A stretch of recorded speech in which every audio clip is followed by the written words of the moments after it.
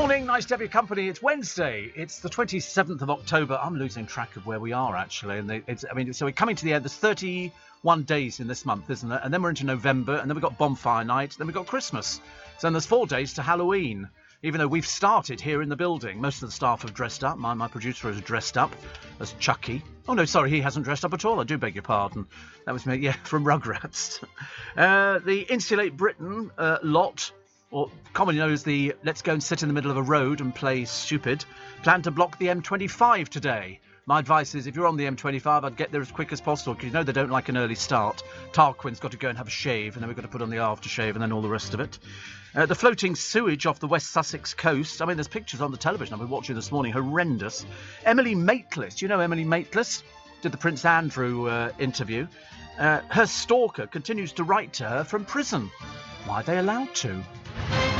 Much, of course, the good news is he is in prison, because now they are clamping down, slowly but surely, and IKEA's meatballs are coming to Oxford Street. I don't think I've ever had IKEA's meatballs, but I am a fan of meatballs. I love meatballs. I can have those with, what would I have those with? Mashed potato. What else would you have them with? I was trying to work out whether I'd have them with beans or peas. You know, we had this big problem the other day about the potato and all the different things that you have. It's definitely got to be mashed potato. You can't have chips and meatballs. That's just ridiculous. Absolutely ridiculous. We're never going to get this verification code through, are we? Just not going to happen. I can try. We have to do this. So the first number is... Yes. Next one is... Then back to the first number again. Then knock 2 off it. Yes. Then you'll pick this up at home if you're listening in on stereo. Wait a minute. And then after that one, down 2 again. Yes. And then add 6. No. Oh, sorry. No. No. The last number was, and the last one is. I can't do my fingers. Yes. Can't do my fingers properly for this thing. And the reason we do this, if you're a new listener, of which I'm led to believe there is many, many new listeners, is because I get a verification code sent to my... It's not working. Oh, no, don't say that. I get a verification code sent to my telephone, and so the producer tries to log on. So he can log on because he's got my password. Yeah, we trust each other. I, of course, don't know his, but he knows mine. And then they send you the verification. Then he has to put that password in, and then it means that he can read the emails. It's clever, isn't it? Well, I mean, it would be if I understood what the heck was going on. Could you be tucking this year into Polish turkey? I should imagine, to be brutally honest with you, Polish turkey tastes the same as British turkey, Irish turkey, Welsh turkey. It tastes the same, doesn't it? It's turkey. What does it matter? Adele's Hyde Park tickets could be 600 quid each. I mean, she could do no wrong, can she? She can do no wrong at all. 600 quid a ticket is very good. The Greek baker Amanda becomes the 6th person voted off Bake Off. Why do they make such a big brouhaha about this in the newspapers? She's on a programme. Every week they vote somebody off. And today it's her turn because she was rubbish. That's why she's voted off. She's not voted off because, she's brilliant. Or they're picking on her because she's Greek. They're picking on her because she's not much cop. Adele's website crashed. She's announced the Hyde Park London shows for 2022, which will be her first in 5 years. And so many people log on. I mean, she can do no wrong at all. First live shows in 5 years. God, I hope she can do it. Be awful if she couldn't, wouldn't it? She's high-profile comeback single Easy on Me broke records, debuted at #1 last week, the highest first-week stream of any track in chart history, and she'll play in July of next year. So she's got loads of time to rehearse. Do you rehearse Walking On? I wonder whether people rehearse Walking On and what the music is that sort of starts. Tickets on sale Saturday. They'll sell out immediately. And you know who'll be the first there? Touts. The touts will be buying tickets. And so what they generally do, the ticket agencies, is they limit to how many you can buy. But, of course, the touts know their way around that. They just get more touts buying tickets. So they end up with exactly the amount of tickets they want. It's just that they've all had to be queuing up on the telephone, which is very clever. They used to do it. You used to see them down at the Apple store in Covent Garden. When a new phone came out, people who wanted to buy them would get people to stand in line and queue for them. And they'd be given the money to go and buy the telephone. So somebody would buy 20 phones. And you would see them all. You knew they weren't Apple customers at all. And they would always sell out really, really quickly. Really, really quickly. Michelle is in Redruth, which I believe is in Cornwall, which is nice. So glad you're here keeping us company. You're one of the shining lights keeping me sane through what's a tough time for me and many others. Keep on keeping on. Oh, I like that. Keep on keeping on. Now, who did that? Somebody had a record out, Keep on keeping on. I got an Amazon delivery yesterday. Woo! Millie Jackson. Now, you're going to say to me, who's Millie Jackson? Millie Jackson had a hit in the charts years ago with No, that was Millie Small, My Boy Lollipop. Millie Jackson had My Man is a Sweet Man. My Man is a Candy. It was a really good song. You'd ever listen to it and you'll go, oh, that's a very good song. You'll like that a lot. But she then went and veered off. And she used to do Rude records, but they were all done as soulful ballads. And she would, one of them was called Logs and Things. And she would come on and say, the man next door's got a bigger log than my old man on the fire. And it was, but the trouble is, because the music was so beautiful and she had such a great voice.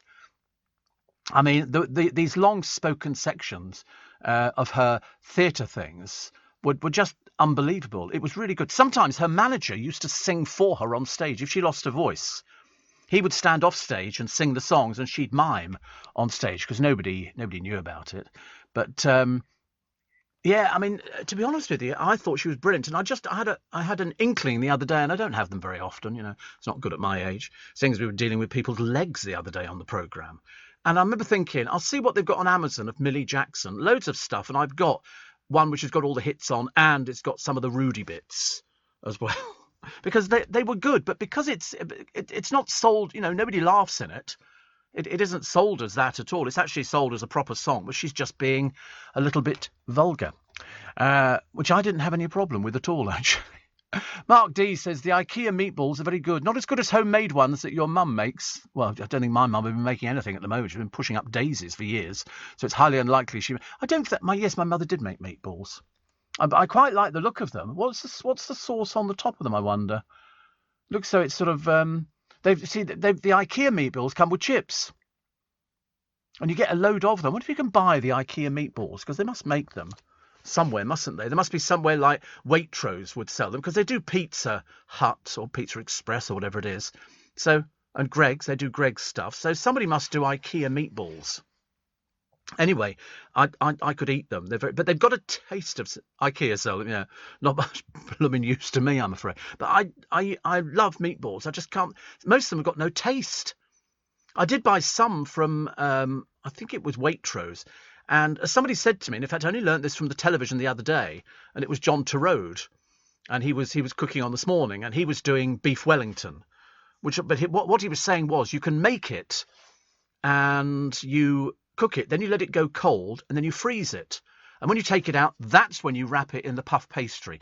Don't ever make puff pastry. It's not worth it. It's cheaper to go out and buy puff pastry, and you save all the efforts on it. And anyway, he was making this stuff, and it looked delicious. And he said the one thing about beef is it's got no flavour. There is no flavour to beef unless it's been cooked and you put a sauce on it. That's the only thing that gives it flavour. He said you eat beef if you're having that thing where you've got raw beef. He said there's no taste. No taste at all. And I've had meatballs, which are really quite. They do chicken. I don't like chicken meatballs. They do Herta sausages, those hot dogs, chicken hot dogs. No, thank you. No, thank you. Definitely not. You get lamb sausage, do you? Oh, no, don't think so. Adrian says, have you had spaghetti and meatballs? Just a bit of ragu and cheese. I haven't. No, I haven't. But the meatballs, I do quite fancy today. I might have meatballs today, just a matter of interest. And then go and get the mashed potato from Iceland, because it's only like £1. No, it is frozen potato. Frozen mashed potato. And you literally just put it in the frying pan, and it will melt around whatever your balls or something like that. Seems like a good idea, doesn't it, really? Apparently, IKEA sell bags of frozen meatballs, pork or chicken or veggie. No, I just want meatballs. I don't know what they're normally made of. Are theirs beef or are they pork meatballs? I don't know. I wonder why they're famous for doing meatballs out of all the... Because I thought they were famous for sort of assembling your own furniture kind of thing. Which reminds me, I was watching a programme yesterday, 4 in a Bed. Have you ever seen it? This is where bed and breakfast owners compete to win the attention and the plaudits of the other people in the group. And last night's or yesterday's was some irritating little man who apparently was a millionaire because he'd done. Well, he was vile. He was vile. He had a place in Cheshire in some naff road in Hale or something, and it was a big house. And his room price, one of them was £460 for the night.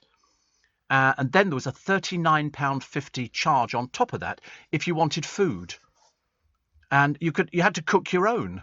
But they didn't provide bacon or sausages, so they just did eggs.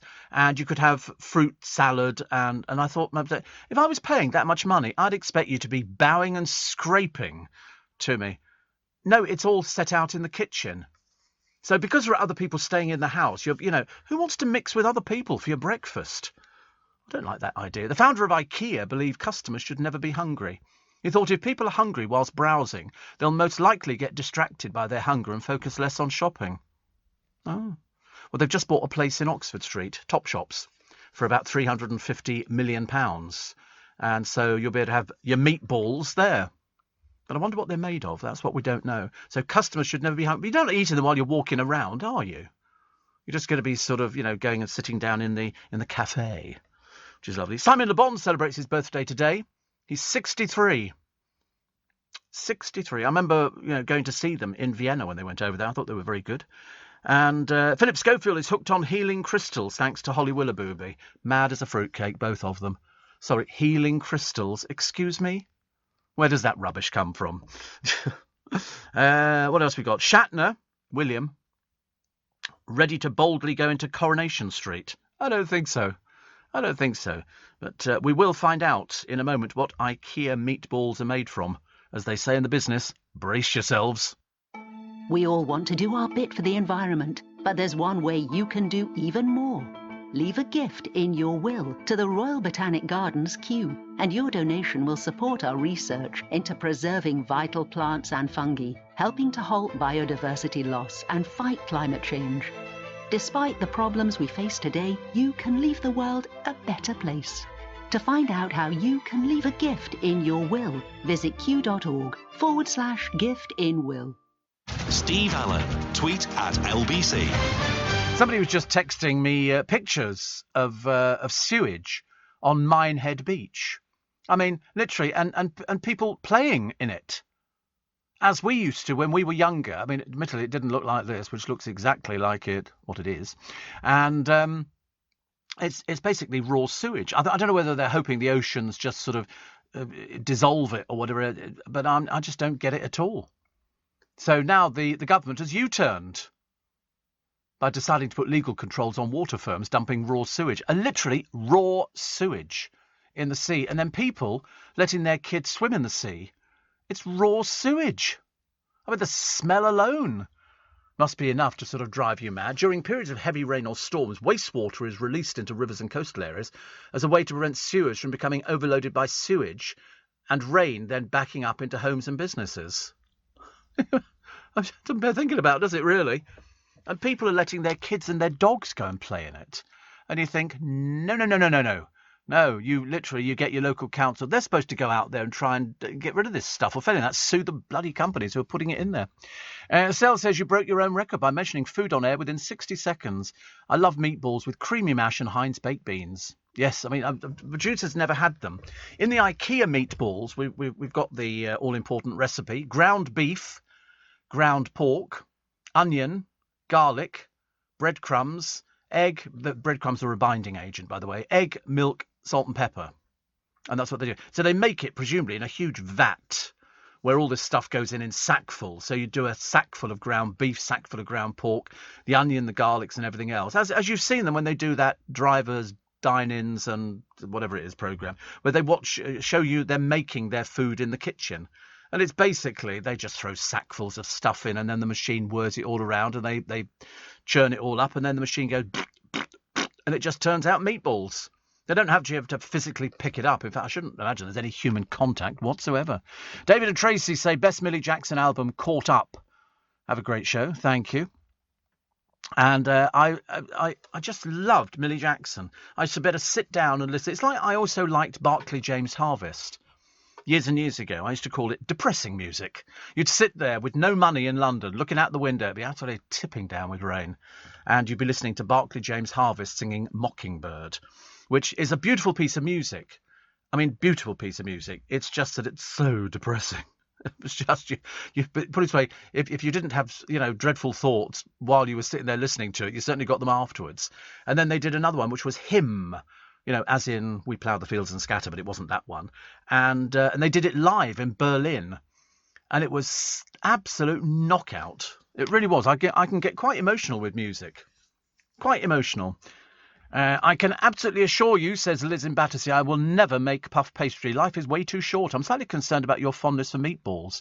Don't do it to yourself. I love meatballs. I love them. Barclay James Harvest are still going, yes. Well, they must be in their 70s by now. But Mockingbird was fantastic. Absolutely fantastic. And they did this live show in Berlin, and the crowd all sing along. Jesus came down from heaven to earth. Da was the virgin birth. You listen to it. If you get an opportunity today, never let it be said that I put you wrong. But you have a listen to it and you'll go, do you know, that's a brilliant piece of music. And they do Hymn, but Mockingbird was my favourite. I could sit there sobbing my heart out. Apparently, IKEA meatballs are 2/3 beef and 1/3 pork, says John. I've just read you the recipe. Don't nick ideas off me. We've told you. They are delicious. IKEA doesn't have food in their stores down here, says Shane in Sydney. Oh, right. Apparently, when you're in Iceland getting the mash, you can get the IKEA meatballs in there. Can you? That's Shirley in Woolwich. She knows about these things. Well, whatever it is, I'm going to be going and getting them. Because they're not difficult to cook. You just literally put them in a saucepan, stick the lid on, and let them do their own thing. Can't be that difficult to cook the blooming things. You don't have to keep turning them or anything. You just shake the frying pan or the... You can get Swedish meatballs in Iceland. So we're not sure if they're Iceland meatballs. I'll have to check. We're not sure, sorry, not sure if they're IKEA's meatballs. Because when they say Swedish meatballs, people go, oh, they're IKEA's. No, if they were IKEA, they'd say IKEA on them. That's why I think maybe they're not. Maybe they're not. But, I mean, at least you can get the mash in there, which is very good. I like that. Jimi Hendrix apparently had a pink satin shirt. Not camp at all, was he? Really. I've had pink satin shirts. I've got black satin shirts. I've got red satin shirts. I know. I feel the same myself. But anyway, it's up for auction. His is up for auction. I should imagine he must have sweated buckets through this thing. But anyway, it's up for about, they reckon, £22,000. £22,000, which is an awful lot of money. Awful lot of money. Steve, I love Four in a Bed, says Chris in Birmingham, but I can't believe people pay over £100 a night for accommodation. Well, this one, I mean, I don't think in this programme they have to pay for it. I think it's done on but they have sort of count out how much they would pay. And this particular man, none of them thought that his rooms were worth the price. And they're all on there to try and get publicity, but some of them, it must kill them, and they go, oh, you've underpaid us by £3. Would you like to explain why that is? And they go, well, basically, your room's a crap. And by the way, the bathroom was dirty. We couldn't close the shower door. It was impossible to do this. And the shower was lukewarm. Because if you're going to go onto a programme like this, you better make sure that you've upped your game.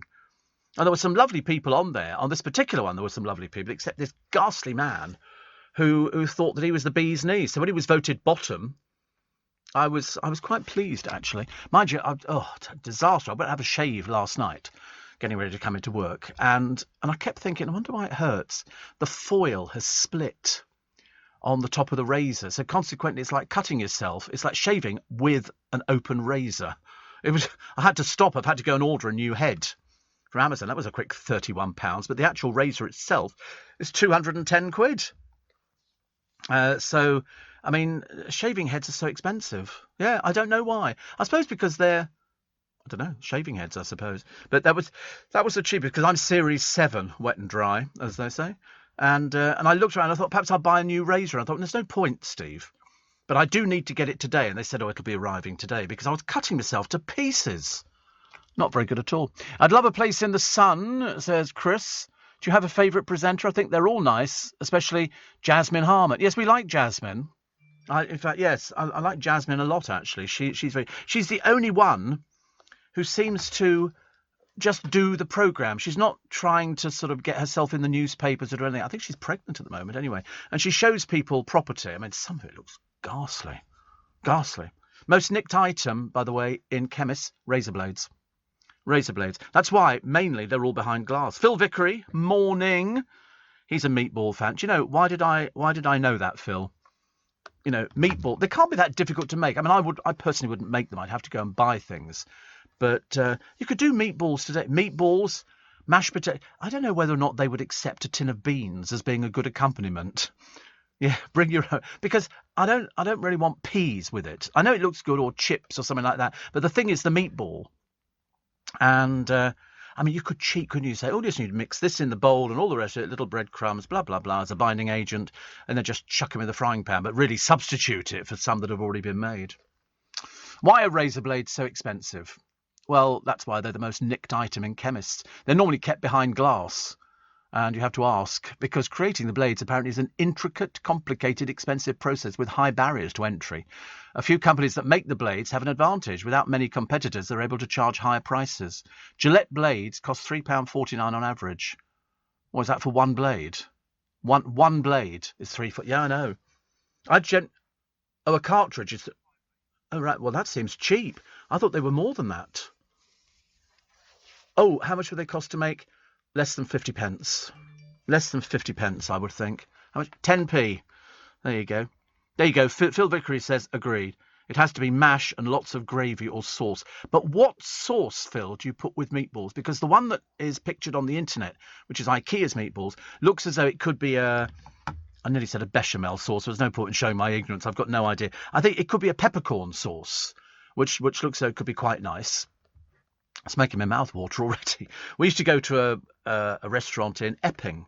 It was very good, very, very good indeed. And they did steak with green peppercorn sauce, and I would drive miles for this.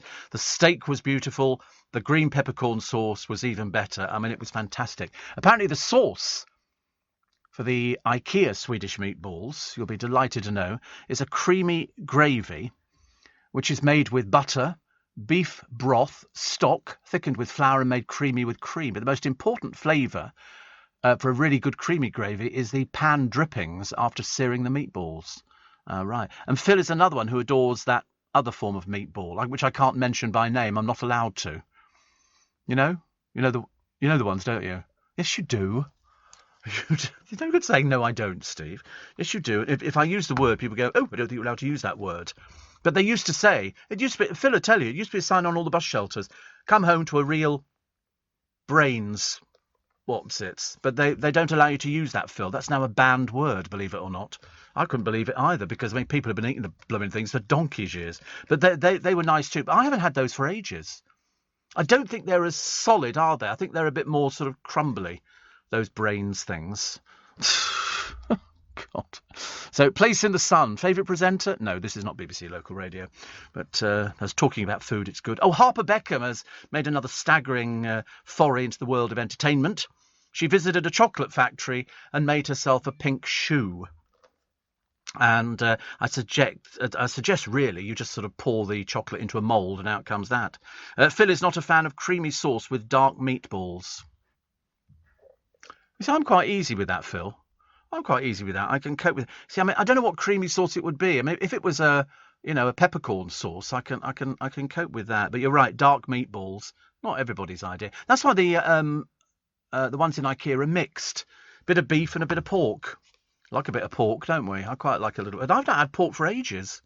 I really haven't. I mean, I've had obviously bacon and stuff like that, but I haven't had pork medallions or anything else. Even though you can buy it all as an all-in-one package now. If you go to M&S or other places, they'll do the medallions.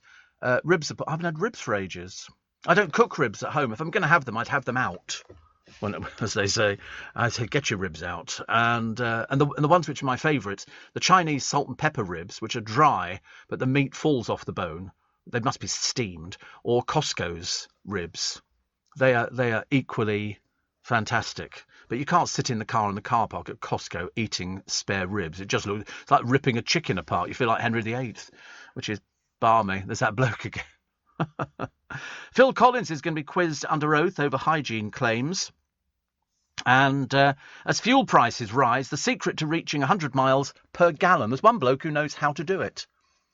Couldn't do it in my car. It doesn't work at all. I'm a bit balmy on stuff like that. And Phil recommended, what? No, surely the world has gone bonkers. We've been cooking them since medieval times. I know you can't use that brains word though. That's the word that you can't. There's a list of words which are banned, and that's. Can I mention them? Just want to see how fast the producer is going to be. If I say, watch it. With UK Export Finance, I'm fulfilling more export orders from around the world with working capital support. Export insurance means I'll get paid when exporting to challenging markets. At UK Export Finance, we believe no viable UK export should fail for lack of finance or insurance. Between 2022 and 2023, we provided £6.5 billion of government-backed trade finance to support UK exports. Learn how we could help you win export contracts, fulfil orders, and get paid. Search UK Export Finance today. Steve Allen on LBC. Text 84850. Hello. Nice to have your company. Everybody's up this morning. I tell you, I love it when everybody's up. Especially Stephen Mulhern, who's got another hit programme on his hands. Seriously, it's another. We were talking actually, Stephen, about you the other day because he's got this programme it's based on the old fun fair penny arcade thing where you roll the pennies down and if they fall between the lines, you get that price. And it used to be tuppence, threepence, a penny, something like that. And the money would come down the glass. Stephen Mulhern, of course, is way too young to remember any of these things, but I remember them all vividly, as indeed does Phil Vickery, I should imagine. We remember things like that. But so everybody's up early. So if Phil's up this early, he must be doing this morning. And Stephen's up early, so I mean, I don't know what he can be doing. Actually, I was going to ask you, Stephen, I was going to send you a text and go, I've just received David Copperfield, the magician, has got a book out. And it's been on pre-order with Amazon for ages. It arrived yesterday. And it's basically David Copperfield talking about his illusions and the history of magic. It's about 25 quid on Amazon. It's a really good weighty book. He's as odd as anything. I interviewed him once. He really is slightly peculiar. And he's a total workaholic. You tend to find people who do magic will do it until they drop dead. He's still going. He's still in Vegas. I think he was at Caesar's Palace. Not Caesar's Palace. Which one was the other one? He was at one of them. He literally, I think, does 2 shows a day. And you think to yourself, he must walk through it in a dream now. Because Steve Mulhern will tell you that magicians who've got an act will stick to that act for their career. They very rarely add new things to it. He's the 20th highest earning celeb in the world. Yeah. It's odd, isn't it, really, when you think about what he does. £63 million he made in 2015. He also has a museum just outside of Las Vegas, which a friend of mine went to see. And because David Copperfield was so rich, he buys up all these different bits and pieces.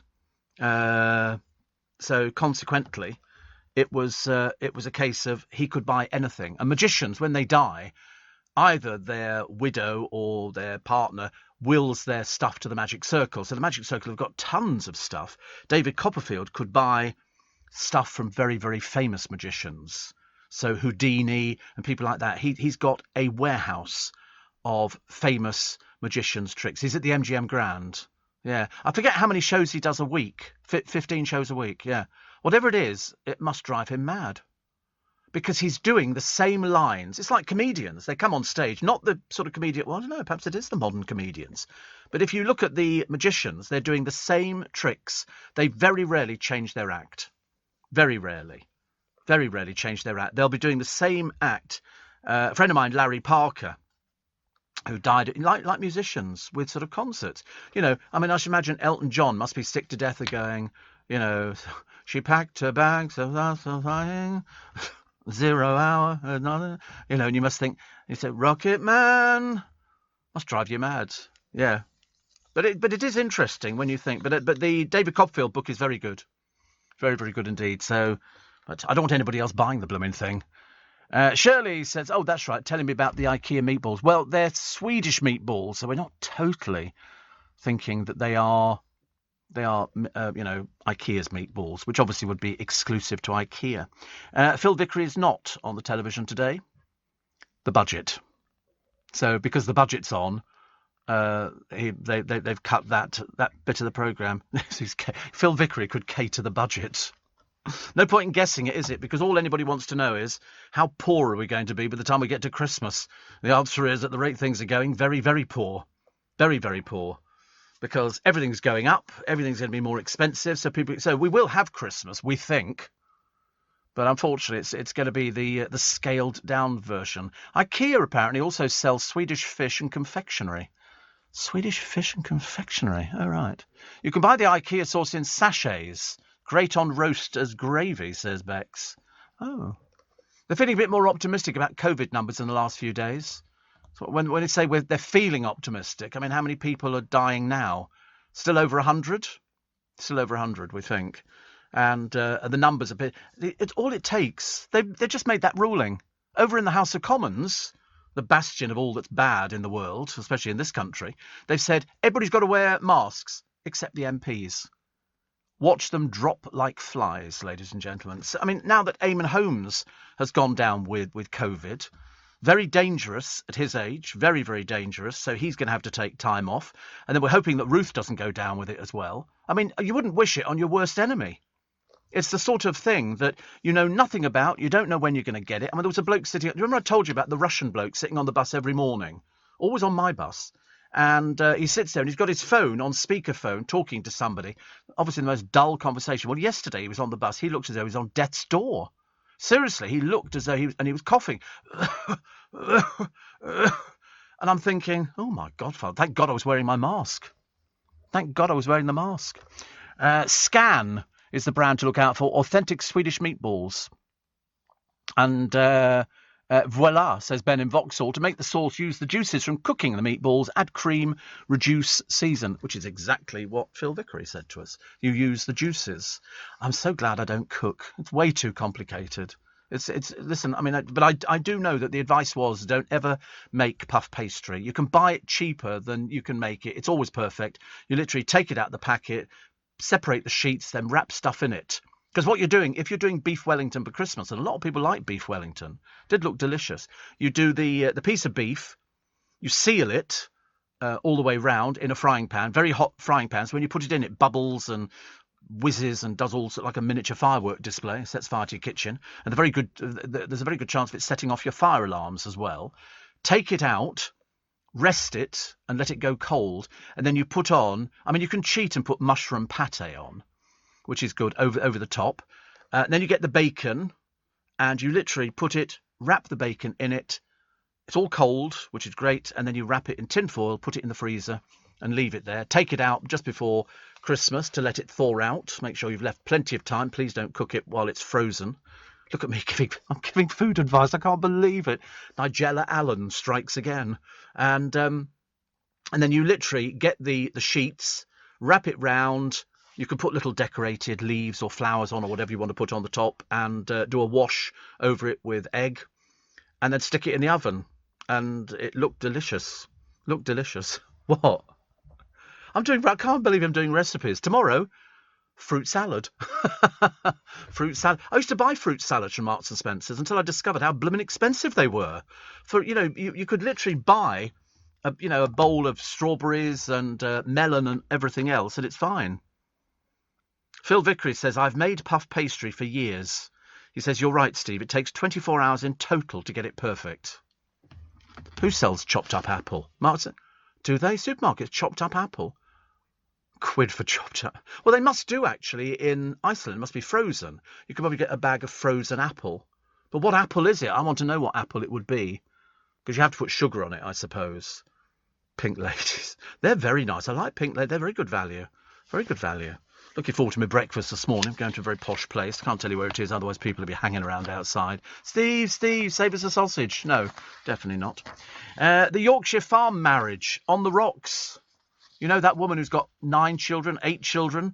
And I love the programme because all the kids are really lovely. They're all very well behaved. Father gets out there. Mother, it's all gone pear-shaped. And so she's also got an autobiography out, or a biography. And they say the marriage is on the rocks. And this is Amanda and Clive Owen. They've been together 21 years. She's probably frightened every time she climbs into bed. He wants another child. And she's going, I don't want any more. But Clive is said to be desperate to repair their relationship.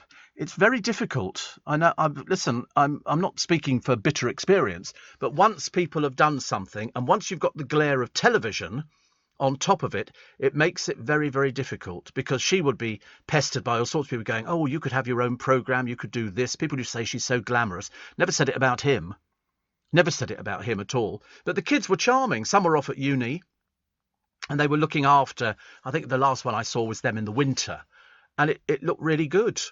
Looked really good. So I'm quite disappointed, because they've only been on television a short while, you know. Oh, dear. Anyway. Steve, you can no longer buy bread pudding in bakers or supermarket bakery. I asked a baker in the local supermarket. He said due to allergies, they're no longer allowed to bake bread pudding by law. I don't think I've ever had bread pudding. I don't think so. Bread pudding. What is it? Is that where you soak bread in milk or something? Am I getting this wrong? Yeah, oh yeah. I mean bread and butter pudding, but not bread pudding. Do you mean bread and butter pudding? And that's where you put it in the bowl. You'd line the bowl. It's another name for it. Oh, right. You'd line the bowl with the bread. Could be a little bit old and a little bit stale. And then you put fruit in, and then you put the top on, and it would all melt down, and then you pop it in the oven, I'm assuming. I can't remember if we ever had it before. Looked quite nice, didn't it? Bread pudding. Bread-based dessert, popular in many countries' cuisine. Yeah, usually stale. There you go, stale bread. I get better at this, I tell you. Every day it's another cordon bleu recipe from Steve Allen. But it looks quite nice, doesn't it? And then you can put all sorts of things with it, mainly sultanas and raisins and things like that, or a variety of other things. I would just want to put apple in and stuff like that. I bought some, wouldn't be bread pudding. I bought some frozen strawberries in Iceland the other day. And you know, I've discovered a new fad. I eat frozen strawberries.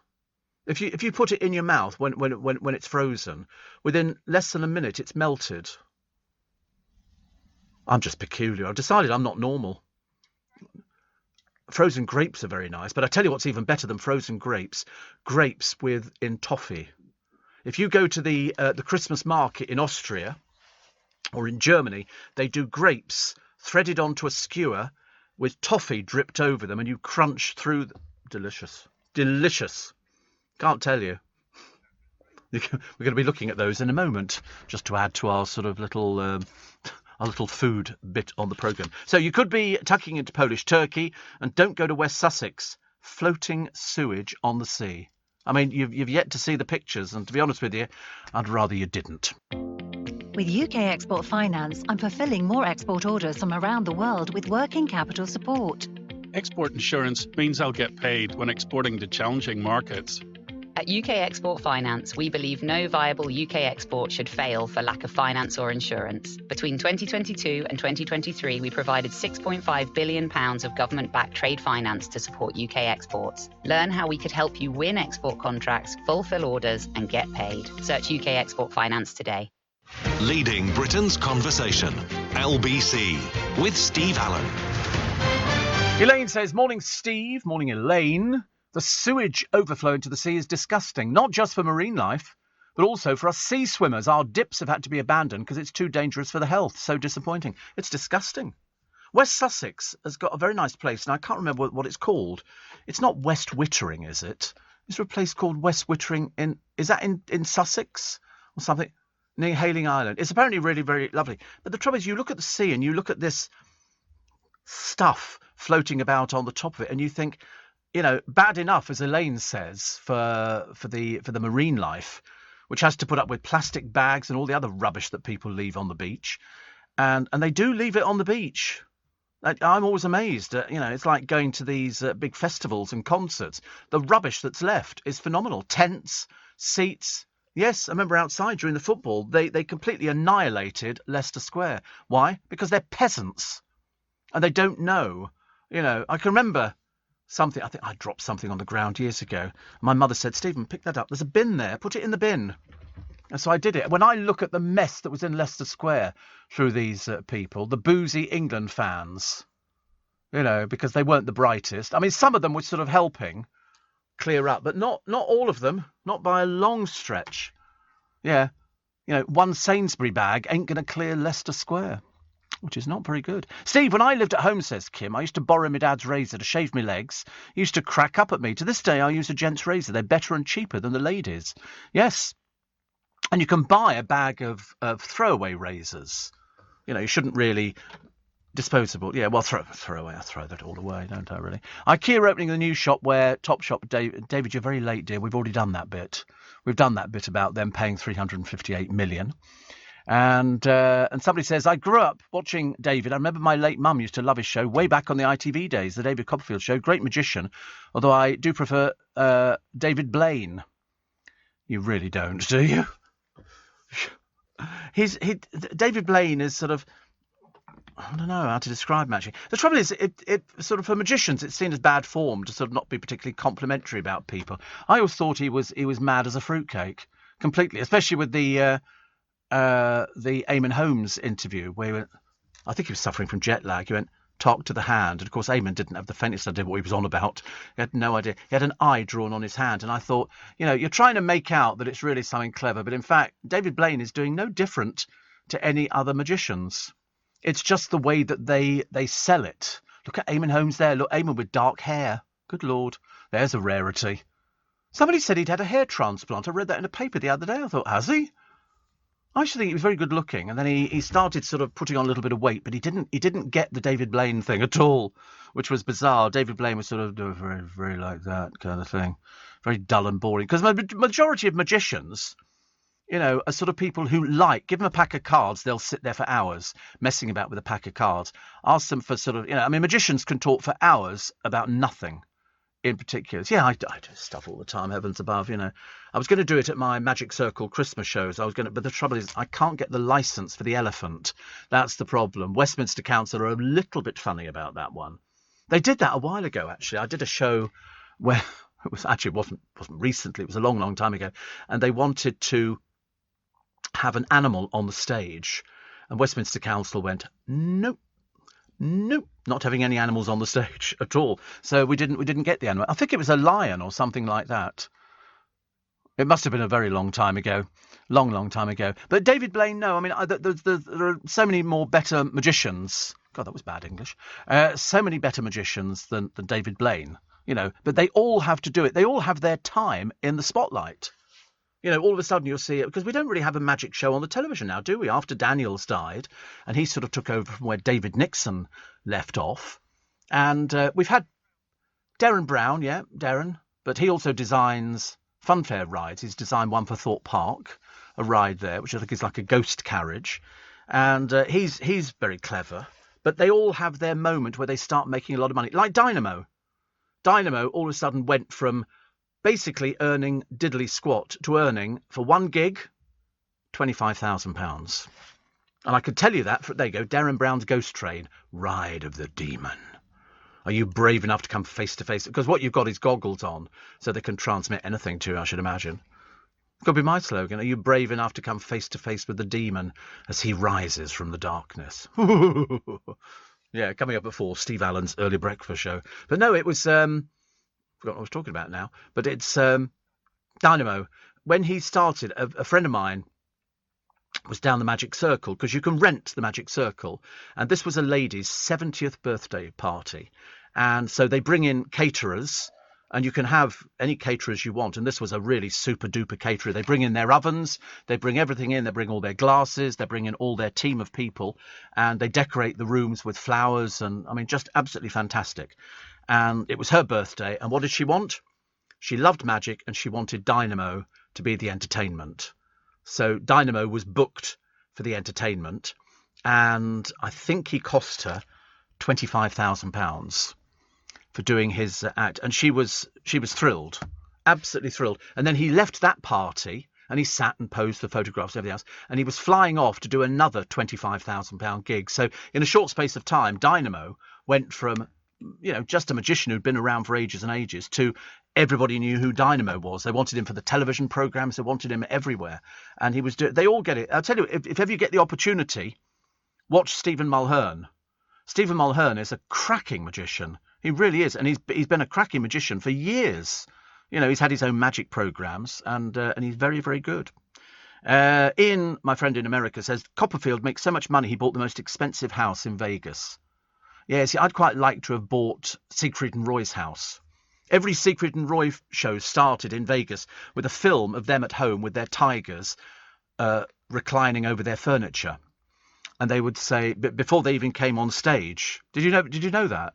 Yeah, their house was, I think the tigers were only brought out for the photo opportunity and then they went back in their safe place. Because I don't think Siegfried and Roy trained them. They were trained by a group of people. There's a very good book out about Siegfried and Roy and how they trained their animals and where the animals came from.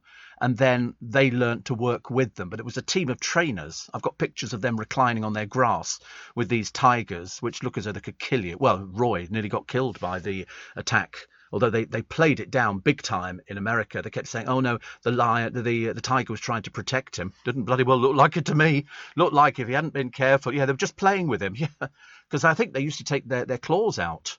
Because, you know, if a lion just extends its claws out, it's an extra 2 or 3 inches. Very, very dangerous. But not many people use animals now. They use them in circuses more. David Copperfield Mansion in Vegas, 17.5 million, which, to be honest with you, is cheap. Really, really cheap. I mean, £17.5 million is very, very cheap. My friend Ian went to see Copperfield in Vegas a few years ago. He was superb. At the time, he was doing 13 shows a week. I remember thinking how amazing it is that he keeps the level of concentration required that often.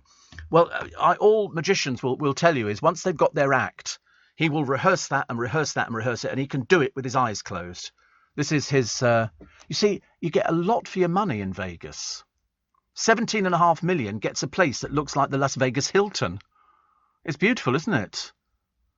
I mean, it really is. It's lovely. Really very, very nice indeed. He's getting on a bit now, though. I don't know how old he is.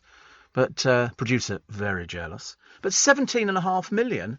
I mean, you know, I've looked at places in London which cost 4 times that amount. When I say looked at them, I've still looked at them online. Don't want you to think that I've got a small fortune tucked away in my back pocket. But it's interesting when you look at what you get over there. And 17.5. Have you got Siegfried and Roy's house? Because that would be an interesting one. Because I think because they lived separately. Because they just lived separately, I think. And I think Roy had the animals buried at his house. When the animals died, they were buried there. Their mansion in Vegas. I mean, you knew it was theirs because it had S and R written on the gates. I mean, there's one thing the Americans like to do, and that's flash their cash. But you can't see inside. There's no, but you could if you went to see any of their shows in Vegas. And I saw them twice. And everything was magnified, you know. So if they brought one elephant on, they had to bring another elephant on. Alligators, the lions, the tigers. It started off with the tiger illusion of Roy running round the stage. And then there was a giant mirror ball. And I think he jumped on the top of it. There was a puff of smoke and a lion came out of it. And then they sort of lowered the ball to the ground and all the rest of it. And then there was a glass box that I remember Roy straddled. They took it up, they dropped a curtain, the curtain fell immediately. There's a huge tiger in the box as well, and they ran that through the audience. Don't want to upset a tiger as it's running through the audience, but no, people love it. And in fact, the bigger the better. The bigger the better. I mean, what could go wrong? I mean, you know, you weren't going to find Siegfried and Roy doing a card trick, whereas David Copperfield did when he played over here Earl's Court. He did card tricks and you had to watch it on the big screen. I thought I could have stayed in and watched this on the television. But still love magic, still love it. And if you go to the Magic Circle website, I've got 2 shows coming up in December. And you can come and witness things firsthand. With UK Export Finance, I'm fulfilling more export orders from around the world with working capital support. Export insurance means I'll get paid when exporting to challenging markets. At UK Export Finance, we believe no viable UK export should fail for lack of finance or insurance. Between 2022 and 2023, we provided £6.5 billion of government-backed trade finance to support UK exports. Learn how we could help you win export contracts, fulfill orders, and get paid. Search UK Export Finance today. This is LBC from Global, leading Britain's conversation with Steve Allen.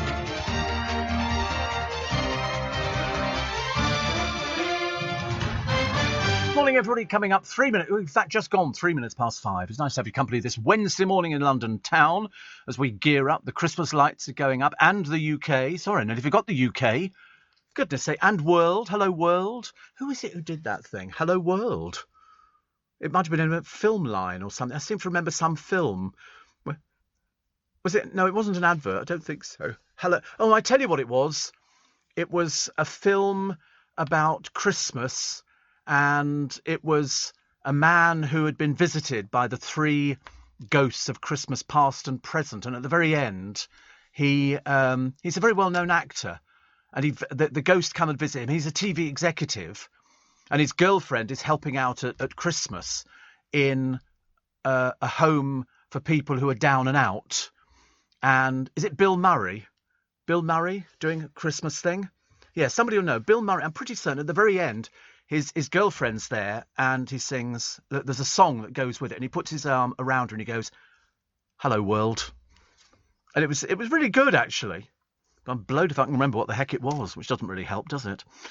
Phil Vickery says, we need to get you on this morning cooking, Steve. Instant mashed potatoes would take off again. The Steve Allen effect. Yes, not sure whether that's such a brilliant idea, but I'll go along with it part way. What else have we got here? Ellie. Oh, Ellie, who's my resident baker in Walthamstow. Bread pudding is different to bread and butter pudding. Bread and butter is laid in slices in a kind of custard with sultanas. Bread pudding is made with bread and dried mixed fruit, soaked in milk until it becomes stodge, sprinkled with sugar and baked. Funnily enough, bread pudding is on my menu this week for delivery, and I'm about to start baking. How lovely. I tell you what I do love. Out of all the baking programmes, I like the American cake programmes, where their raison d'etre is, we want something that floats, it's got lights in or a train or whatever. And these people make these incredible cakes.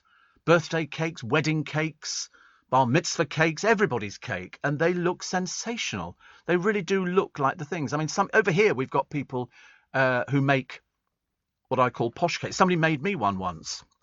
And got it from Jane What's-It shop, and it was a radio. And it was really lovely. So it's the cake, and then covered with icing, and then they pipe in all the different bits and pieces, the dials. And you get some really... it was just a sponge cake, like a Victoria sponge. But in some of them, you can pick in America what flavours you have. So if you go, can we have peach and Cointreau? You can probably have peach and Cointreau. You can have anything you like. They have to transport these things to the venue, and some of them, they look at, oh, no. It's got dowling in there to try and hold the cakes together, which is very good. So have good fun with that, Ellie. Bread pudding and warm, fresh Welsh cakes in Cardiff Market. Tidy, says Nigel from Pontyclun. That's Pontyclean. Oh, Pontyclean. I get it wrong every day. I'm sorry. I have to keep apologising to people because my pronunciation gets worse and worse. And I do try. You think by now, though, I'd get it right, wouldn't you? Especially having Lynn. And she was trying to teach me all these Welsh songs, and it goes in one ear and comes out the other again, which is not so good. She's still on holiday. She's going to come back the colour of creosote, my favourite line, because she's been away in Turkey for it seems like 3 weeks. Really does. James says, are you working Christmas Day and Boxing Day? I think so. I've got a meeting tomorrow about it because it's a weekend and I don't work weekends. So, yes. So what I'll do is I'll let you know after tomorrow. Somebody wants to know what I think of Penn and Teller. Very good. I've seen them in Vegas. Very good. They don't talk to each other, of course, but you don't have to talk to each other. You just get on with doing the act, and they do. I've seen some really cracking things from Penn and Teller, and I like their programme where they were, Could You Fool Penn and Teller? And there were some very, very good magicians on there. People that you've never heard of, people like Matthew Bish, and they come on and do a new trick. Or a new effect, and you think, God, that's brilliant. And then Penn and Teller have to try and work out how it's done. And if they get it right, then the person doesn't win. But I've seen that there is a one-handed magician. He's only got one hand, and he can shuffle cards, do card trick, everything just with one hand. And his name is René Lavelle or something like that. But anyway, he's amazing. And he goes, it can't be slower. Can't be slower. And he does it, so you're watching it. You're so close. And if you come to the Magic Circle in December, date is, can't remember now, 18th, thank you. I've got a show lunchtime and a show in the evening, 2 on one day. Nothing like trying to work me out. I'm like David Copperfield, just without the money. But it doesn't really matter, does it? But you will see close-up magic very, very close, and you will swear blind. You know, it's like watching people doing the 3-card trick, find the lady. Or failing that, they do find the pea at the moment. You get little walnut shells and the pea, and they put it underneath it, and they move it about slowly. And you'll swear to God you've seen it going in there, and there it is on the right. They lift it up, it's gone. It's no over this end. I saw something the other day, which was the best trick I've ever seen, actually, in a long while. And it was somebody had a pack of cards, and they said, listen, select a card, sign it, sign big letters. And they always like the magicians get through more packs of cards than anybody else. Sign the card, and he said, this is my wallet. He said, and it's got all elastic bands all round it. He said, put it there. He said, now you've signed that card, we put it here. He said, now we're going to put it into the deck of cards and lose it. He puts it into the deck of cards. Chip, chip, chip, chip. It's gone. Where do you think it is? I know what you're going to say. He takes the elastic bands off the wallet, and there, in an inner sleeve in the wallet, is their card. And this woman goes, what? How is it possible to go from there to the wallet? And that's by one of the best demonstrators of magic tricks, a guy called Mark Mason, who has lots of tricks out. He lives in America. I think he's moved from America. I think he's gone to Spain. And he's what's commonly known as the best demonstrator of magic, because he sells magic. And very good indeed. Very good. Love the show, Steve, says Louise, who's in Windsor. I listen every day and you cheer me up, from normal days to hard ones, like grieving for my brother, or now when I can't sleep as I'm pregnant. Oh, that's like having really bad wind, isn't it, if you're pregnant? It's like you have to sleep on your side. I don't know how people manage it, actually. Very similar. She says, keep up the sequin jackets and hanging baskets. I shall do my best. Scrooged. Thank you, Stephen Strood. Amazingly funny movie. Bill Murray. Scrooged. It's very good. Dun, dun, dun, dun, dun, dun, dun, dun, dun. Have a little love in your heart. They sing this and he goes, hello world, and all that. I remember I heard it somewhere. Do you remember on a show years ago in which a disguised man showed how magicians do their illusions? Yes, it was called The Masked Magician. Ironically, this nasty little piece of work was a magician himself. And he was an American magician, and they thought if they did him up and they put a mask on him, he could expose magicians' tricks. And he was not a very pleasant person at all. I think he's fizzled out now completely. And well, the point was, there was no point. It was just he would say, oh, this is the magician will bring on the girl and all the rest of it. And it was a kind of, I think because the television company, I can't remember which one it was, decided that they didn't want to show people tricks. They wanted to tell them how they were done, which kind of ruins it for everybody. So all magicians did, that they just go, well, yeah, but that is one way of doing it. However, we do it in a different way. You watch David Copperfield doing sawing a woman in half, and you will seriously believe he saws a woman in half, and it's all automatic. The girl is put on the table. In fact, in one case, he sawed himself in half. The buzzsaw comes down, goes right through his body, and then the table slowly moves apart. So you can see you've got his head in one thing, and you've got his legs in the other side of it. And it was all started years ago by somebody who did the sawing a woman in half in a box, or filling that the zigzag. Val Valentino was the magician, yes, the masked magician, and he did it, and then he was exposed and shunned by everybody because he was a horrible piece. Why would you want to do that? Why would you want to ruin somebody's act? The whole idea of doing magic is to fool people. Muhammad Ali liked magic, but unfortunately he couldn't show you a trick and not tell you how it was done, which seemed to so they put him on, I think, Good Morning America. And he did this trick where he vanished a handkerchief, and they went, oh, that's amazing. He went, yeah, it's done like this. And he showed them what it was, and you think, oh, God, you silly little man. Silly little man. Steve, what's your earliest memory of a Christmas present? That's a lumber goal. Yeah, skipping rope. Earliest memory.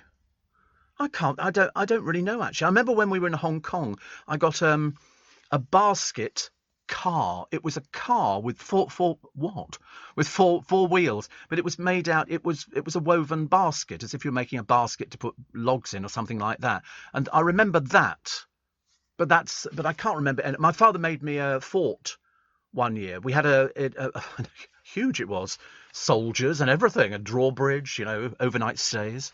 And he'd said to me, he said, go to school. And he gave me a packet of opal fruits. He said, and you want matchboxes from people. So I had to go to school and ask my school friends. And bearing in mind, I was 9, and I'd come back with bags of things, and you'd give them an opal fruit if they gave you a load of matchboxes. And my father had a little workshop in our flat in Hong Kong, number 8 Tun Shan Terrace, overlooking Happy Valley. Still there, believe it or not. You can find it on Google Maps. And it was a case of he was locked away in this place, and I thought, oh, what's he gonna be doing? All I knew was out came the opal fruits, in came the matchboxes, and then Christmas Day, there was my present, and it was a fort, and he'd made it out of matchboxes. It was quite big. It was like sort of 3 foot by 2 foot, and it was then covered with papier-mâché. So it was just basically shredded newspaper, mashed up with water, and then pressed on, and then all painted. Had a drawbridge and soldiers and everything else, because my dad made things. He was one of those people who was very good, because I'm sure you could buy forts now, but it was nicer than toys because it was made by my dad. Yeah, my dad made it. And yet, where it is, I imagine it went to pieces years ago. We lost loads of stuff when we moved, because we moved so many times. Yeah, it's probably in my house at the moment. So that's my earliest memory of a Christmas present. I think this year, I don't know, because people always say to me, oh, what do you want for Christmas? And I go, listen, I've got everything. I don't need anything. I have to keep saying to my brother, please don't buy me things. Please don't buy me things. I don't want anything. If I need something, I can go and buy it. Is there a difference, says John, excuse the ignorance, between a magician and an illusionist? Yes, completely different. Illusionists are somebody like David Copperfield. He would be, because he does what we call big illusions. You'll see him flying, you'll see the dissection, you'll see all sorts of things. And a magician, although you do get magicians who work both sides of the fence, is somebody who you can give a pack of cards to and they'll entertain you for hours. Like Daniels wasn't very good at doing illusions because he just didn't have that presence. Watch a guy called Hans Klok. Hans Klok is a very, very good, fast illusionist. I mean, he's unbelievably quick. Literally, it's a case of he'll have 10 illusions on the stage. You know, girl here, cloth over, girl disappears. Flash, girl appears again. You know, it just literally, it's never ending. I went to see him when he was last in London, and he was very good. To keep my business ahead of the game, I knew I needed some fresh ideas, and fast. That's why I decided to host a young person on a T-level industry placement. My student has already brought loads of new skills into the workplace. Plus, we're getting first pick of new talent coming into the construction industry right here in the Northwest. It's been a total win-win. Go next level with T-levels. Search Skills Revolution. Leading Britain's Conversation, LBC, with Steve Allen. Morning, nice to have your company. It's 19 minutes past 5, oh, God help us, on a Wednesday in London town. And so M25 today, the people gluing themselves to the road are back again. I don't know where on the M25. They've just said it's going to be the M25. They really are a pain in the rear end. They really are. I don't want to be rude about them because I'm sure they have a well-meaning agenda. It's just that they ruin everybody else's life. And so that's what they've said. M25 is the site of non-violent civil resistance. I think some of them now are revelling in the fact, oh, I can get my picture in a paper. That's what they seem to like.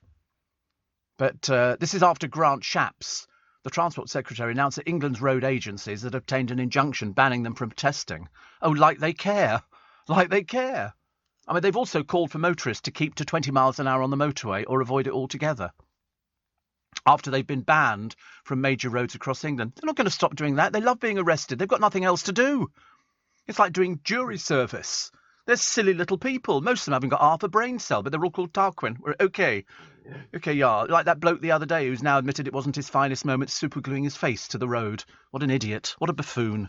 What a sad, tragic little person he must be. But they don't have anything. But I bet you anything, you could go into their houses and go, oh, you're not insulated. You haven't got this, have you? So it's a case of, oh, you think you can tell us what to do? I think not. Dawn Baker-Knox has a little son called Alfie. Alfie is 4.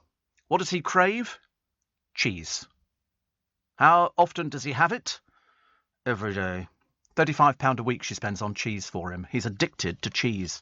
And she's started to fondue the stuff. That's where you basically, you stick it in a pot of oil and do all the rest of it. She says, when I was pregnant, all I ever wanted to do was eat cheese. I'd sit there with chunks of cheese any type as long as it wasn't stinky.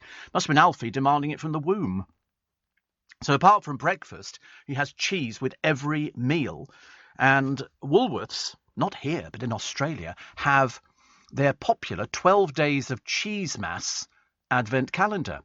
It's $20, this is Australian dollars, filled with a delicious variety of mini cheeses, some of the assortments truffle brie, creamy blue and vintage cheddar. It's been so popular in previous years it's sold out, but we don't get it here because we don't have a Woolworths.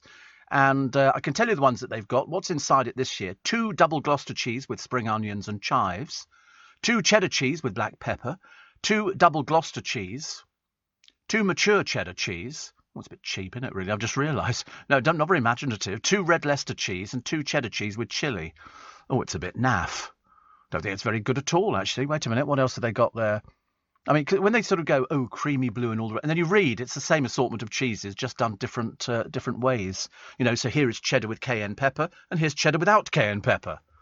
It's as exciting as that. But obviously they like it. I was telling the producer, the one that I like, well, I mean, I don't like it, but I thought it looked quite pretty in Costco, was an advent calendar filled with little bottles of gin. Little bottles of gin. But it was all, this is only the 12 days of Christmas. I think the other one was bigger. 25, yeah. I've never had an advent calendar. Nobody ever bought me an advent. You watch, I'll get advent calendars sent in. I've never had an advent calendar. Ooh, very sad, very sad. So here it is, also very sad. The Yorkshire Farm Star in the marriage fight. Abandoned sheep, the exclusive. The writing is on the wool for the shepherdess. This is Amanda Owen, who's written a book, A Year in the Life of the Yorkshire Shepherdess. And their lovely children. Which, you know, they've got 8 of their children pictured here on the farm. I think 2 of them are at uni, and the rest of them are sort of little. She was obviously pushing them out on a regular basis. And they all help out on the farm. And often when kids leave the home, couples find they've got nothing in common. Well, they certainly had something in common for 80 years, didn't they? I don't think we need to go into that part of the programme. But I just thought they were a nice family. You know, the kids, nobody ever moaned. Must have been blooming freezing in their farmhouse, but nobody ever moaned about it, and they were out there traipsing through the snow to rescue sheep, and all the kids have got their own ponies, and they've got to look after them, and they've got everything that's been built in, and they sort of lamb, and they do everything. And I just thought, how wonderful. I'm very jealous of anybody with a large family. I thought a large family would be great. I mean, can you imagine if you were one of 8? How cool life would be, how expensive Christmas would be. I'm actually part of the LBC family. So, in fact, really, I've got... It's like that line, isn't it? That line in that film, which I've forgotten the name of the blooming film now, where at the end, goodbye, Mr. Chips. And it's... No, Good Night, Mr. Chips. It's a very famous film. There's been about 4 or 5 different versions of it. And in one of them, I think in the first one, he's dying. He's very old. He's called Chipping. That's what they all the boys call him. Everybody at public school gets a name, Chipping, or, you know, they abbreviate everybody's names. And he's dying. And the headmaster calls the mother and said, listen, can we be quiet tonight because Chipping's not really very well. And so it then cuts to Chipping in his house. And he's in bed, and he's obviously fading fast. And so the masters are talking about him, and they're saying, you know, it's funny, his wife was killed in a bomb explosion because it was during the war.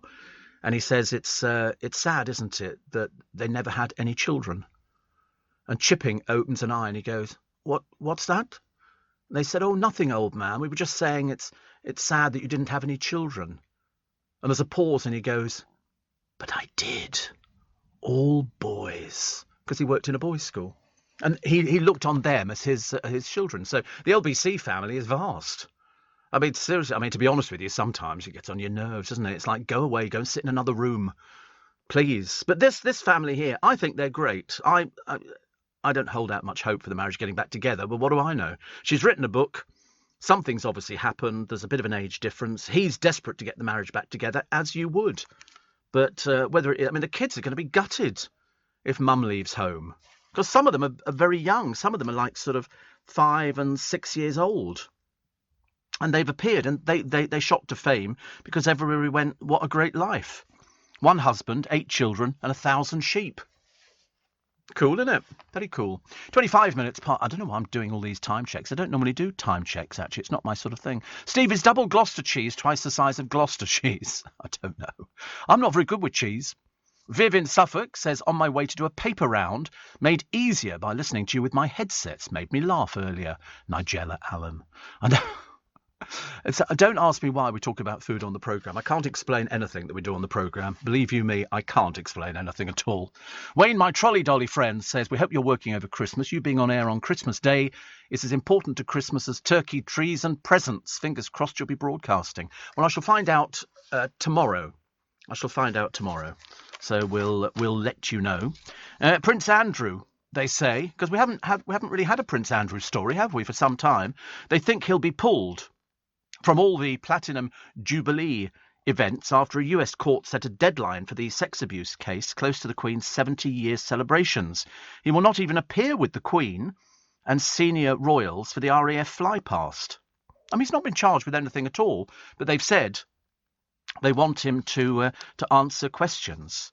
So the judge, Lewis Kaplan, has ruled, with the agreement of both parties, that disclosure, which includes Andrew testifying under oath, should be completed by July the 14th.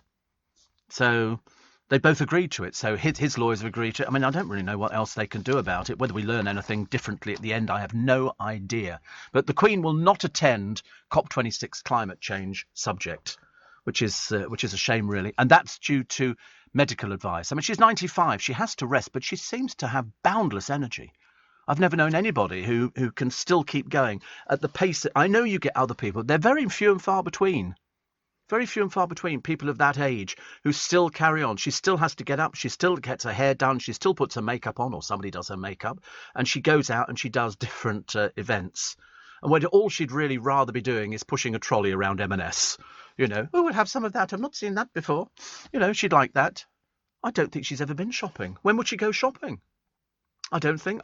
They don't do shopping, do they? In fact, the only thing that was rare some years ago, I remember Harry and Meghan going out to buy a Christmas tree on Ken High Street. I think they went to... And I remember thinking, but wait a minute. All the royal residences get free trees from Sandringham. They send them down on a lorry. They all come down so that Buckingham Palace, Windsor Castle has about the tallest tree I've ever seen. And it's decorated beautifully with little crowns and seriously, it's most bizarre. I mean, not bigger than Trafalgar Square, no. It's a much bushier tree. The one in Trafalgar Square is basically like a stick insect with a few branches stuck into it. It's not the best tree I've ever seen, but we're looking for height. But I prefer something a bit shorter and a bit fatter in the downstairs department. A bit more girth to it. We like that. Producer is very keen on that. You know, a bit more girth, he says, because unfortunately for him, it's not been like that at all, has it really? He's always had sort of something a little bit spindly. But no, the Queen has... I mean, she doesn't decorate it. They have to decorate it on ladders. It's so tall, the tree in Windsor Castle. And I bet that one doesn't dare drop its needles, because that's the only thing you've got to watch out for, isn't it? If you're going to buy a Christmas tree this year, which you will, whether you get it delivered or not, I don't know. If you go and collect it, you're going to be a lot easier for people. Adele's website, she'll have a tree. Definitely. Her website crashed as she announced 2 gigs next summer, her first for 5 years. These are the ones in Hyde Park. Average seat prices, £600. I think it's about average. Yes, I think so. Yes, I think so. Anyone who's purchased tickets for the council shows will be given first access to purchase tickets in the event. So there's one woman, a super fan called Laurie Shortall. She's 48. You think VIP ticket? We don't get to meet her. It won't be meet and greet. Do you not think? You're very mean. She's not been touring for 5 years, honestly. Why would you not spend £600? Goodness. Come see me. Canadian Laurie spent more than £6,000 trying to see her idol sing live, but is yet to make it to the gig. I mean, I don't know. There must be a thing online where you can find out exactly how much tickets for Adele are. Perhaps we'll get some after the news. We'll find out exactly how much they are. Leading Britain's conversation. LBC with Steve Allen. Morning, Steve, says Ian in Somerset. Monday evening, I had a small procedure at our local hospital in Glastonbury. They removed an ingrowing toenail. Good Lord. I've never... this is where the nail grows into the toe, isn't it? I've never had that, actually, but he says a big thank you to the NHS. They did a brilliant job. Yes, I mean, it must have gone for some time then, mustn't it, if you hadn't... I mean, it's quite painful. Well, it would be. It's growing into you. I've seen it with horses. You can't use a small pair of nail clippers on them. They're not going to let you get anywhere near it. But you must have left your nails for ages and ages for it actually to get to that stage where the nail grows. It doesn't grow overnight does it? I don't think so. So you have to check. Oh, blimey. No, you definitely don't want to see the pictures on the internet. I definitely don't want to see the pictures on the internet. Thank you. But you're supposed to soak your foot in warm water 3 or 4 times a day for a few days. That softens the skin and stops the nail growing into it. Oh. Don't, it says, do not cut your toenail, leave it to grow out. Do not pick at your toe or toenail. Do not wear tight, pointy shoes. There you go. Pointy shoes are out. Definitely. So well done to them. £35 a week on cheese, says Nikki in Devon. The mother has been watching too much Wallace and Gromit. I know the feeling. Anne, originally from Penge, says, I'm one of 9. Sharon, Anne, Steve, Richard, Peter, Victoria, Jessica, Lucy and Alice. I wish my dad well, as in Lewisham Hospital at the moment. Love, Nurse Anne. That's nice, isn't it? I like that. And Jemima says we don't have Christmas trees. We're decorating our yucca plant again this year. It's not the same, is it? I mean, come on. Come on. It's not the same as a yucca plant. You've got to have a tree. You've got to have a Christmas tree. It's tradition. And if we lose do you have a Santa? Because he's all dressed for winter, isn't he? I sort of worry about people losing tradition. I mean, I don't want to see Father Christmas in a T-shirt or something like that. I want to see him dressed in his little red uniform.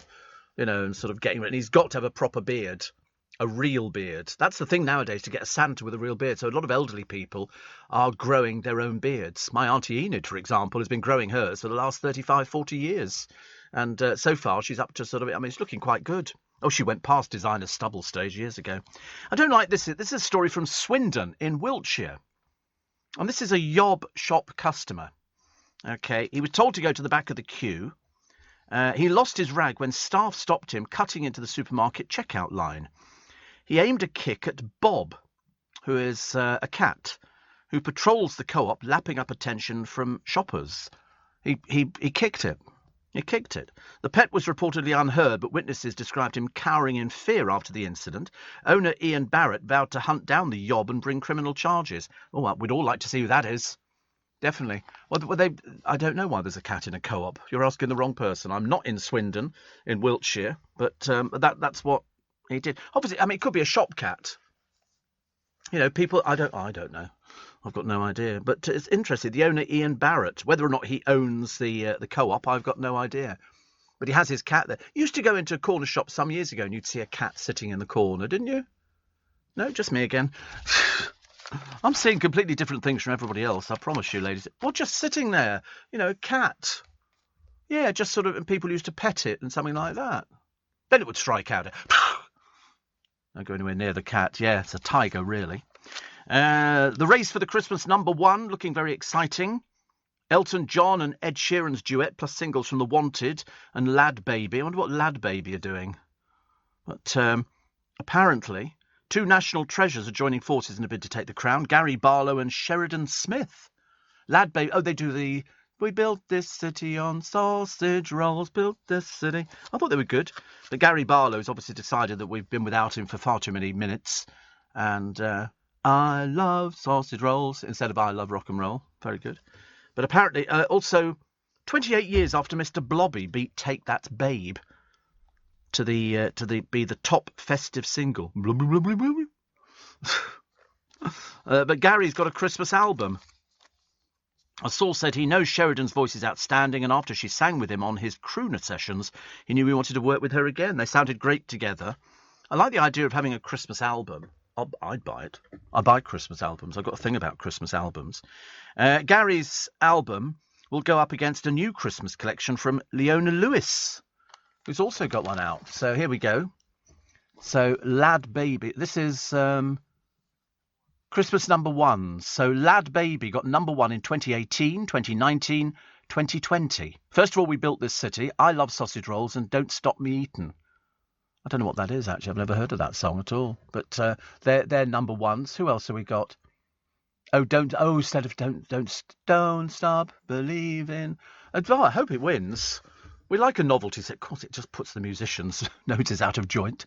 Can you believe in 2015, the Lewisham and Greenwich NHS Choir got to #1 with A Bridge Over You? Hallelujah was Alexandra Burke because she'd won the television programme. And we all remember, do they know it's Christmas time at all? Na, na, na, na, na, na. But going back, actually, I mean, Cliff Richard had a good run, didn't he? Cliff Richard had a very good... The Beatles, 1963, 64 and 65. Number one at Christmas with nothing festive. Because they got I Want to Hold Your Hand, I Feel Fine, and Day Tripper / We Can Work It Out. Al Martino, first one, 1952, Here in My Heart. People like Frankie Lane got the next year. Then Winifred Atwell played the piano. Dickie Valentine, Johnny Ray, deaf singer. Used to wear hearing aids. Very famous.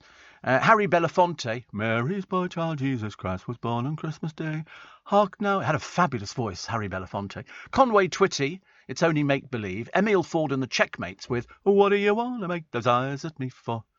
Cliff Richard and the Shads, I Love You. Moon River was in there. What else do we have? Elvis Presley, Return to Sender. You notice the impressions just flow. Seriously, it's a gift. I mean, my best Christmas song, I don't know, actually. I don't really have one. No, not Slade. I mean, we used to play Slade in sort of the nightclubs and stuff. I don't know why. When I look back, it was horrific. Playing all this at Wizard. Oh, I wish it could be Christmas every day. I thought Wizard were fantastic. Hey, Mr. Churchill, come and dun-dun-dun-dun-dun-dun-dun-dun. Jonah Lewis, Stop the Cavalry. I'm trying to think what else there was, actually. I can't remember all of them. There were so many good songs, actually. Didn't we have a wonderful time the day we went to Bangor? I don't think that was Christmassy at all, was it? I think I'm making them up now. Yes. New York, yes. Very good one. The Pogues. Didn't she die? She was killed, wasn't she, in was it a motorboat accident or something like that? I remember thinking it was horrendous. That's Kirsty MacColl. She used to come out to Vienna because she knew some people that I knew out there. And then I heard that she died. And I remember thinking, that's awful. Show me the list again of all those Christmassy number ones. Because it is a race. But nowadays you don't need to sell as many records as you had before. I mean, Band Aid would be the one that had Christmas in. I mean, Girls Aloud in 2002 had Sound of the Underground. I still liked Hallelujah by Alexandra Burke. And that's also my favourite from that singing Irish priest. Have you seen him on YouTube? He literally is conducting a wedding. And he starts singing this song. The music starts playing and he sings this song. And he does it so well. He's so good. At one point, he winks at them as he's singing this. He's standing, in front of the altar. It's really good, very good. You'll find him on there because we do. And yet, funny thing is, nobody's ever had, Christmas carols getting to number one. I don't remember there ever being, a version of "Hark the Herald Angels Sing," maybe rap. Hark the Herald Angels Sing. Could be good, couldn't it? Yeah, we could do one this year. Oh, sorry, you were telling me to do one. Oh, I thought so, yes. And somebody says, did I miss my birthday, Steve? I nipped to the loo. But just in case you miss me, wish me a happy birthday. I'm 46 today and starting to feel officially old. Well, you are. You're 46. I mean, God, you're never going to make it, are you, really? However, if I make it, I need to really stop smoking to get there. Brit. Got to stop. I mean, the smoking bit, I can't tell you to stop smoking. I tried that years and years ago, and somebody wrote into me and said, you're very hypocritical because you used to smoke. And so I always vowed that if everybody wrote to me going, oh, I love a cigarette, I go, listen, if you want to stop, you stop. If you want to smoke, you smoke. I've got a producer who smokes. Admittedly, until I said that on air, his family had no idea. Not a clue. Occasionally he'll have a little cigarette, as he was telling us yesterday about the cigarette smuggling cases coming in, where he's got his friends roped in to bring him back his cigarettes. But that doesn't bother me because I used to smoke. And I was smoking more than most people. So I would never tell anybody off. I could just tell you, you do feel a bit better. They always put you off when they say, if you give up smoking, it's going to be dreadful because you're going to have all the tar on your chest. It's going to fall off and you're going to be ill. I never had any of that. Never had anything. Annie in Kent says, I'm one of 11 and Mam was a widow at 43 years old. We had nothing, but we had everything. Apple pies in roasting dishes. Pure heaven. How lovely. You see, you're right. You didn't have anything. Nobody had the sort of money that people have got nowadays. Steve, says Kim, I have 6 children and 11 grandchildren so far. Absolutely brilliant. It's lovely, isn't it? There's something like, because I think that the festive season is for young people. There, it is eyes wide open like saucers, seeing Christmas trees and their little noses pressed up against the shop windows. You walk up Regent Street and Oxford Street and all the Christmas decorations. And years ago, they used to have mannequins in the window, but they moved. Or in Hamleys, you get the train set going through in the window. And we used to love stuff like that. Was a bit scary, wasn't it? Yes, mannequins that moved. They'd be demonstrating something and they would just sort of, and they were all automaton. But the best one was the one that had a little camera, tiny camera, and it projected a face onto the mannequin's face, which moved and sort of made it look as though it was talking. But it was a camera project. What? I know it sounds a bit scary, doesn't it, actually? Very scary. Steve Allen, tweet at LBC. Guess what's making a comeback? Well, apart from me. Vinyl. Vinyl records are making a comeback.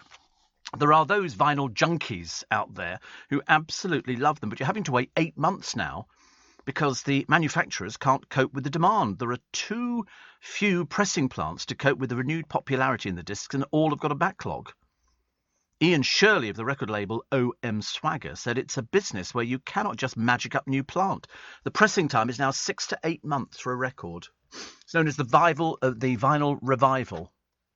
Never thought about that. Driving home for Christmas, says Paul from Billericay. Yes, and believe it or not, my friend Ian is a big fan of David Essex. 'Twas only a winter's tale. I bought 2 David Essex fans the other day. I bought two films. I don't know why I bought fans. Why would I buy fans? I bought 2 of his films. And they were very good, actually. Very good films. Very good-looking boy.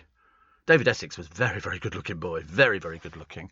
Vinyl sales soared by 108% in America in the 12 months, according to the Recording Industry Association of America. But the format has now fallen victim to its own success.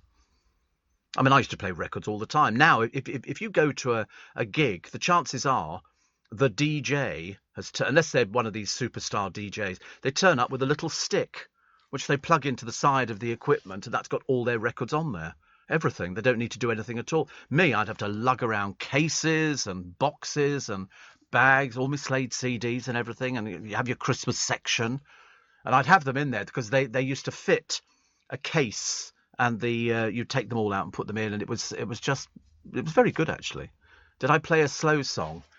No, sometimes twice in the night you'd play a slow song.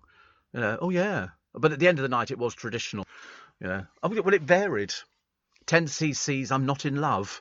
No, we never played the Carpenters. We weren't that naff. Goodness sake. Steve, we went to see Manfred Mann with Paul Jones, plus Zoot Money at Eastbourne last night. So much energy. A brilliant show, Steve, says Steve. And Christine says, did you know that Father Christmas used to be in green clothes? Yes, and you know why? Because it was it was going from one season to another. It was that's what it was. And then he was changed to red because Coca-Cola put him in red, didn't they? That was the apocryphal story. Whether it was true or not, I've got no idea. But no, that's what it's supposed to be. You can't imagine him in green, but that's what it was. It was the trees and everything else, and we were all being a bit pagan. So, yes, I did know about it, actually, Christine. I get these things. Steve, hearing you talk about Christmas tunes, there's a story that Bing Crosby used to tell when he was in London. He never paid for a taxi cab. If the taxi driver didn't recognise him, he'd slide the divider back and sing 2 lines of White Christmas, and the taxi drivers would generally let him off the taxi fare. I'm going to try that. Dreaming of a white Christmas. Yeah, before the Coca-Cola Santa was even created, Sir Nicholas had appeared in numerous illustrations and written descriptions wearing a scarlet coat. However, it is true that Coca-Cola advertising played a big role in shaping the jolly character we know and love today. In 1931, Coca-Cola commissioned the Swedish-American artist Haddon Sundblom to paint Santa Claus for the company's Christmas adverts. And so that's when it was. That's when he sort of transferred. But he had been pictured wearing a scarlet coat. But it was very... Listen, I still think it looks good. But I've noticed all the garden centres have Father Christmases in. And they look like, Father Christmases from overseas. Like sort of Swedish and things like that. It doesn't quite look as good as our one looks kindly. And I've got a picture of him here. I'm looking at him with, I think that's Rudolph. Well, so the other ones did look a bit aggressive, yeah. But no, that's either Rudolph or Donna or Blitzen. I can't remember which one it is, actually. I think it's Donna. And because we love a Donna kebab, don't we? Oh, my goodness me, you can't believe it. Yes, the Kebab Awards took place in London last night, and the good and the great, mainly from here, decided to go down there and stuff their faces with as many kebabs as they could get. I mean, I couldn't believe who went to it. I'd never even heard of the British Kebab Awards, but they were all there, and I think James O'Brien was tweeting. James O'Brien went. You know why? He's got a family at home to feed, so he just thought, shove it in a bag, take it back with me. You've got a large doggy bag, or a carrier bag, please. And they were all there. But some people were eating kebabs with a knife and fork. I think not. I think what you find is you eat it because it's in the pita bread, and then you put the salad in there, and you put the garlic sauce or whatever sauce you want, and then you just eat your kebab. There's a limit to how many you could eat, but they seem to be getting through. I mean, seriously, I've never seen so many LBC people in one place not spending money. Seriously, they absolutely loved it. And so this is the restaurant. Yeah, we got the winners. They've also got the best kebab place in Scotland as well. I didn't realise it went round the entire country. But you can't beat a kebab, can you? But you only eat them when you've had a skimful on a Friday or a Saturday night. You're not going to get I'll have a kebab. You have to have had a few copious amounts of sort of cocktails or something like that to actually appreciate a kebab. And on a cold evening, to get that polystyrene box, they go, chips, yes please, chips and the kebab. My God, honestly, living heaven. They haven't put the winners up yet. Oh, they're probably still celebrating. You watch, our lot will come in here. They'll be, ooh, got a hangover. Yeah. Want a kebab? Yes, please. Yes, please. The microwave oven. Remember I told you about this one a few weeks ago now? Signed by Chris Eubank Jr. is sold for £66,000. Good Lord. A boxing fan had listed the appliance on eBay for 50, but a bidding war erupted. Took it up to 66,000 quid. Makes it a very expensive microwave.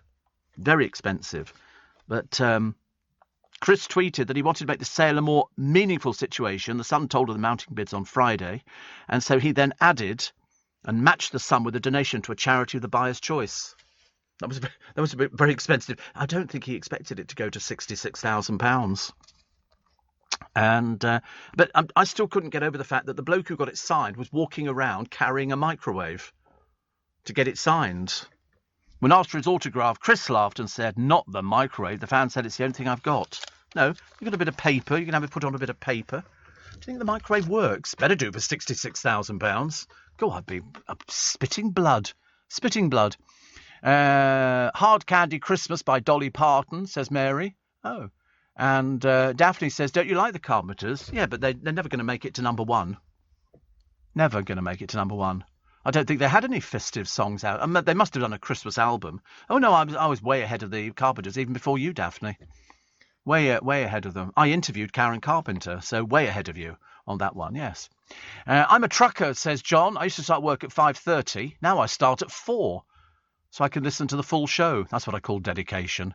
That's what I call a dedication. Tess says, Steve, I've just watched The Irish Singing Priest. What a man. Isn't it fabulous? You see, that's why I think radio is so important. You mention something and immediately people go, a singing priest, what's he like? Very good. Very, very, very good. Tiger Feet by Mud, says Nikki. Well, you used to stand in a row doing the steps thinking we were the dogs Watsits. Thank God iPhones and social media wasn't around in those days. I'd be blackmailed and have to change my name by deed poll. Yes, type da-da-da-dun-dun-dun-dun-dun, because the Les Gray, who died of cancer some years ago, he did the Symbol of those Tiger Feet. Remember that? I thought they were great. Had lots and lots of hits. Yeah, they had a Christmas song. Yes, they did, didn't they? It'll be lonely this Christmas without you. It'll be cold, so cold. All those hit singing. I used to like Top of the Pops because at Christmas time the version was, all the kids in the audience used to dress up because they all lived in Shepherd's Bush.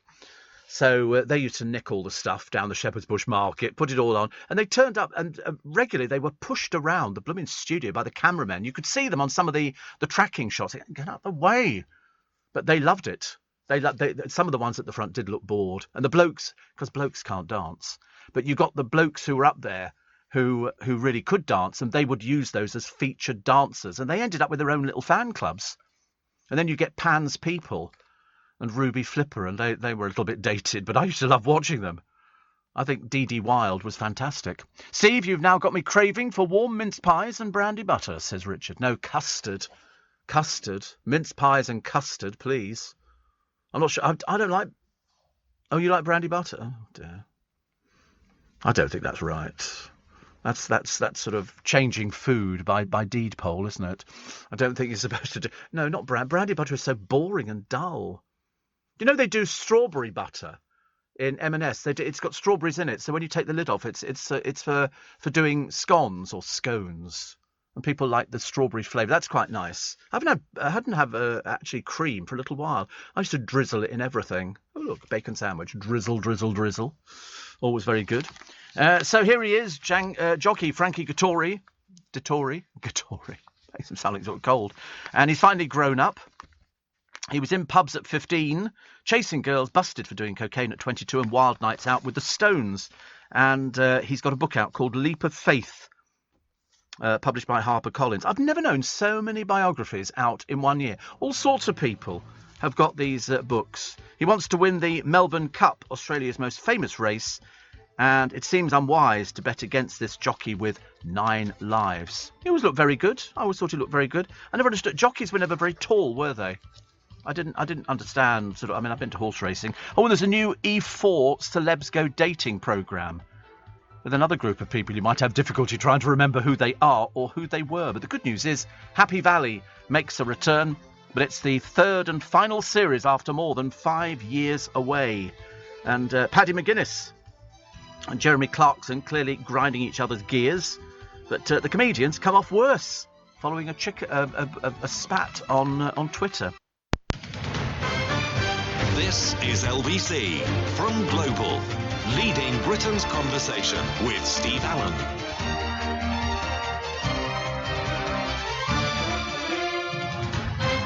Morning, everybody. Nice to have your company. It's 4 minutes past 6. It's Steve Allen's early breakfast on LBC. So you've got another one of these cheap programmes. This is E4 Celebs Go Dating. And among the love-hungry contestants are the following. I think there are there's 6 of them. You won't have heard of most of them, so I warn you in advance. I don't know where they get these people from. Chloe Brockett. Apparently she's in Towie. Now, whether or not she's still in Towie or whether she was one of those kicked out when they had a clear-out a short while ago, I can't remember. Ulrika Johnson, you've heard of. Miles Nazaire. Anybody? No? I can tell you he's from Made in Chelsea, but as I say, nobody knows who he is. OK, you'll love this one.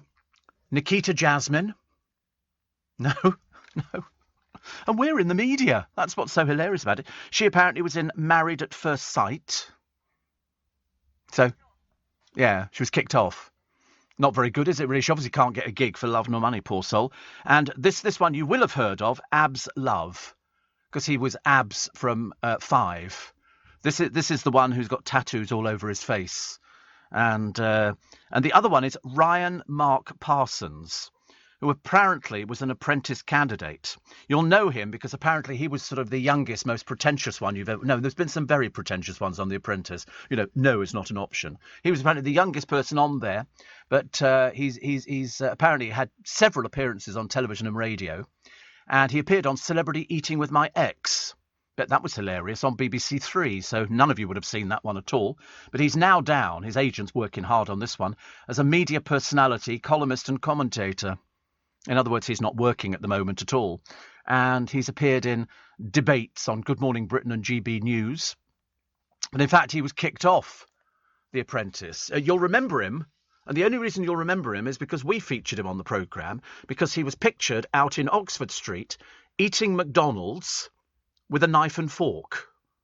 I mean, pretentious, moi.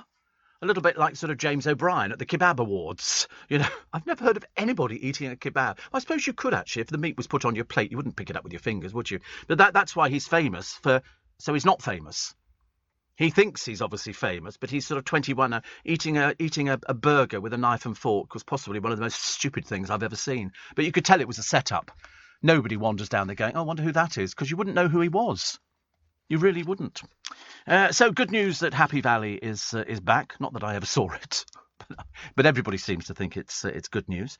And Joel Dommett is fast becoming one of our favourite telly presenters, and it seems he can do no wrong. For his latest heroics, he stepped in to help dating show contestant David Birtwistle after a panic attack on the set of Channel 4 series The Love Trap. David Birtwistle. Anybody on that one? I don't know who these people are. A show source says David suffered a panic attack with the pressure of trying to work out who... Oh, it's the trap one. You don't know the person. It's where they bring on all these girls and only, I think, one or two of them are genuine. The other ones are there to get money. And he has to work out. But he had a panic attack. There's an awful lot of people who are appearing on television programmes who, to be quite honest with you, shouldn't be appearing on television programmes. They really shouldn't, because it's obviously... It's a trap. It's a trap to see how long people last. Not my sort of thing at all. I've given up with reality shows. I mean, there really are so many ridiculous shows on the television now. With people, you know, the moment they say to you, it's a case of this is a celebrity version, and you look at who you think these celebrities are. You might have heard of one or two of them. The rest of them, they're total non-entities. Celebrity Coach Trip is not called Celebrity Coach, it's Celebrity Ghost Trip. And they've got the usual suspects. There's a few people on there you've heard of, but 90% of them you've never heard of. And I don't know what... And it turns out they've just done another reality show, which is a little bit worrying, isn't it, really? Lauren in Romford says, my friend's favourite Christmas song is Sweet Gingerbread Man by Sammy Davis Jr. Always has me bopping down the aisles. Really? That's from the same musical that brought you And the Rhythm of Life is a Wonderful Thing. Sammy Davis Jr.'s Sweet Gingerbread. Why Gingerbread Man for Christmas? Do we have traditionally gingerbread? Yes, in certain countries they do. In Austria, they make gingerbread little sort of Christmas decorations, put a hole in them, and then they hang them on the Christmas tree. So basically you can eat the tree because gingerbread's very popular. I got some biscuits sent to me the other day, very posh biscuits, which were ever so nice, which I sort of shared. There you go. Lots and lots of a 12-piece gingerbread man decorations, 3 inches tall plastic. Oh, I don't think they really are gingerbreads, are they? You can get a big inflatable gingerbread man. I can't remember the story of the gingerbread man. Did he lose his nose, or somebody ate his nose, or somebody ate something? But fancy getting an inflatable version. I'm not sure about that. That's very odd. I've never been past a house yet over the festive season that's got a gingerbread man. Shane says, do you like Greg Lake's I Believe in Father Christmas? Yes, I like all the old ones. It's some of the modern ones I'm not particularly good at, I'm afraid. But yes, I like Greg Lake's. They said there'll be snow at Christmas, which is very good. I mean, they don't really make new Christmas songs now because most of them can disappear without trace. Whereas I'm recommending that Matt Goss brings out a Christmas song. A Christmas album would be a good idea. In fact, that would be a very, very good idea. And he could dress up as Father Christmas on the front, and he could do cover versions of Christmas carols or something like that with a choir. You see, that seems a much better idea than putting out new music when you're not really in the music business. It's a bit difficult, isn't it? Prince Charles is calling on people to help the FNL campaign. I don't know what it is, actually. It's something to do with writing. He says we have to fight to keep the £15 million jewels of our literary crown in Britain. Every so often the royal family chip in with something that I'm never aware of what it is. You have to go and sort of check them out somewhere.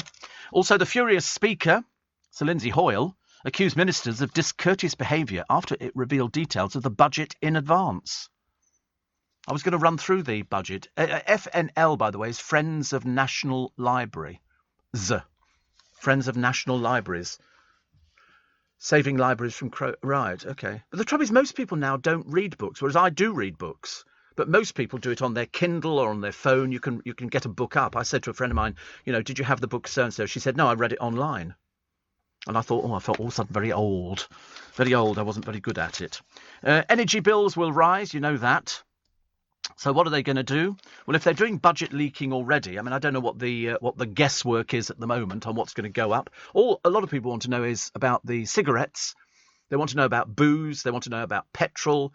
They want to know about all the things which affect their day-to-day life. Because if you work for a living, people like to have a bit of fun at the same time. And, if beer goes up in pubs, people seem to put up with that. But if you're buying it to take home, it's not so good. That's why all the supermarkets have discount prices on cases of booze, £6 for a case of 24 cans of Coca-Cola or something like that. And it'll be interesting. 12:30, just after the conclusion of Prime Minister's questions. It usually lasts about an hour, although I vaguely remember in the back of my mind, William Gladstone, I think, spoke for an impressive 4 hours and 45 minutes. I'd have gone to sleep. That was 1853. No, I don't remember that. I remember people talking about Gladstone. Yes. And people were sort of saying he did a very long session. God, blimey, lose the will to live, wouldn't you, after that amount of time? It's like the Oscars. The Oscars go on for such a long time, people die in the audience. I mean, I think it was traditional for the Chancellor to have a drink whilst giving the budget. And the last one who had a drink, would be I can't remember. Wait a minute. Who was the last one who would have it? Oh, help me out. No, you can't help me out, can you? You have to tell me then, because I can't remember who it was. Ken Clarke. There's a surprise. And, oh, really? I didn't know that. That's what they do. They have a drink during it. I've covered quite a few budgets in my illustrious career. But it's the housing. You know, what people are going to be paying more to get your house in order and your taxes and all the rest. It's just so depressing. So depressing. So it's either going to be I don't think it's going to be a good day. Because now that British Airways have said, or the people who operate Heathrow Airport, they're going to be putting prices up because they've had such a shortfall, billions on their shortfall. I think Rishi Sunak has said that the address will deliver strong economy fit for a new age of optimism. Now, ask somebody who lives in Widnes on a council estate. Do you understand that? Fit for a new age of optimism? No? Why can't they just put it in proper English so that people understand what they're talking about? So the budget will commence the work of preparing for a new economy post-COVID. No kidding. Well, that's good, isn't it? I love the way that people sort of, they put this fit for a new age of optimism. Most people have the faintest idea what he's talking about. How much are my fags going up to, love? How much is that? How much is my bottle of whiskey? And they always gear it around the parliamentary bar in the House of Commons. Because they get it really cheap. They don't have to worry about stuff like that. It's only us poor people outside who have to worry about how much things cost nowadays. I mean, you know, what he said was an economy of higher wages, higher skills and rising productivity, of strong public services, vibrant communities and safer streets. Are you drinking? What on earth is going on here? Of strong public services. Yeah, we'd all like that. Well, I don't know how much money it obviously has a never-ending purse. Vibrant communities. Where would that be? Do tell us. I'd love to go and live in a vibrant community. I think I'm working in a vibrant community, but I don't know what it is. And safer streets. Okay, well, why don't you just say we're going to bring you another... Didn't somebody tell us some while ago they're going to put 40,000 police officers more on the streets? And I'm thinking, where are they coming from? Perhaps there's a little factory that turns them out. Diddly-dum-dum-dum, diddly-dum-dum-dum. And a little door opens like on a weather vane or something like that. And out come all these little police officers. Safer streets. There were 2 boys knifed the other day. Dead. Safer streets. What a ghastly thing to say. Of course we want safer streets. So annoying, isn't it? Because we have no idea how they're going to manage it. I don't think they have any idea, but of course it sounds good. It's a good soundbite.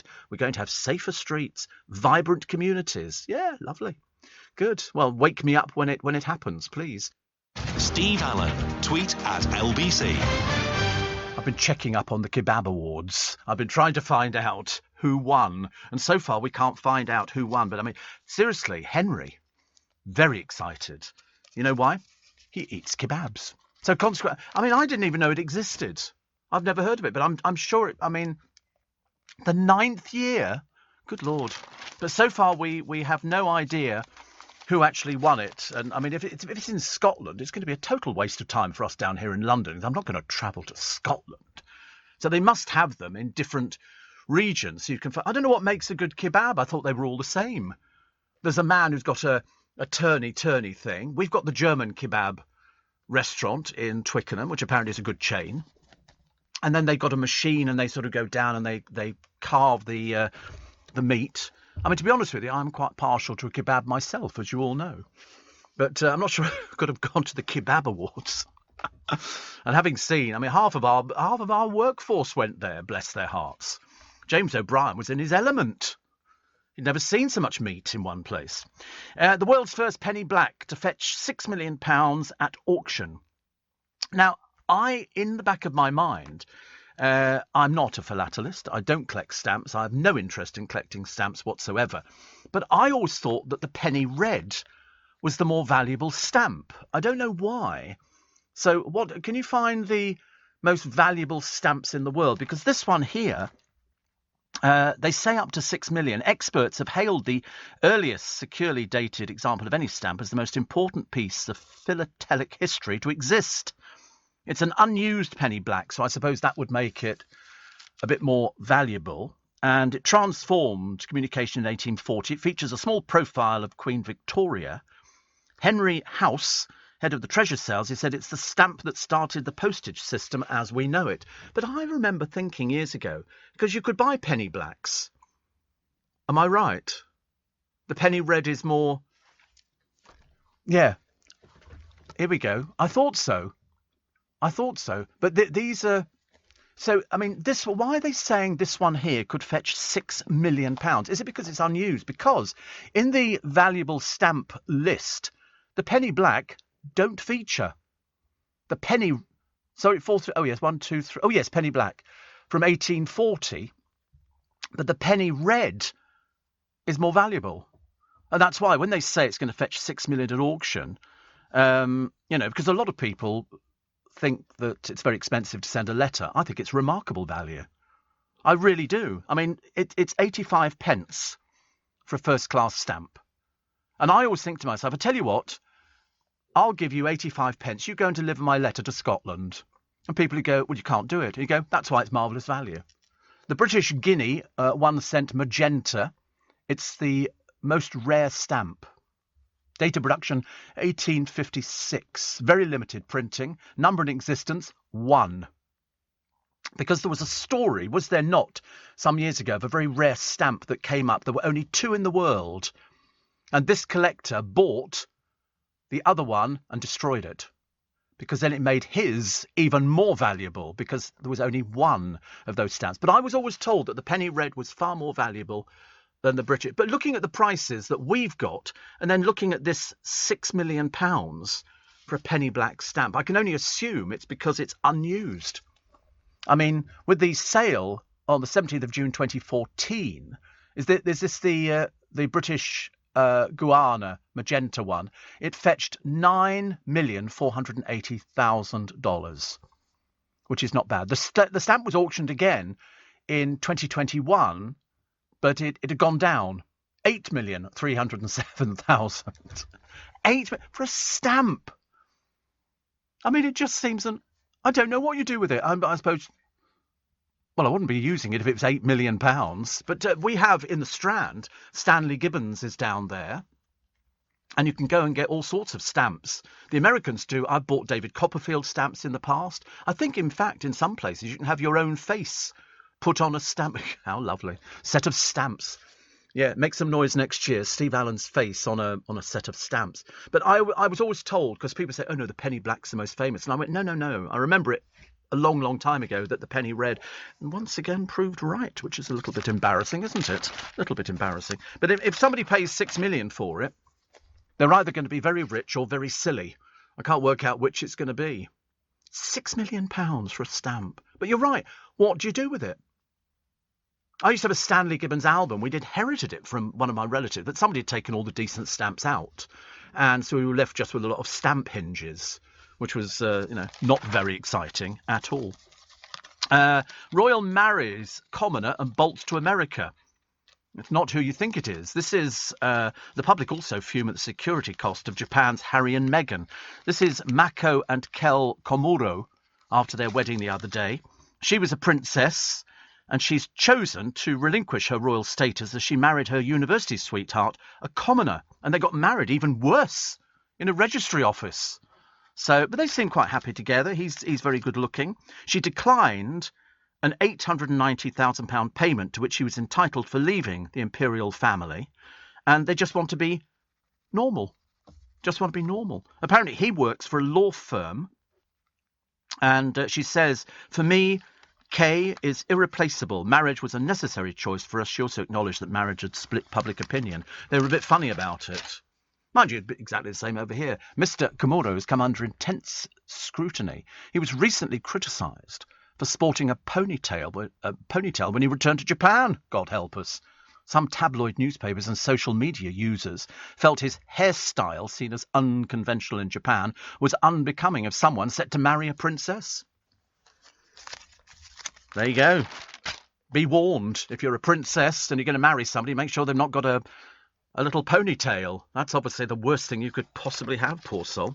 The IKEA meatballs, we spent a lot of time on the programme this morning discussing IKEA's meatballs, which apparently are very nice, but I haven't had them yet, but I'm looking forward to it. And 2 birthdays today. Well, in fact, it's probably more than 2, including yourselves.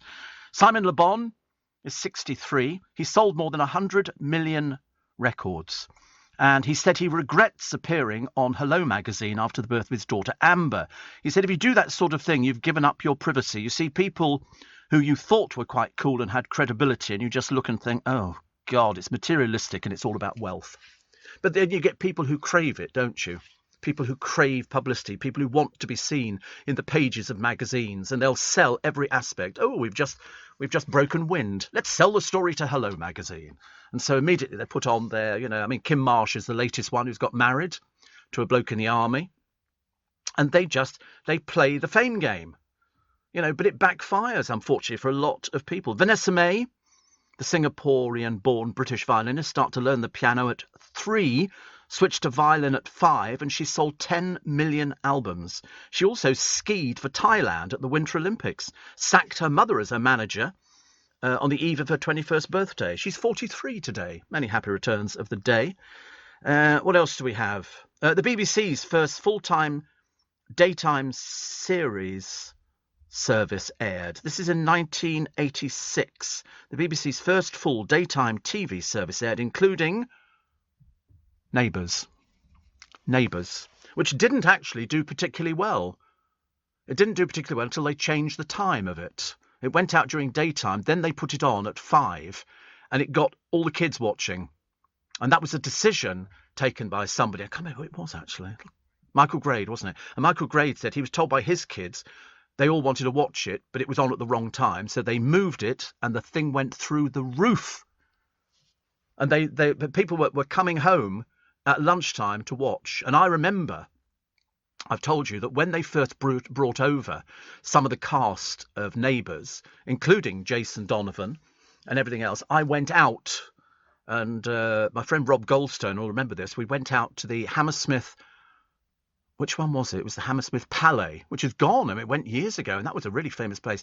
And they did an appearance there in front of thousands of fans, and we were there with the Australian stars, and they let them go into a box which overlooked the dance floor, and this crowd of 1,500, 2,000 people went crackers.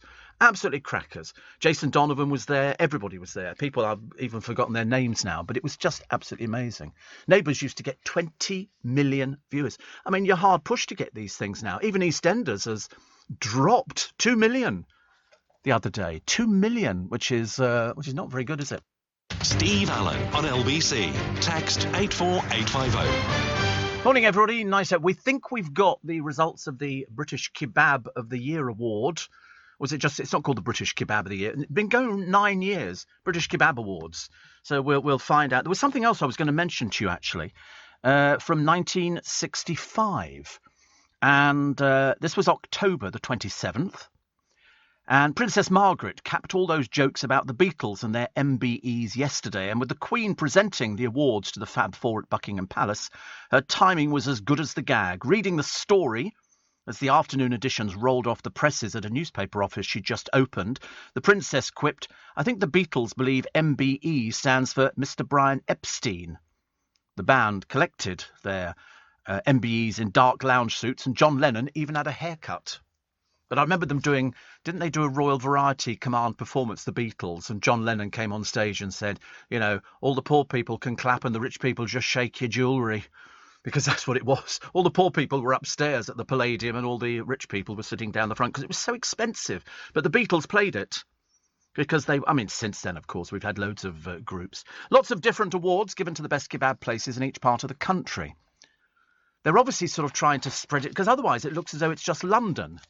And there must be loads of other places, like fish and chips. I was a bit disappointed to discover there weren't too many places who actually had, the best fish and chip shop. I don't know what the best fish and chip shop is, but they were quite good, actually. Steve, you're right, says Peter. You're right. No surprises there. Ken Clark used to have a single malt with his speech. Rishi's teetotal, said he gets by on a Sprite and a Twix. I know, one of the papers has printed it. On November the 4th, 1963, the Beatles performed at the Royal Variety Performance, attended by Queen Elizabeth, the Queen Mother and Princess Margaret. I mean, that was a lineup, let me tell you. The Fab Four's arrival drew more attention than the arrival of the royal family.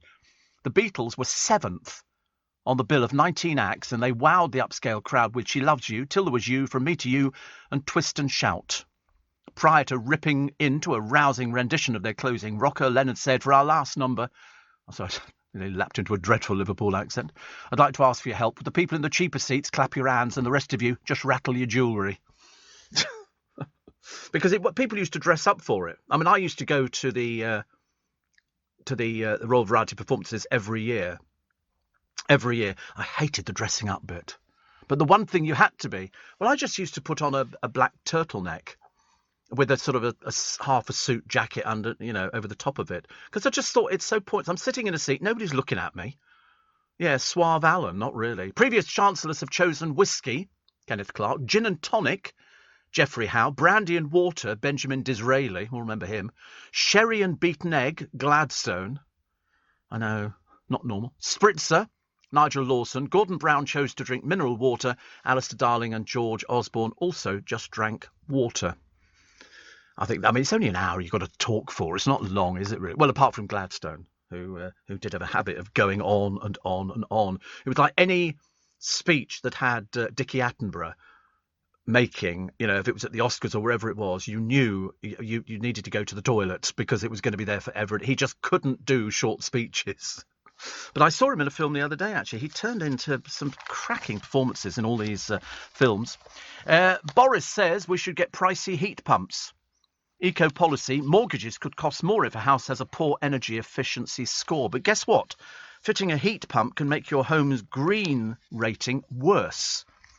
I think even most people have said, all the experts, aside from government figures and MPs, they've said basically don't waste your time and money. It's just not worth it. I don't know why they're so keen. We're a very busy little island. Most people don't want to do green. We've got people sitting in roads. I don't remember them in Amsterdam having people gluing themselves to some of the bridges, but they obviously like that. Alison says, I would buy it if you did a Christmas album. There's something about it.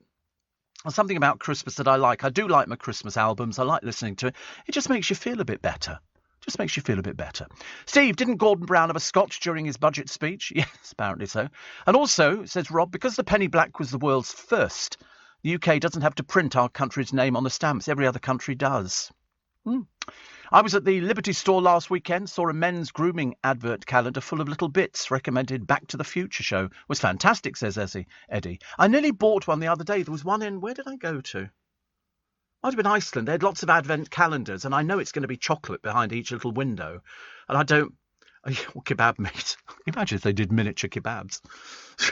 I quite like that idea. But no, I didn't buy it. I got put off by the fact it's chocolate. I think Lindt do an advent calendar. So if you're going to buy a chocolate calendar, make sure you know who the manufacturer is so you can get sort of the best chocolate. And I think Lindt is about as good as you're going to get. Apparently, the Ottoman Doner restaurant in Whitechapel won the London Prize. I wonder really how much difference it makes. Do you think people living in other parts of London go, oh, we must go over to Whitechapel for the Ottoman Doner restaurant? I mean, I was always told, you find your local restaurants. I mean, if they're not any good, gradually they go out of business. And if they're good, they survive. Now we've got this German kebab restaurant. I mean, it's quite big. It's like two shops pushed together. So I might sort of try and go for it. Oh, the Ottoman looks quite nice. Oh, no. You know why? They've served it on a piece of slate. Where's the polystyrene box gone? The doyen of everything. Look, I mean, everything on a slate. There's 2 kebabs there sliced in half with a little pile of miserable-looking chips. Oh, no, thank you. No, I'm looking for a whole bag of chips.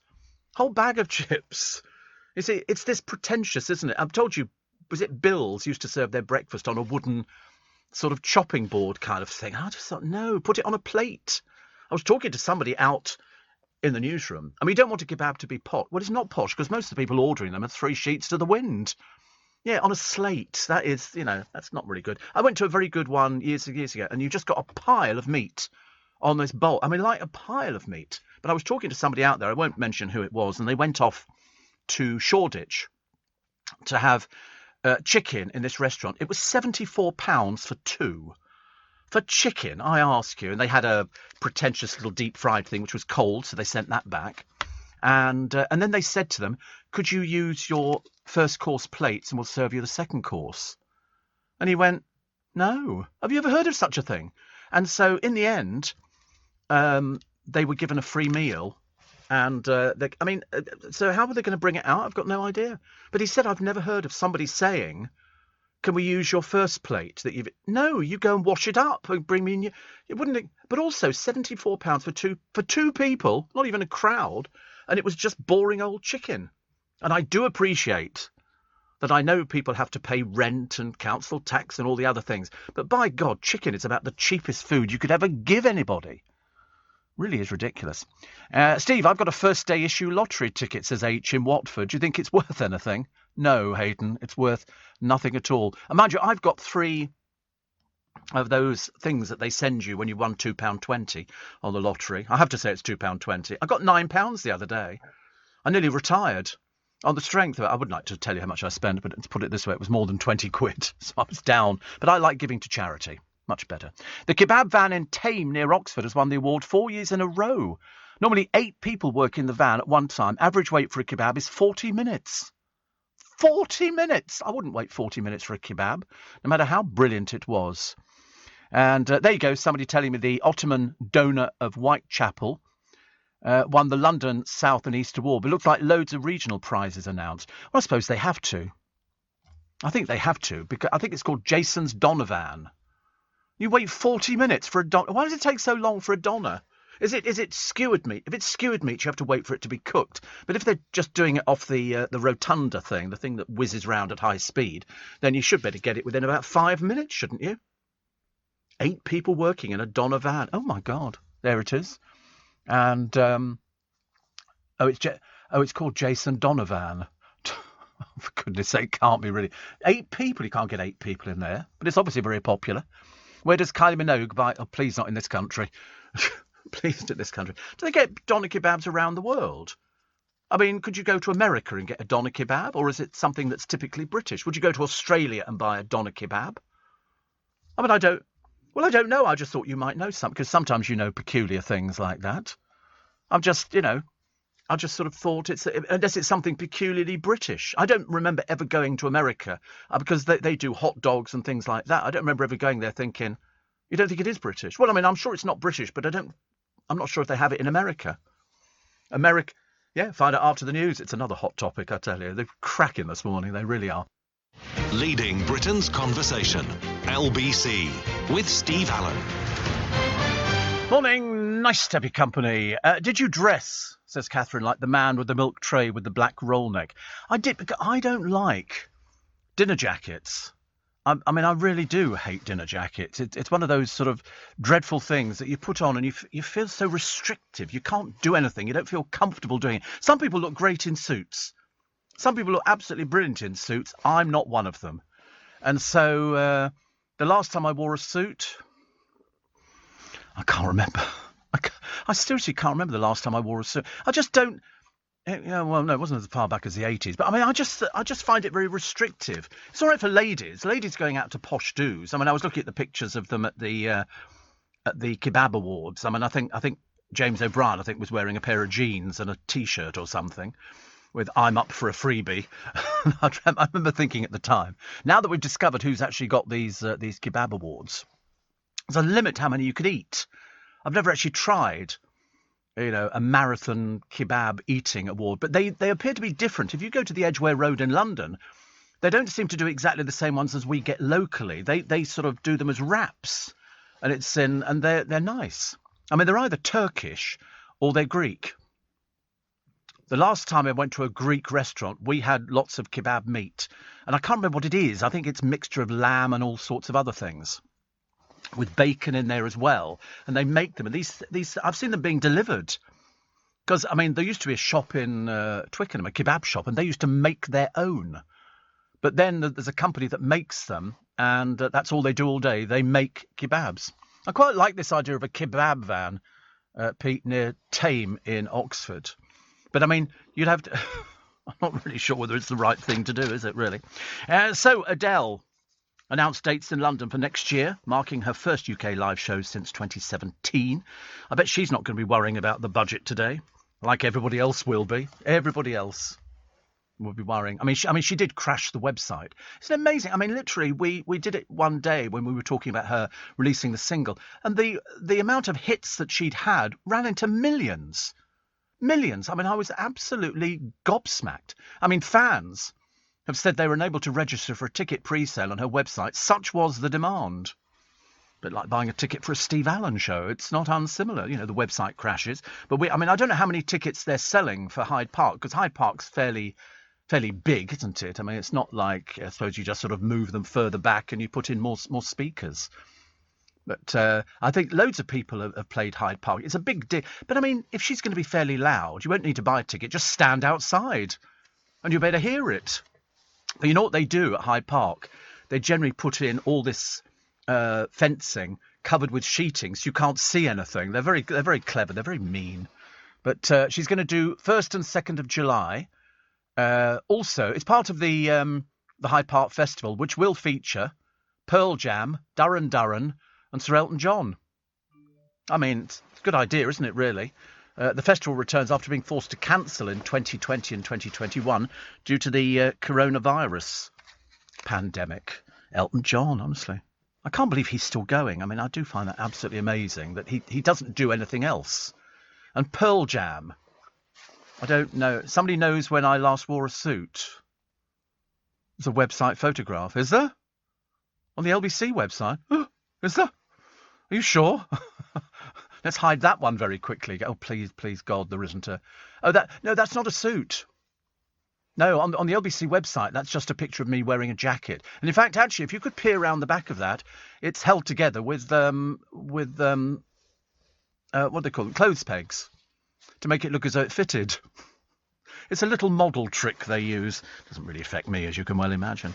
IKEA are buying Topshop's Oxford Street store in a deal worth £378 million. Good God. And so IKEA will be there. They hope to open the doors in the autumn of 2023. That seems doesn't it seem an awful lot of money?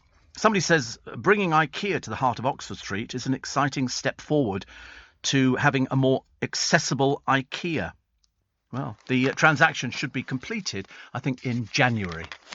I'm not sure I can wait that long for the meatballs. I really don't think it.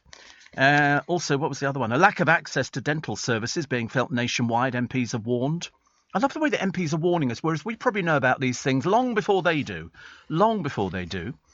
And here we go. Drinking more water is the public's #1 everyday goal. Everybody likes water. The producer drinks water. It's very good. Minty's drinking water. I'm the only one not drinking water. And I should be the one drinking water. And they say the top 10 daily goals. Be more organised in general. I am not organised. I feel like Mary Poppins, you know. I'm never cross. Do any form of household chore. Try to go to bed earlier than usual. Yeah, I don't. I mean, I did go to bed at 5 p.m. yesterday. Be more positive about life. I do try to be positive about life. I do try. Don't buy things you don't need. Well, that's out the window straight away. Straight away. How can you possibly go through life without buying things you don't need? In fact, sometimes I buy things knowing I don't need it and I'm going to give it away to somebody. Go for a long walk. You are joking. 4, clean and tidy the house. Save money in general. Yeah, I'm good at that.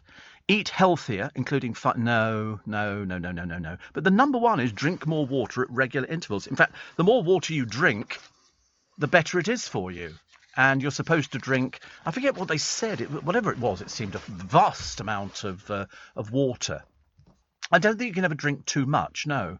I think anybody listening who's had prostate problems, they do say drink water, and you're supposed to do it on a daily basis, whether you're ill or not, because it's cleansing you from within. Although, to be honest with you, if I'm having breakfast, I would have had years and years ago, not now. I'd have had orange juice or grapefruit juice, but now I wouldn't. And I think when you drink too much water, the kidneys can't get rid of the excess. The sodium content of your blood becomes diluted. It's called hyponatremia, and it can be life-threatening. Oh, So how much water should you drink every day? Let's have a quick look. About 15.5 cups a day. Good. That's for men. It's a little bit less for women. I'm depressed now. Depressed. I definitely don't want things like that. Steve, I love Christmas and I bought my Christmas crackers already, says Stella. Am I sad? No, not at all. Not at all. And Simon says, I was 36 before I had my first kebab. 6 to 8 cups of water a day is the recommended amount. But do they say what water? I mean, is that tap water? Is that bottled water? Is it still a fizzy water? Does that count? No, fizzy water. Oh, right. Fizzy water doesn't count. Oh, we don't know now. Oh, Lord. Giving out medical advice, which was probably completely wrong. I don't know, actually. Just water. 6 to 8 cups a day. Well, I definitely don't do 6 to 8 cups a day. I'm not really particularly bothered about it. I'd rather have a cup of tea or something like that. Fizzy water counts. Oh, that's right. That's okay. Even if it's artificial fizz, which, of course, I should imagine most of them are. What else we got? A Second World War Army veteran has celebrated her 100th just months after fighting off COVID. Esther Baker lives in a care home in Hove, taken ill in March, but she beat the virus. And they're taking her out, believe it or not, to the Ivy. So there you go. There's a treat and a half for somebody who's reached that grand old age and has beaten COVID, which is all you can hope for. And Steve, I had 10 teeth removed on Friday, not eaten since Thursday. All this kebab talk is just cruel, says Richard. Well, you could have it. You could be liquidised, couldn't you? That'd be sort of somewhat different, I should imagine. Morning, everybody. Thursday. I can't believe it's Thursday. I cannot believe it's Thursday. What a week. What a week for everybody, actually. Same as every week, isn't it? 7 days or 5 days or whatever it happens to be. So, fuel duty frozen, cheaper beer and wine. Why that should make headlines, I've got no idea. What happens if you don't drink beer or wine? Well, you're basically screwed because there's nothing for you here. £2 billion extra for school. That'll stop the drinking. And it's Rishi's moral mission to cut taxes, the fuel duty frozen. So, in other words, if you're a school person, there's nothing in this budget for you at all, apart from they might give some more money to schools. But will you see the benefit? Probably not. Calm down, calm down. I can't remember who said it, but one bus driver thought it was racist. And he complained about it. In fact, it was so embarrassing for him and so traumatised was he had to take 2 days off work. He'd only been with them a few months and he took 2 days off work because he was just so traumatised by it. So he went to a tribunal. It was the Scousers, wasn't it? And Michael Winner. Calm down, calm down. And he actually thought that was racist. And the tribunal went, go away. Very silly. There's no racism involved there. So because what they did after he hadn't turned up to work a few times and totally ignored them, they fired him. Which seems fair enough. So he then decided, as people do now, they go running, to somebody, mainly a tribunal or something like that, and the tribunal decides. And they've decided against him, which is not so good. Poppy collectors have launched their 100th anniversary appeal. You must buy poppies. You must buy poppies. It's vitally important, and you owe them everything. You buy a poppy for somebody who gave their life. It's as simple as that. I can't lay it on the line anymore. And in the poppy factory in Richmond, they'll be turning out millions of poppies and they expect you to buy them. And you can get all sorts of different ones. You'll see the poppy collectors on the streets. They have to be careful now. Do you know so many have been robbed in previous years? People actually rob them. I've seen people, I've seen on the television, somebody stealing the poppy collector's jar. Somebody literally they have to chain them to the counters now to stop thieves. There was one bloke took his kiddie in a pram, nicked it and stuck it under the sheet in the pram. I mean, that's about as scuzzy as it gets, isn't it, really? It's not very good. But there's all these poppies that come out. They do metal poppies. They do the poppies for the cars. They do poppies for all sorts of things. And it doesn't matter whether you give them a penny or a pound or a fiver or 20 or 10. Whatever you give, it's not enough. It's not enough. And they need the money. They've suffered very badly, the Royal British Legion, because of the pandemic. That upset an awful lot of things. So please buy a poppy and wear it with pride. Because as you watch any of the films about it and you look at how many people were killed, you look at the figures of people who were killed during the wars, it runs into millions. People who, even when they were going up the beaches in Normandy and France and everything else, people got massacred. They didn't even get that far because they were mown down by the gun posts, and you have to give to them. And the one thing that brings it home to you is if you go to the Royal Albert Hall for the Festival of Remembrance, and I've been lucky enough to have had a box at the Royal Albert Hall, literally within spitting distance, not really, of the royal family. And they all turn up for it. So I'm hoping that the Queen goes. It's normally November. And the one thing that there's two things actually, that brings everybody basically to tears is they bring on the soldiers' widows, and you see them telling their stories up on the big screen, and then they bring them on. And it's just amazing. And then they bring out all the armed services, the bands and everything else, and they stand there and they do at the going down of the sun, we will remember them. And then it goes very quiet. You could hear a pin drop. And then from the ceiling come millions of poppies, millions and millions of poppies, and they drop from the ceiling. They all flutter down. It's one of the most emotional moments that you'll ever see. And then they all stand there and they wait, and their helmets and their hats and everything else are all covered in poppies. And then that finishes. But what they do is all the soldiers and airmen and all the people involved in it, they pick up handfuls of poppies and they come round to the audience. And makes you cry every time. And they give you these poppies, and you put them into your programme and you take them away with you. And that's you've sort of taken away a little bit of that special moment. It's so vitally important that you raise money. Prince Charles and Camilla have kind of launched it this year with a load of people, and it's worth every penny. I always overpay. Well, I mean, you can't overpay, can you? You can't overpay. How do you decide what somebody's life is worth? Is it worth £1? Is it worth a tenner? Is it worth 20 quid? Is it worth £100? Is it worth £1 million? If somebody said, I'm going to take your life, and by the way, we're going to do it for £1, and you go, oh God, no, it's worth much more than £1. And they go, what do you think it's worth? And you can't put a price on it.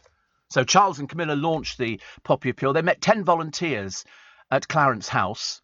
And because this is the annual drive, the pandemic, as you remember, meant the collectors didn't go out to sell the red poppies in 2020. But the tradition is resuming ahead of Armistice Day on the 11th of November. So they've got 40,000 volunteers. You'll see them outside supermarkets, standing on the high streets. You'll see them everywhere. Buy a poppy.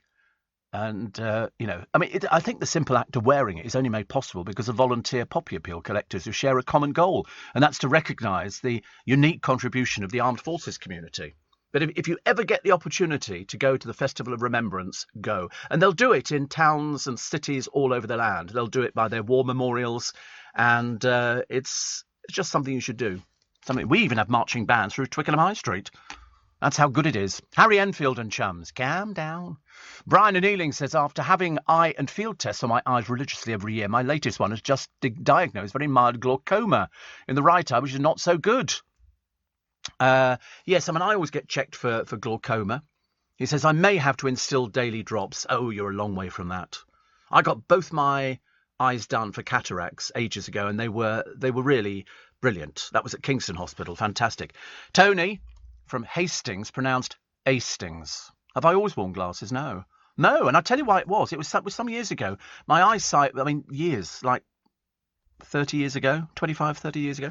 And I remember sort of thinking my eyesight wasn't as good. You know, sometimes, and you probably get the same, on your mobile phone, if you used to phone up to try and get some advice, they'd say, can you read me the number on so-and-so, so-and-so? And I go, no, because I couldn't. I genuinely couldn't read little tiny writing. And I went to Boots, was a long time ago, and they had reading glasses, and I put a pair on, and all of a sudden, everything was magnified.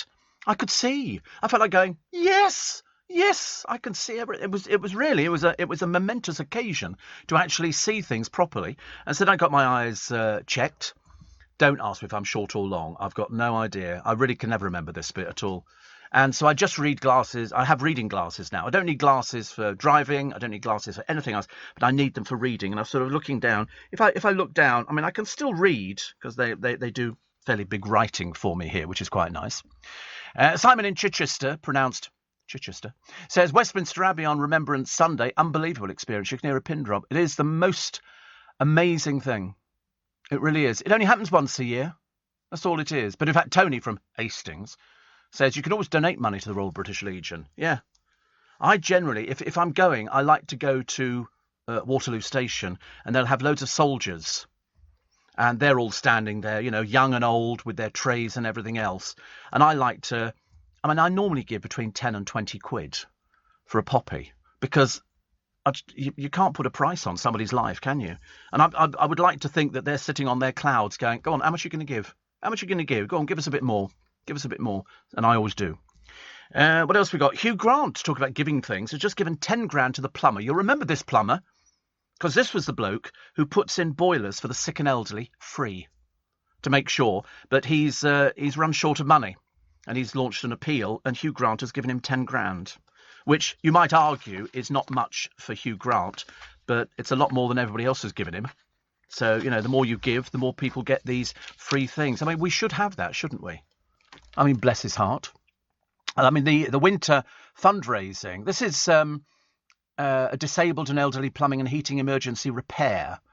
And so James Anderson carries out this free heating work for people. They've raised over $75,000 for the winter fundraising appeal. And James said at first he didn't believe the donation came from the Hollywood actor. Well, it did. It did. And £10,000. As I say, probably 10 grand to Hugh Grant is nothing at all. But at least he gave it. It said it's not about the money, it's about the awareness, sharing and letting people know, showing the public and the government the reality of what is going on. I mean, I think he's so far helped 18,000 families since 2017. He's a selfless plumber. He earned worldwide attention after he refused to charge a 91-year-old customer with leukemia for working on her boiler. I mean, he's a nice bloke, isn't he? It's like if you won the lottery, you would want to do something. If I won the lottery, I'd want to give him some money. I'd give, if I won, 10 million on the lottery, I'd give him 20 grand. Easily. Why not? Goodness sake. Theatre chiefs have urged audience members to call the Samaritans if they're visibly upset by Macbeth. I mean, don't phone during the performance. It'll be a bit tedious. But that's what I would say. It must be very traumatic for people if you go into the theatre and you're upset by Macbeth.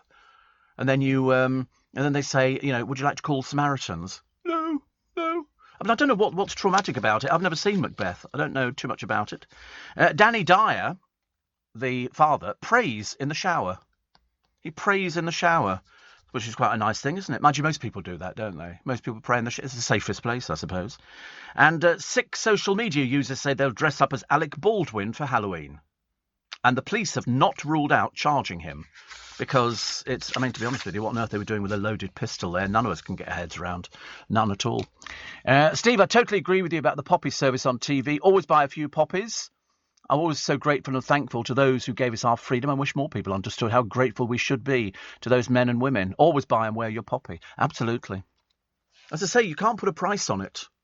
You cannot put a price on somebody losing. And some of them were young people who'd sort of joined up and who didn't get any further than either a beach or the fact they were mown down by some of the German machine gun posts and things like that. They didn't stand a cat in hell's chance. The sea ran red. And I think it was, I forget how many millions have died in war all over the world. All over the world. So when you buy a poppy, you're buying a poppy for people who've sort of gone out to do something with all intents and purposes, to be a good person, to try and bring peace to the end. Because most of these blooming wars are caused by religion. I can't think of any wars off the top of my head that aren't caused by religion at some, port of call where they go there and say, no, we don't like this, we don't like this, we don't like that. And you think, oh, for goodness sake, honestly. That's why you have to give. So if you see somebody collecting for the poppies and they're selling poppies, go buy one. Think of those soldiers. With UK Export Finance, I'm fulfilling more export orders from around the world with working capital support. Export insurance means I'll get paid when exporting to challenging markets. At UK Export Finance, we believe no viable UK export should fail for lack of finance or insurance. Between 2022 and 2023, we provided £6.5 billion of government-backed trade finance to support UK exports. Learn how we could help you win export contracts, fulfil orders, and get paid. Search UK Export Finance today. Steve Allen, tweet at LBC. Morning, nice to have your company. Thursday, 28th of October. So quiet day for the Queen, and Maureen Lipman goes to see Prince Charles, and she's the first, as far as I remember, I might be wrong actually, I think she's the first Corrie actress to be made a dame for all her, I can't think of anybody else in Corrie who was made a dame or knighted or something like that, so she could be the first one. Police, as I say, refused to rule out criminal charges against Alec Baldwin, because I don't understand how that ever happened, how somebody can have a gun which fires real bullets. I mean, can't they use imitation guns now? Isn't that how it works on film sets? France could ban UK seafood. They don't like us, do they? They're really not very happy with the way things are going. But the funny thing is, according to one of the papers today, remember yesterday they were saying, oh, we could be eating Polish turkey. And I said, what's the difference between Polish turkey or British turkey? There is no difference. It's turkey. You know, they don't come in different colours if you're in Poland. And now they say we could be serving up French turkey for Christmas. Well, if they're going to sort of not take our seafood, let's not bother taking their turkeys. Doesn't make any difference, does it really? Who's responsible for weapon safety? Apparently, they have an armoury expert or the property master. They load the firearms and check them 4.5 after each scene. Can't they just have pretend guns? I mean, is it really absolutely necessary to have a gun that actually fires bullets? I mean, but apparently there is no definitive set of regulations on the use of firearms across the film industry. They leave it to the industry to create and follow its own rules. Yes, could you try not to shoot somebody? That'd be very helpful. When you're aiming the gun, I mean, I've never heard of anything like it. Blanks can kill. Did you know that? I had no idea. Refrain from pointing a firearm at yourself. Never place your finger on the trigger unless you're ready to shoot. Only a qualified person should load a firearm. I can't understand why they've actually got loaded guns on film sets. I mean, any actor who's required to stand near the line of fire should be allowed to witness the loading of the firearms. What? And learn your lines and have your makeup and your hair done and everything else? What? Well, you just get a pretend gun. You know, make one up out of 3D or something like that. Makes it far more sensible. You can have special effects later where you go, and most of them, you know, they don't make too much noise, do they? Guns, I'm led to believe. You put a silencer on them. I mean, are you telling me that all the guns in the Bond films were live? Every time, you know, somebody was sort of shooting at somebody, they really were shooting live bullets? Very odd. 84850 steve@lbc.co.uk. What have we got here? Apparently, a shocked pub goer announced he's found the world's longest chip and was then accused of doctoring his dinner. Sam Mumford posed with a snap with the extra lanky carb measuring more than 1.5 feet long. The deep-fried freak towered over the pint of beer, accompanying his chicken burger at his local Wetherspoons. I think these are stories put out by Wetherspoons. You can get bigger chips. He said 42 chips served tonight with a chicken burger along with the world's longest chip the size of a pint of Brewdog. Some people accused him of cheating. Somebody said, no, that's clearly 2 chips held together. How you can tell, I've got no idea.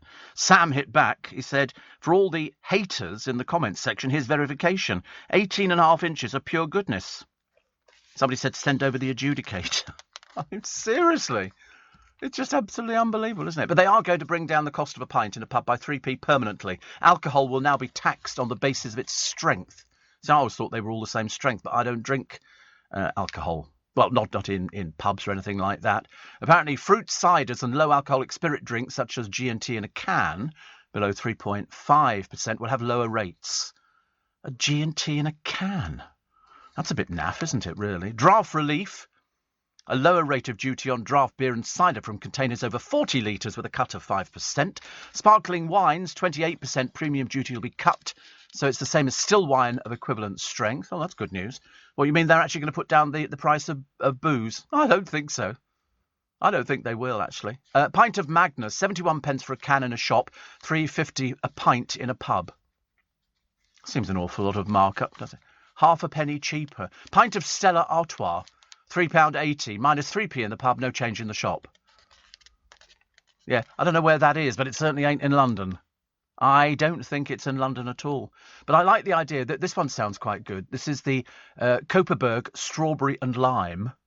£1.65 for the bottle in a shop, £3.80 a pint in the pub, a penny less in the shop, 13 pence less in the pub. And they're going to pass this on to us, are they?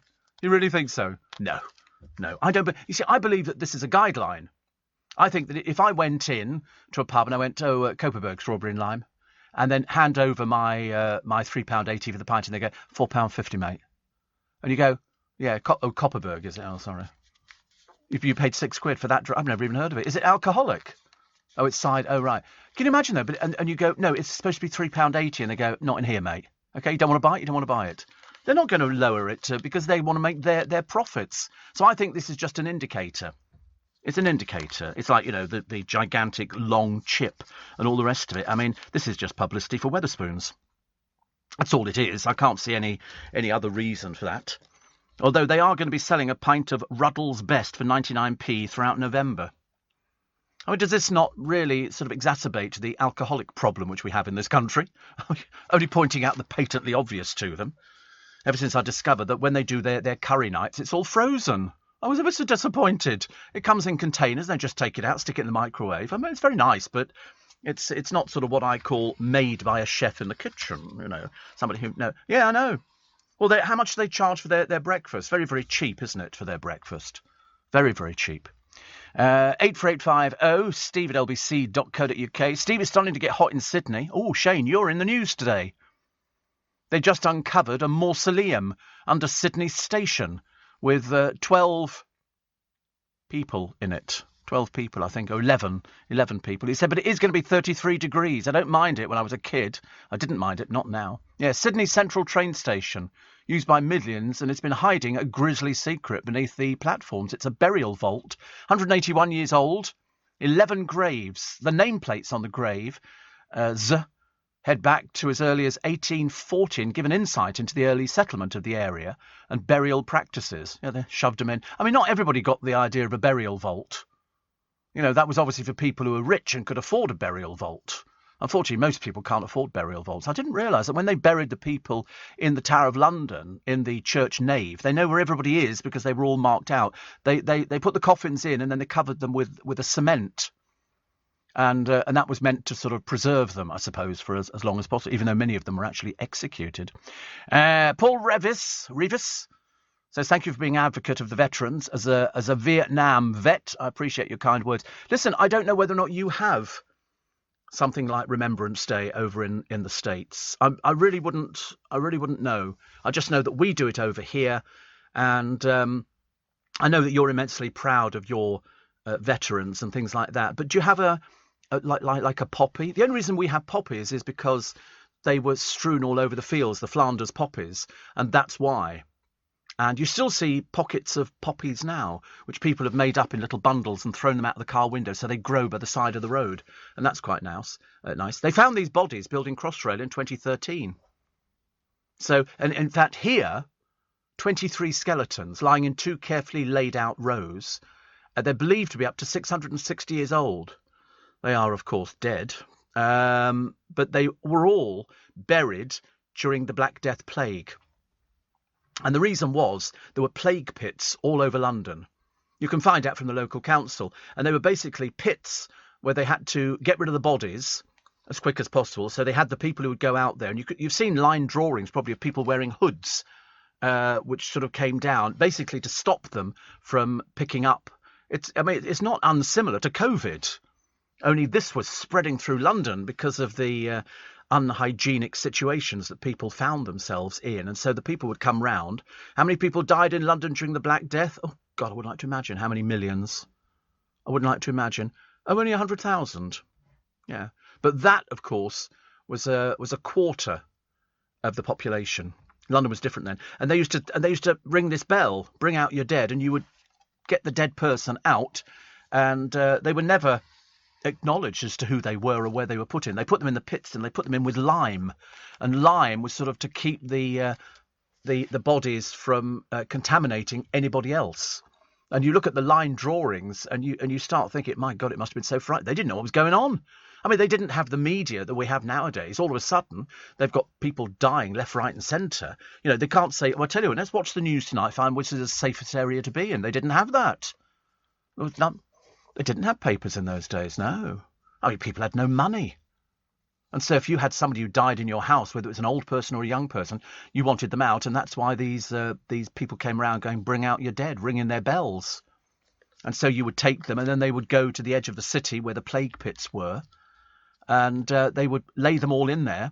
There was no sort of funeral service or anything else. And then they would cover them with this, it's called slaked lime, which they put over the top, and then the bodies on top of that. And so it went. I mean, a quarter of London died in just 18 months. Amazing, isn't it? Amazing. 84850 steve@lbc.co.uk. You're so right, Steve. I bet all those service heroes are turning in their graves today with what's going on in the world. Yes.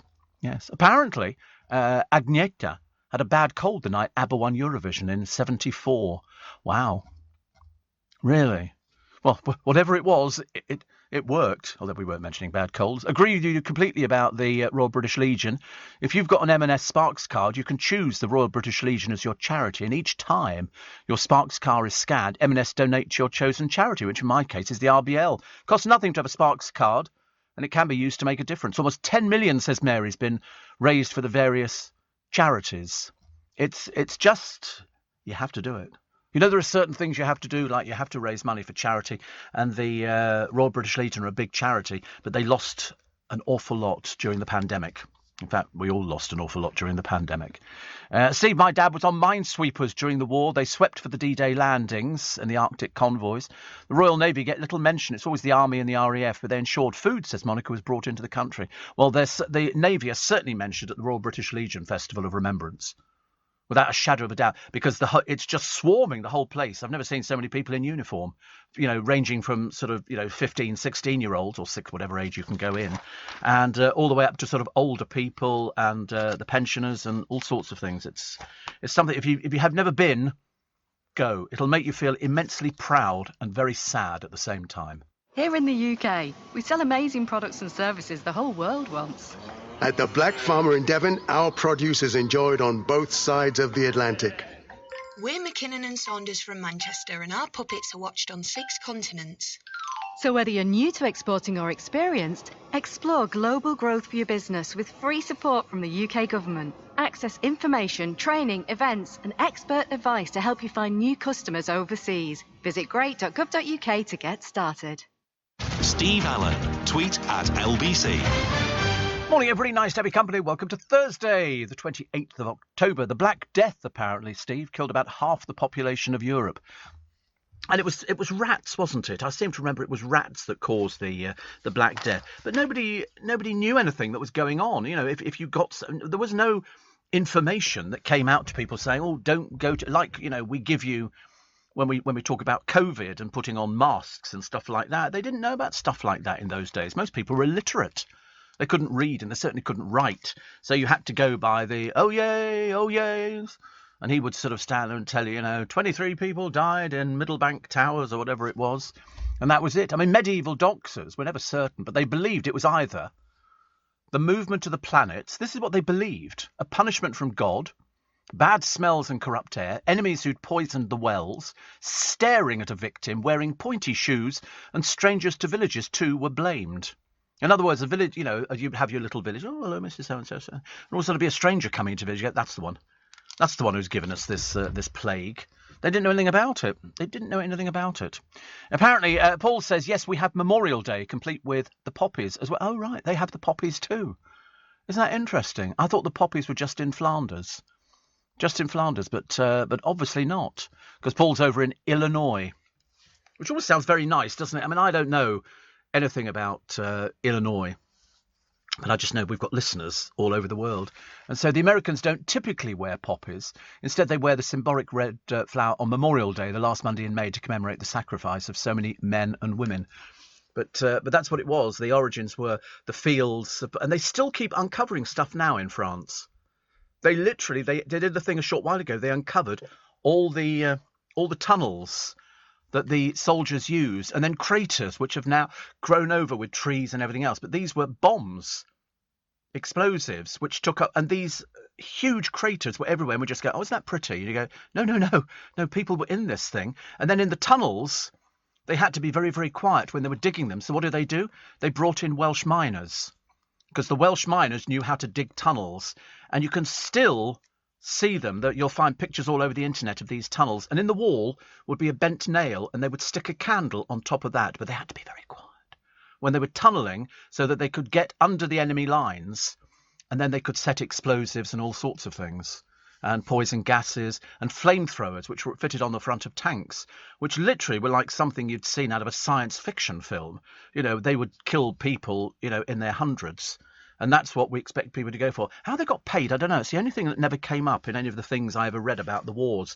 What sort of money were these people earning? Were they, it must have been a pittance, an absolute pittance. And also bearing in mind that many of them were working in conditions that were totally alien to them, freezing cold conditions. You know, you look at pictures of people in the trenches and you think, we've got no idea. No idea of what people went through. You know, mums and dads back here and families waiting for news of their son or their daughter or whoever it happened to be, and then would come and knock on the door and somebody would just hand you a little envelope with, I'm terribly sorry to inform you, but your son so-and-so has been killed in action. And that's as much as people got. They didn't do anything. Mind you, we were being bombed over here, left, right and centre. And so people, you know, you watch some of the early war films. That's why you've got to watch Battle of Britain. I mean, as a film, it's absolutely fantastic. But when you think how many planes were coming over here, and then, of course, you know, in other countries, you had the kamikaze pilots. They didn't care if they died. They thought it was very heroic if they died. I mean, war is just not a good thing at all. Talking about not a good thing, furious drivers have now hurled ink at the Insulate Britain eco-morons and blasted them with bagpipes. Can't imagine why. Yes, there's some bloke kneeling next to an activist, and he's playing bagpipes, and the activist's just sitting on the ground like a nerd. You know, they don't really know what to do. But these ones have had ink thrown over them as they blocked part. So in other words, somebody has deliberately taken ink out, because who carries ink? Come on, nobody has ink anymore. You can go and buy it in shops, ink, but mainly people use biros. They don't have an ink pen, whereas we used to when I was at school. You could buy all this Quink, it was called, came in different colours, red, green, blue, black, jet black and everything else, and you filled your pen up and then you could carry on writing. They still make you use fountain pens in some schools, do they? We used to get... No, we didn't have biros either. We had a Platinum pen, which came with 3 cartridges, which had a ball bearing in there. And when it ran out, you put the new cartridge in. And it was considered quite a nice present to get Platinum pens. But you're right, actually. We never had... you had Parker pens. God, you're so rich in your family. We're very poor family, very humble as we were. But no, we had Platinum pens, and you used to get one of those for Christmas. They were about 7 and 6pence or something like that. So they were quite, they weren't very expensive, but it was the fact that you didn't have to actually buy the bottle of ink to put the ink in the things, because you got the cartridges. You could go out and buy extra cartridges. I mean, I'm not even sure if you can buy them now. I don't think you find people writing in ink. Do people still write? My dad used to write in ink. Does anybody else write in ink? No, nobody writes anymore, do they? That's the trouble nowadays, to actually see the post office must have seen a huge decline in the amount of letters that came in. Some people had beautiful writing, script, and you used to think, God, I wish I could write like that. Very, very, very, very posh writing, very posh. But you don't get it anymore. But this eco-warrior here, he's an old man. He doesn't know where he is. He's got no idea at all, and now he's covered in ink. He's a retired doctor. Protesters had this blue liquid thrown in their faces, and then the other one, they were blasted with bagpipes. An irate passerby was filmed dousing protesters with ink. One demonstrator, a retired doctor, named only as Christian. But I should imagine by the end of today, they've already got how many children he's got, where he lives, everything else. Said it was unpleasant, but it's just the whole thing's sad. It's sad that we have to do this. No, you don't have to do it. You can stay at home. You've achieved nothing. You've achieved absolutely nothing. What have you achieved in all the time you've been sitting on the road, gluing yourselves together, gluing your faces together, covered it? What have you achieved? You've achieved nothing. Nothing at all. Nothing has changed. We're still in exactly the same situation. The bagpiper says they're holding up ambulances and fire trucks. They're disgraceful.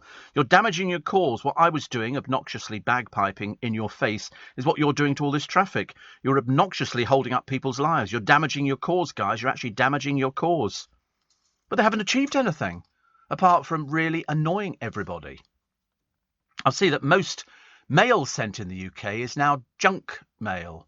Yeah, you don't get a handwritten letter from anybody. People send you an email, or they send you a text. They don't do anything else at all now. It's a bit of a shame, really. Writing has disappeared. In fact, actually, if you probably ask people to write, the only time I've ever seen people write is on the television on 4 in a Bed, where they have to write their comments in the big book. Yeah, a little circular. Yeah, will you be staying here again? Yes. Or the other day, no. And I thought, well, good, because we wouldn't want you there anyway, in the first place. How many pieces of junk mail each year in the UK? Oh, millions. Billions. 17.5 billion pieces of junk mail. You see, the funny thing is, I don't get junk mail. I don't get junk mail at all, because what I do, if ever I get junk mail, I immediately put return to sender on it, and it goes to the company who own the junk mail, and then they can pay for it. I'll tell you, when they've done that once, they won't do it again. So all you do is you just write on it, just cross out your address and just write return to sender, not known, and then pop it back in the postbox. Brilliant idea. You can really screw them over on that one. That's well worth it. I'm all in favour of that. Apparently, tiny specks of iron in the Mary Rose's timbers are producing acid which could destroy the Tudor warship in Portsmouth. And that we don't want to happen. We don't want to happen. You've got to go and see the Mary Rose in Portsmouth because it's one of the best things. It's a little bit of history which you've never seen before. What's this story? This is a story about Robin Williams. This is such a non-story, but I have to repeat it actually, because in local BBC stations they'll be grabbing this one with both arms. I tell you, who is the most popular figure Brits would bring back from the dead to the ultimate dinner party? And Robin Williams is number 1 actually. At number 20. Here we go. American president. Lincoln, strangely. Number 19 would be Give Peace a Chance. Come on, give Lennon. Yeah, absolutely. Whitney Houston at number 18. Barbara Windsor at 17. You'd like to bring... I don't know who they're asking, actually. It was done by a Mexican restaurant for their Day of the Dead. Yeah, I know. 15, Bob Marley, Stephen Hawking, Anne Frank. Seriously, I don't know where they get his names from. It's very good. Walt Disney, Martin Luther King Jr., David Bowie, Winston Churchill, Nelson Mandela, Marilyn Monroe. Wouldn't get much out of her, but at least you get to see, what she looked like really. Elvis Presley, number 5. Freddie Mercury, number 4. 3, Albert Einstein. 2, Princess Diana. And number 1, Robin Williams. Some very odd people in there, aren't there, really? Very odd people, but I quite like the idea. Martin Luther King Jr., David Bowie. Muhammad Ali, I forgot to mention as well. But Stephen Hawking. I mean, he would be, I suppose. He's featured in that comedy programme from America. It's about... Oh, what's it called? It's where they're all terribly intelligent and they've got... One of them is a scientist. They're all... Big Bang Theory, yeah. He features in that. They were so excited... And he featured in Vision and in Voice as well, because that wasn't his voice, just in case people get confused by the whole thing. Steve says Jean in Hessel. Hull was the most bombed city during the war after London. I know, you'd never guess, would you? You'd never guess. I've been to Hull on a few occasions. Steve, is Blackheath Common related to the Black Death? I don't know. I just know that London was surrounded by a wall. A city wall. If you went outside of the city wall, you took your life in your hands. But contrary to public legend and popular legend, it's got nothing to do with the Black Death. However, it is thought that the area was used for the disposal of plague victims in the 14th century and then the Great Plague in the 17th century. But apart from that, nothing at all to do with it. So now you know. Steve. So, Dave, we can set your mind at ease on that one. And Lee says, I use a fountain pen all the time at work. In fact, I have an Inkvent calendar this year for Christmas, a new ink every day. I used to love getting a jar of ink, or quink as it was. And that was really lovely. And you'd sort of fill your pen up and then you'd fill in the desk that you were sitting at school, your school desk, because somebody had carved their initials and you'd fill it in with ink, just to make it look nice. I used to like all that sort of stuff. Rich, Steve, we write to all our clients handwritten letters to thank them for their business. They appreciate it. Yeah, I wanted to learn how to write properly years ago. And you could buy, because if you wrote in ink, you had to wait for it to dry, but you could buy an ink blotter. And you would find them in all the banks. Calligraphy is very, very lovely. But you get an ink blotter and you put it over it and go shh, swish it back to it, and that would dry the ink instantly. And in fact, in early days, they would sprinkle like a talcum powder on there to dry it. So when you open the thing at the other end, you've got like a cloud of talcum powder all over the place. But very interesting, actually, all the things you learn.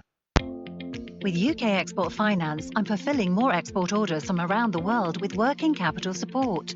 Export insurance means I'll get paid when exporting to challenging markets. At At UK Export Finance, we believe no viable UK export should fail for lack of finance or insurance. Between 2022 and 2023, we provided £6.5 billion of government-backed trade finance to support UK exports. Learn how we could help you win export contracts, fulfill orders, and get paid. Search UK Export Finance today. Leading Britain's Conversation, LBC, with Steve Allen. Morning, nice to have your company. It's Thursday, the 28th of October. Poor old Eamon Holmes has been bumped out of his own bed by his pet dog. He moaned that his mutt Maggie has been snuggling up to wife Ruth in bed, pushing him out. So he's got COVID and he's still sleeping with Ruth in the same bed. So he's not really socially isolating, is he? I think you have to socially isolate. But apparently he said, worse still, she makes no attempt to move. This is the dog. When I arrive, Ruth's in dreamland and never notices. Oh, she doesn't come down with this because, I mean, I'm assuming that, that would be how you spread it. I mean, perhaps I'm getting the wrong end of the stick, actually. What else we got here? Oh, cops have found the lead projectile. That means the bullet. They just have to do posh wording. Fired from the gun that killed cinematographer Halyna Hutchins. Prosecutors are refusing to rule out criminal charges against Alec Baldwin, saying the actor is an active part of the investigation. Well, he'd have to be. He pulled the trigger. I would think that's how it works, but we still can't work out why, and I don't know if it's the same in this country, they're allowed to have live guns on set. I mean, surely that's an accident waiting to happen. Surely. Also, police have arrested a man after Angela Rayner, the deputy leader of Labour, received threatening and abusive phone calls. This one was apprehended in Halifax. Only goes to prove if you write anything that is malicious, and there's all sorts of things that I'm going to sneeze, that this that this person has sent to her. And I've said to people before, be very careful what you commit yourself to saying in writing, because they'll find you in seconds. If you write to an MP and they get trolled more than most people, there's very good likelihood you'll be arrested by the police and charged. And all these people, the MPs, for instance, have said, yeah, prosecute people, and you get them into prison. We've had quite a number of people who are obviously a little bit simple.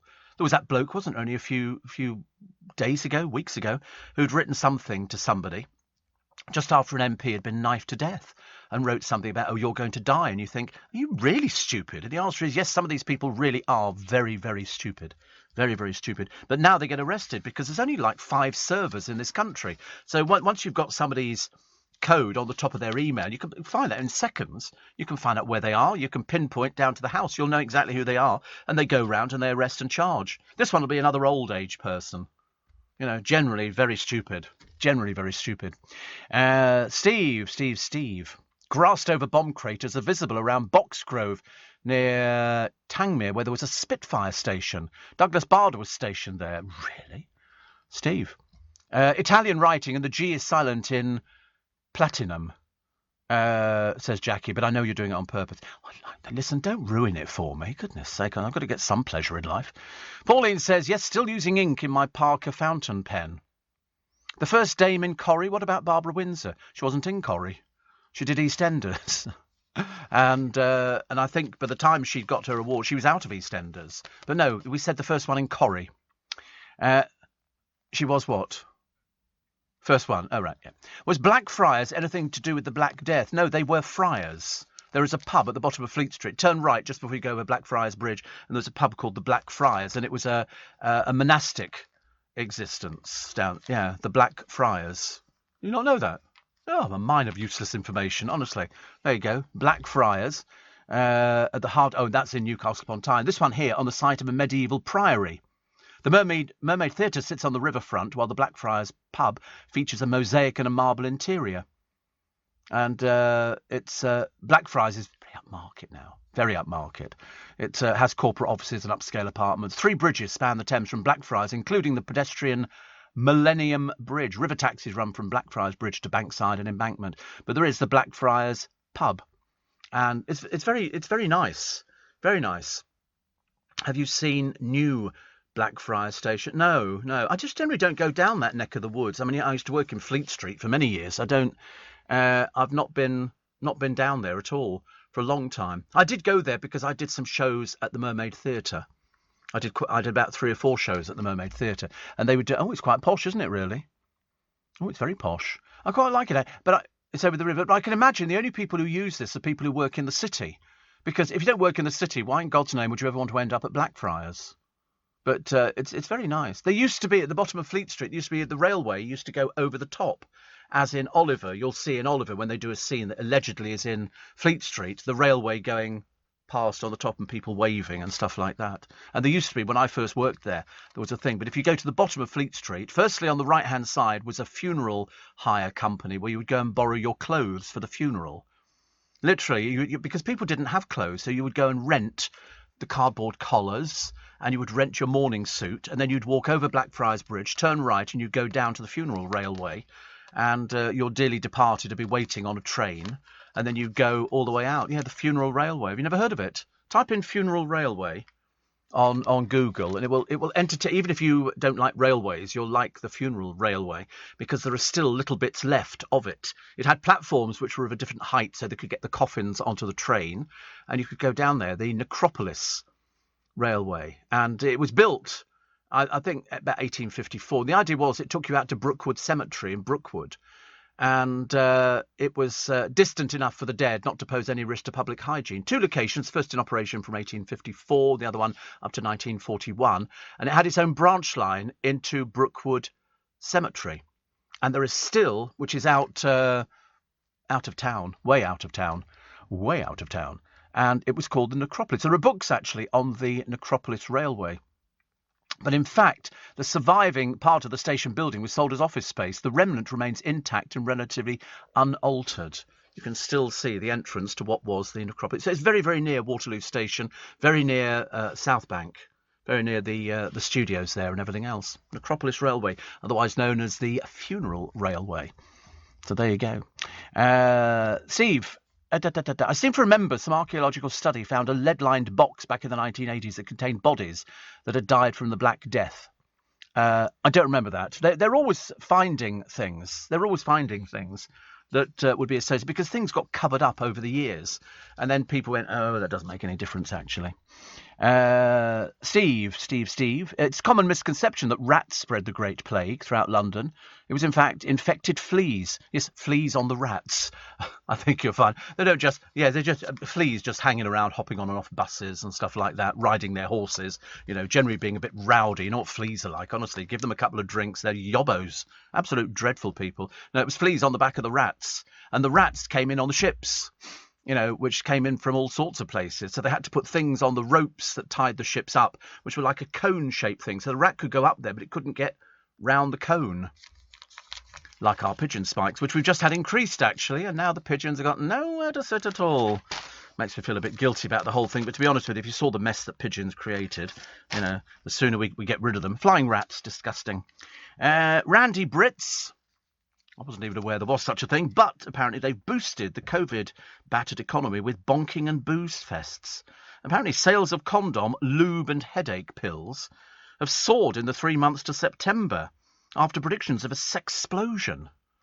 This I'm talking about from memory, certainly not recently. Headache, oh yeah, headache pills, that. Hello, darling, fancy, look, oh, you got a headache. Okay, yeah, got a headache tonight. In fact, it was that husband, wasn't there, who said to his wife, he said, oh, just take that. She said, what's that? He said, it's an Anadin. She said, I haven't got a headache. He went, good, get your nightie off. Very basic round our way, very basic. But no, apparently, Boots says condom sales have doubled since last year. How would they know that? I often wondered, actually, there were other condoms that came out. And there's an analyst here called Edwards Jones who said it was a triumph that painkillers and intimate wellness products were doing so well. But they brought out luminous condoms. No, I don't want to be rude. What in God's name is that all about? A luminous condom? And they've got, JLS have got Extra Safe condom. All these people, they've got their own condoms. Good Lord.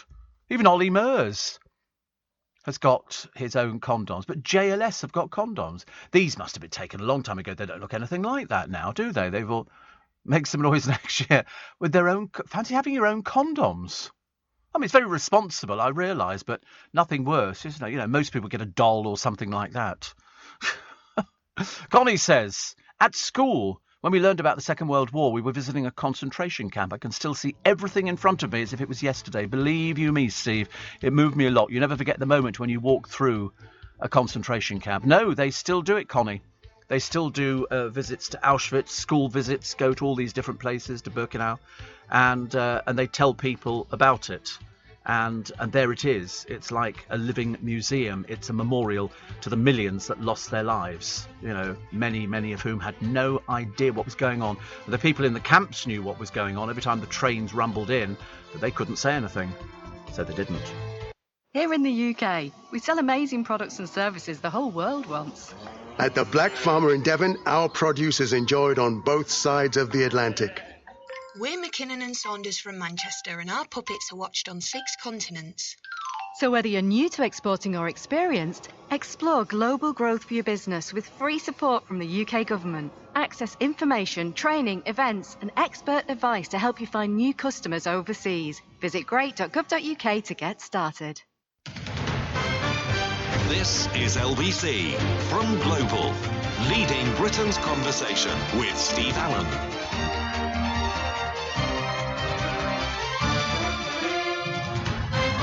Morning, 3 minutes past 5. Welcome to Thursday. Oh dear, honestly, we're moving about all over the place on this programme. We're either doing the Great Plague or we're doing condoms and lube and stuff. I can't believe I'm seriously talking about things like that, but apparently we've gone mad for sex. Mind you, if you're over the age of 70, I wouldn't bother about it. It doesn't affect you in the slightest. Although there was a woman on the telly the other day. Did you see her? She's got a toy boy lover. She's 82, and she's a little tiny figure hunched up, and she was talking about their sex life. I felt positions. I felt quite disturbed by it. It's like sort of, you know, bumping into your granny or something like that, and your granny going, "What a session we had last night," you know, and you think, no. Please don't talk about that. We don't even want to know about our parents, let alone our grandparents. And you never imagined that your parents did anything anyway. Although, to be honest with you, you realise that, of course, they must have done, otherwise you wouldn't be here talking about it. Steve, Gravesend was the last place people were buried from the Great Plague, hence the name, says Edward. Come on, you're bright, aren't you? Yes, we know about Gravesend. Of course, that's why it was called Gravesend. You'd never worked that out by yourself. I bet you heard that. I bet you heard that on a programme.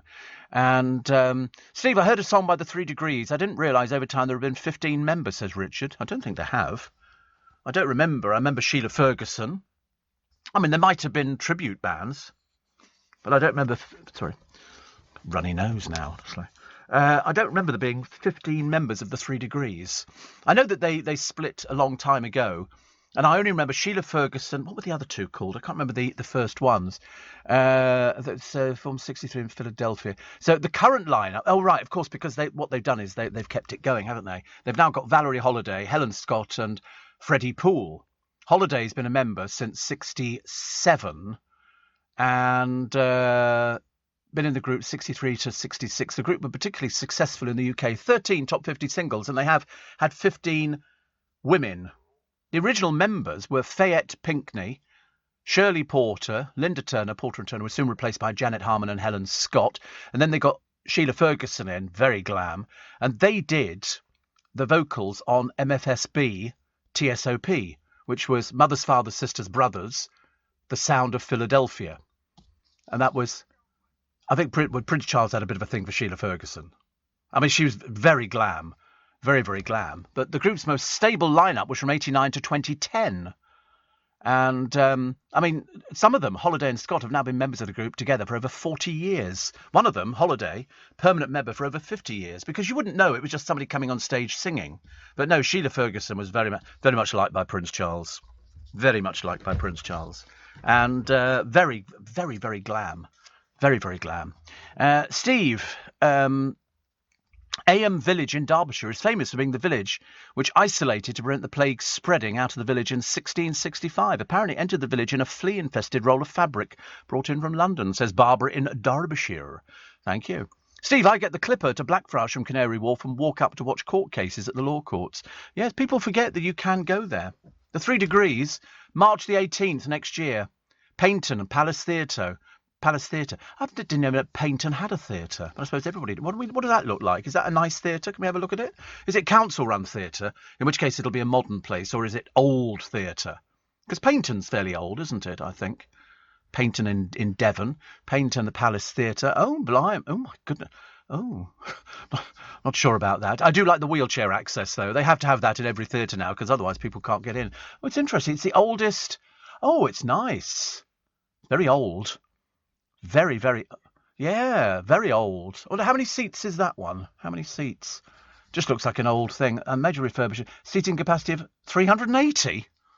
Blimey, I'm playing more than that. I was playing 600s. And I bet they didn't sell as quick as we did.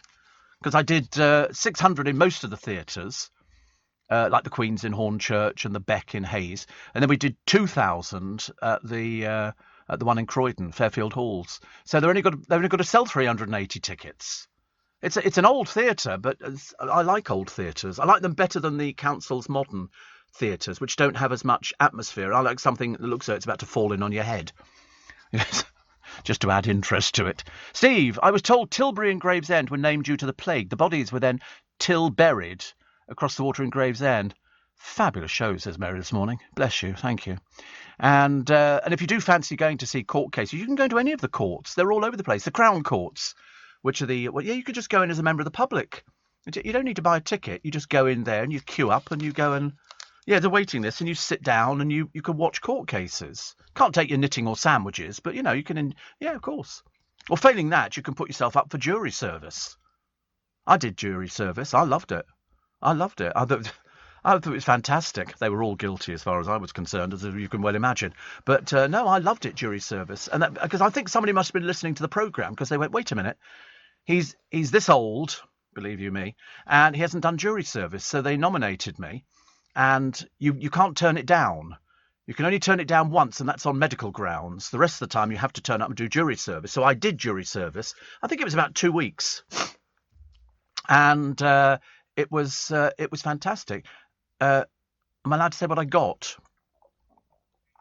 Oh, I got all sorts of cases, actually. I can tell you what they were. One of them was somebody who'd been stealing at the airport, one of the airports, laptops. Stealing laptops, and they only got him because they followed his car out of the airport. And what he was doing in the car parks of this particular airport, he was waiting. So somebody would come off a plane, they put their laptop mainly in the front of the trolley, go to the machine to go and buy the ticket to get themselves out of the car park. He would just pick up the laptop and walk off. And they stopped his car. He had laptops in the car. They went to his house and he had quite a number. He was guilty. And we had another one. But the one thing you have to appreciate is when you do jury service, you're going to get people on the jury who are not going to agree with the evidence that's presented to them. And it's up to the jury to try and convince them. We had somebody who he didn't believe a word that the police said on our jury. Well, they'll either go for unanimous or a majority. If it's dragging on too long and they think it can be sort of evened out. But most courts you go to, not just the one court. The one I went to, 13 courts were in operation in the same building. And so there'd be a room of about 100 of you. And they would then call your number out. And if your number got called out, then you were on a jury for a trial. Or they might take you in there saying, listen, they've already presented all the evidence. You don't have to watch the evidence. Now, listening to the evidence, you can then decide whether the person... And the moment you've declared them guilty or innocent, you're then discharged. So you don't even get to see the sentencing, which is a shame. But, some days you'd sit there. Yeah, some days you'd be sitting there with nothing to do. Nothing at all to do. It was so desperate. You didn't get to... I got to read the verdict once. I was foreman of the jury once. And that was it. So, of course, guilty. And but that was quite good. But sometimes... And we had a very interesting one, because the one thing that they've got in all the courts now are interpreters. For if somebody doesn't speak the language properly... And in this particular court case, and I can't remember what the court case was, but it involved a guy, and they brought an interpreter in who was translating what the accused was saying. And somebody on our jury stood up and went, "Excuse me." The judge went, "Yes." He said, "He's not translating properly." And it was quite a moment, because I was thinking, well, we wouldn't have known. This bloke was saying something, the accused, and the interpreter, he said, "He's not translating properly." He said, "He's misleading you." So they then had to get rid of the interpreter, find another interpreter who spoke... Well, he was on the payroll, but the trouble is, in certain cultures, there's lots of different languages, lots of different variations, and this bloke wasn't translating properly. But they make a small fortune, the translators.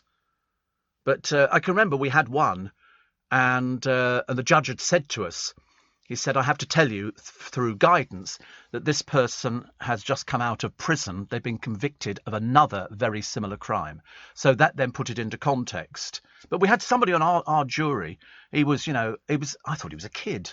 Baseball cap on, the whole, wicked and all this kind of stuff. And he didn't believe the police at all. He said, I think the police are lying. And we'd all were sort of saying, but they're not. Why would the police be lying about this? They had to chase him.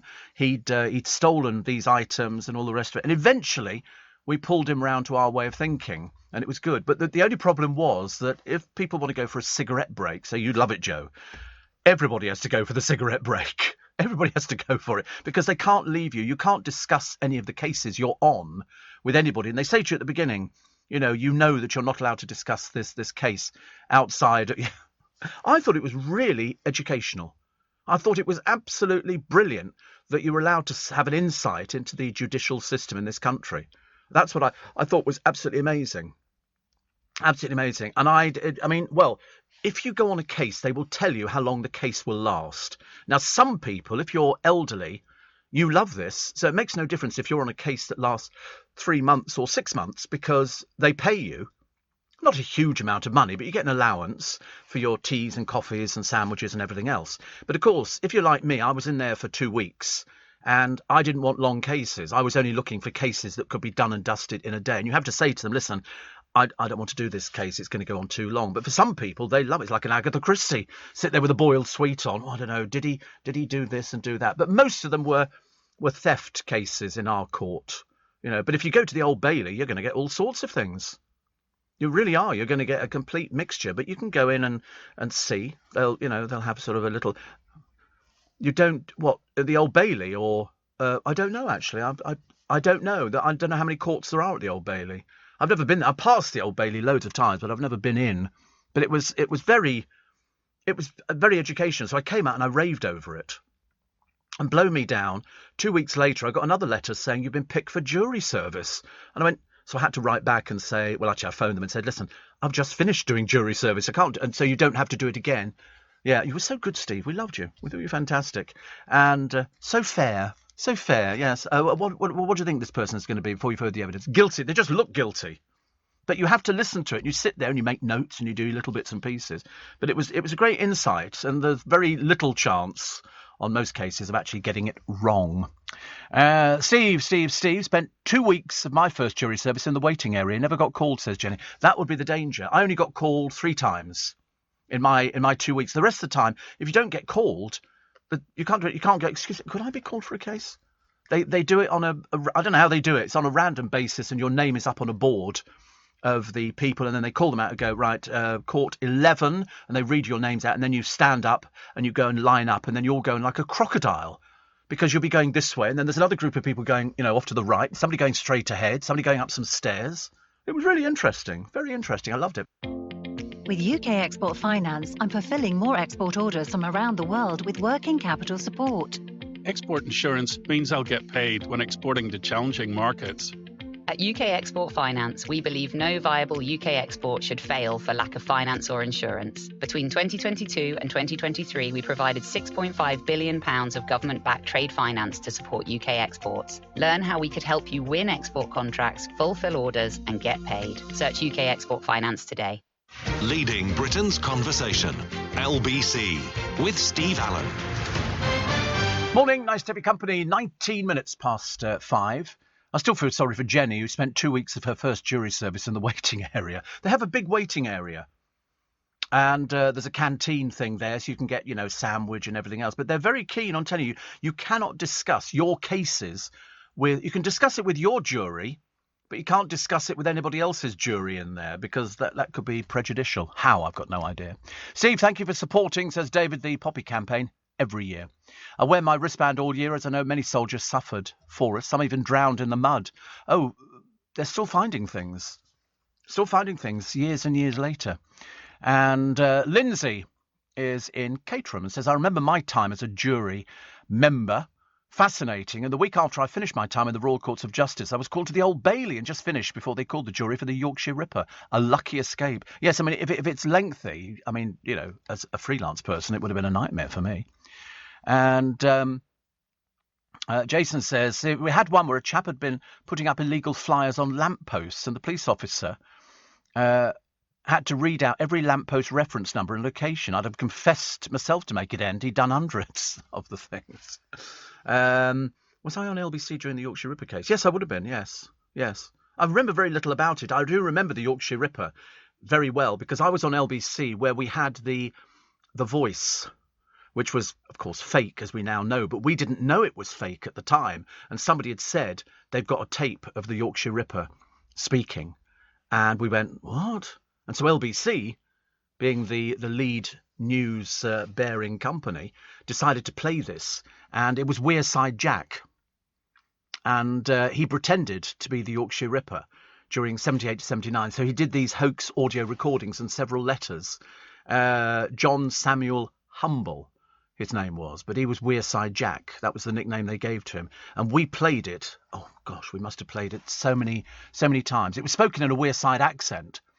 And he taunted the authorities for failing to catch him. And strange enough, more than 25 years after the event, a fragment from one of his envelopes was traced to him through DNA. And in 2006, he was sentenced to 8 years in prison. I think he must be dead by now. I would think so, a long time ago. But what it did, it hindered the investigation, because it moved away from the West Yorkshire area, home of the real killer, Peter Sutcliffe, and therefore helped to prolong the attacks on women and hindered the potential arrest for 18 months. Because the police had already arrested Peter Sutcliffe. He'd already been brought in as a suspect, and the police had let him go. And he only got caught because the police made so many blooming cock-ups on the whole thing that they'd arrested him. As they were taking him back to the police station, he said, I need to go to the toilet, desperately. So they stopped the car. He went behind a building, went to the toilet, came back, got in the car. And if it hadn't been for a quick-thinking PC who said, wait a minute, they went back to where they dropped him, and he'd dumped the hammer that he'd used for murdering the women. So that's how they were able to catch him. But I mean, the cock-ups from the police were absolutely legendary at the time. Everybody was talking about it. But remember it very, very well. I mean, there were 30,000 statements, 250,000 names, millions of car number plates, but not one computer, because they'd barely been invented. So they had to reinforce, I believe, the floor of the incident room to cope with the weight of the files. There were literally so many files because they just didn't know where he was going to strike next. They had no idea. And eventually they worked out that he was a lorry driver. And that's how he was able to sort of get away with it. But he's dead now, isn't he? Sutcliffe, yeah. He was in Broadmoor. Really, yeah. But there was a hierarchy, because a friend of mine went down there and was sort of interviewing various people for a documentary on a maximum security prison to see what it was like. And he said it was very interesting, very interesting. What have we got? We've got 22 minutes past 5. Gosh, we move about all over the place on this programme at the moment. They've moved a Heart art installation to mark the 15th anniversary of Amy Winehouse's Back to Black album. It's on display in Camden, where she died. Plenty of passers-by were doing double takes after seeing it. An insider said the heart represents the love that Amy poured into the making of Back to Black. I think it was one of her best albums, wasn't it? I think Back to Black. I didn't buy any of her albums, mainly because I don't tend to buy albums now. And as we discovered yesterday on the programme, vinyl's making a comeback. But unfortunately, there's so few places turning it out, you've got an 18-month wait, which is not so good. Oh, look, that's nice, isn't it? Apparently there was a break-in at a Greg's Bakery the other day. No, can you imagine? At 1 a.m, Putney High Street, so the police turn up. I mean, I went nowhere near Putney. Wasn't me, Your Honour. Seriously. Elsewhere, a pastry fan and Scouse tattooist, Beth Queeday, has had a vegan sausage roll tribute to the chain inked on her arm. Some very old people around nowadays. I can't imagine why you'd want, seriously, a tattoo of a vegan sausage roll. I've never had one, but I'm sure they're absolutely delicious. But imagine breaking into a Greg's Bakery. I mean, who's going to break into a Greg's Bakery at 1 a.m. in the morning? Yes, they have stuff delivered at that time. In our one, the lorry turns up. Obviously, all the lorry drivers have got keys to lift the shutters up, and they move the stuff in there. Because most of it is cooked. You seem to know a lot about... Well, yes, I do. I have been there quite a number of times, actually, 1 a.m. in the morning. Well, that's the time that the lorries turn up, which I quite like, actually. Mike on the Wirral So, Steve, on my jury service many years ago, they had 2 Crown Courts in the city and had to be frog marched from the main Crown Court to the other court, ring-fenced by the court ushers. I love... God. It's amazing, isn't it? But, I mean, it was an experience. Kev in Brisbane says, listening whilst under my palm trees, temperature 28 centigrade, 82 degrees Fahrenheit. Yuck, yuck, yuck. Here... there, that's 20. I was just going to say, all of a sudden, we've got a heat wave. But today we have 28 degrees, sunny and a gentle breeze. Unfortunately, Friday tomorrow, rain for Brisbane. Saturday, rain. Sunday, rain. And then you're okay. It's just a bit cloudy, about 24 degrees. That'll teach you. That'll learn you for having sunshine. Well, we haven't got sunshine. I could do with a bit of sunshine. Makes you feel a bit better about life, doesn't it? What have we got over here? Have we got, please God, tell me it's no rain today. Please God. I mean, mind you, nothing could rain on our parade after our record audience figures, which actually I almost predicted. Oh, God, what have we got? 17 degrees, sunny intervals and a moderate breeze. It's not very exciting, is it? Friday, rain. Saturday, rain. Sunday, rain. 14 and 15 degrees respectively. Oh, God, how dreary. Mind you, Tuesday goes down to 12 degrees. Wednesday goes down to 11 degrees. Don't think I'll bother next week. Very depressing, isn't it? And Shane says, I had to do jury duty. They didn't want me. I had to wait 8 hours. I got paid, but what a waste of time. Yeah, we all got paid. I've not cashed my cheque. I never cashed my cheque because it was only for something like 28 quid or something like that. For some reason, I didn't want to cash it. I've got no idea, actually. So it's the voice of the nation throughout the pandemic. And boy, did we know it.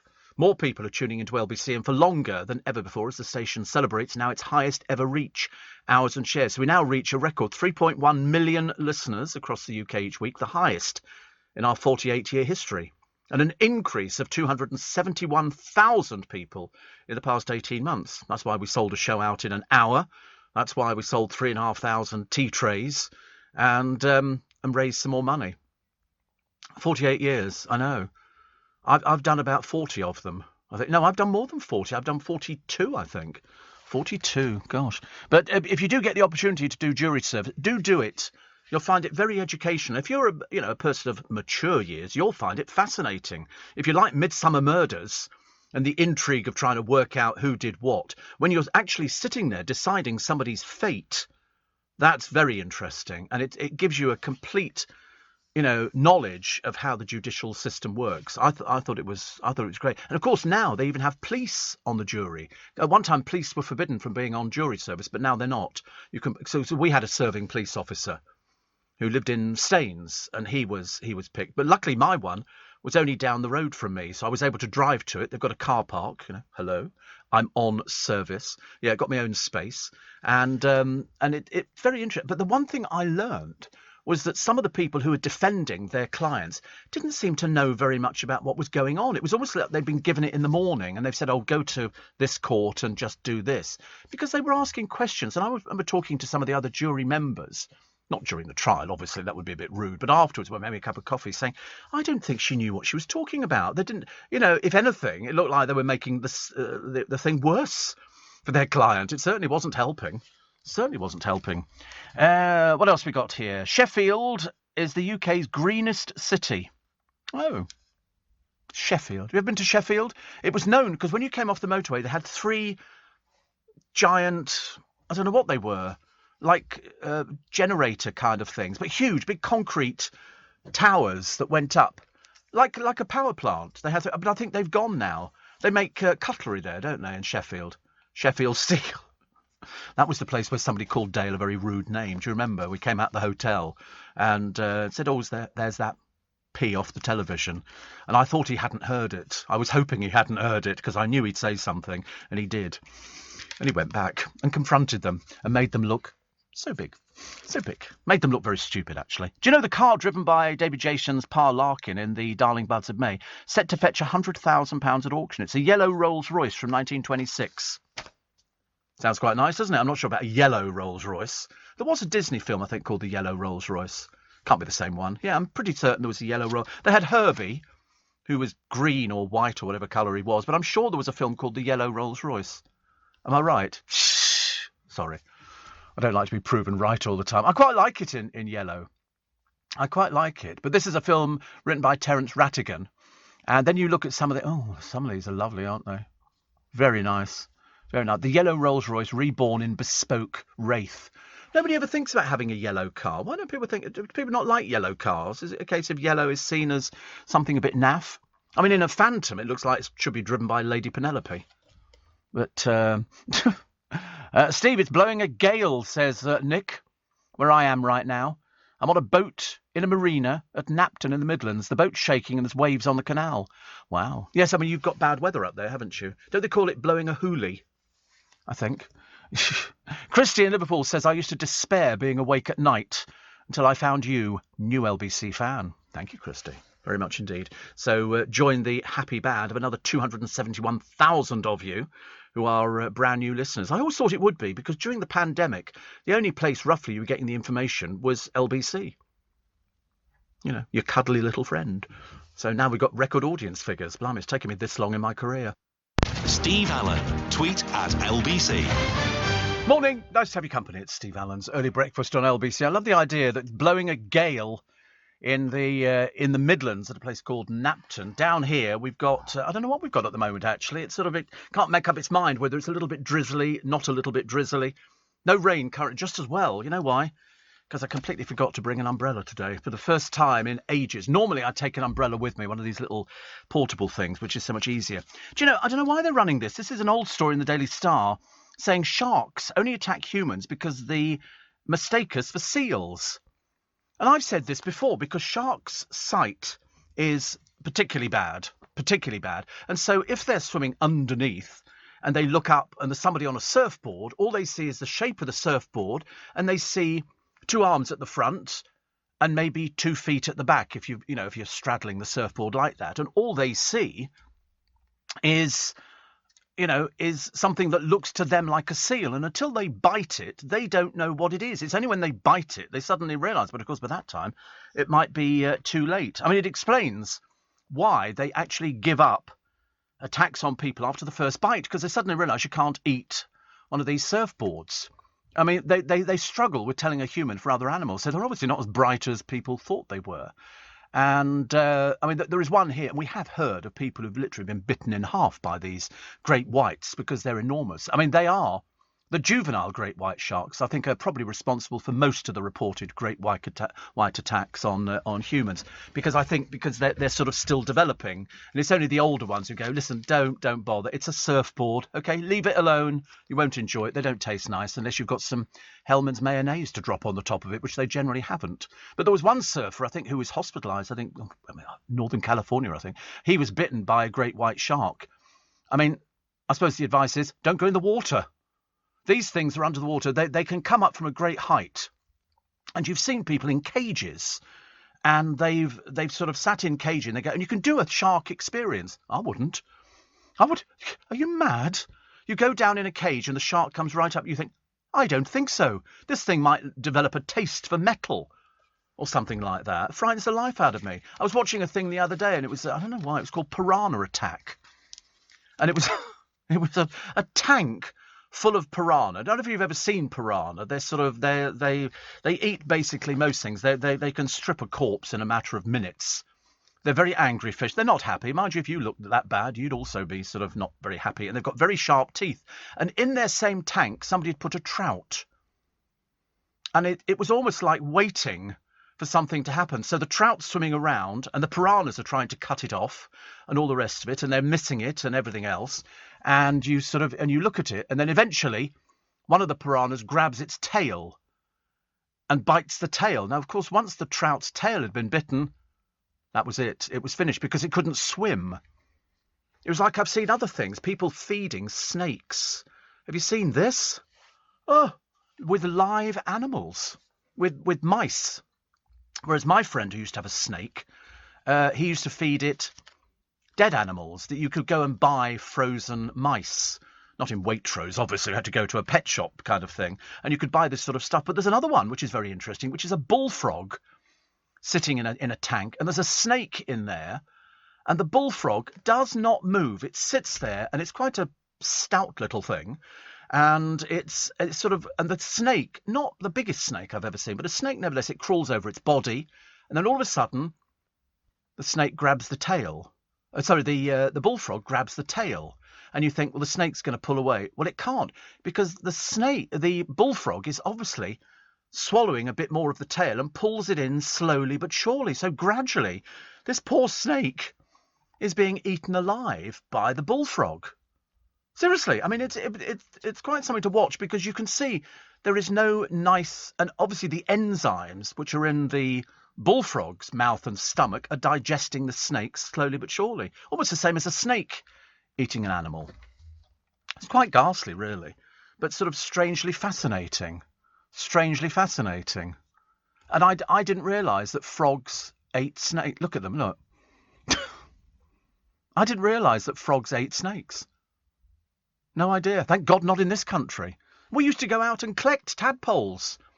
We used to go and eat them. Little realise it, they could turn. And the funny thing is, the actual bullfrog is just a bit lackadaisical about the whole thing. Couldn't really care less.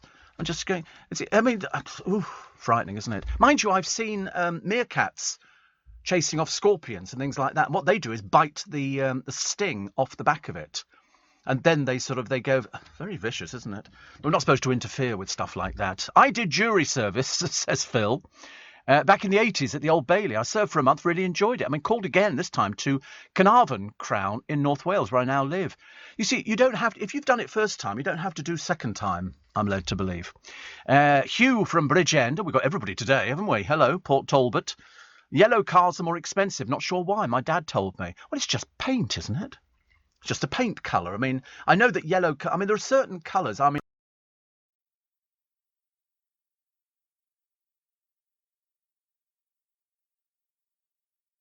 For example, whether I'd have a yellow car, I don't know. I debated having a white car or a cream car, and then I thought, no, it looked like I'm sort of an off-duty wedding car or something like that. I'd have to sort of sprinkle some confetti on the back seat or something.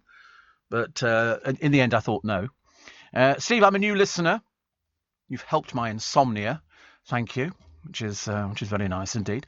And Steve, perhaps sharks should go to Boots and get a pair of your glasses. I worry, actually.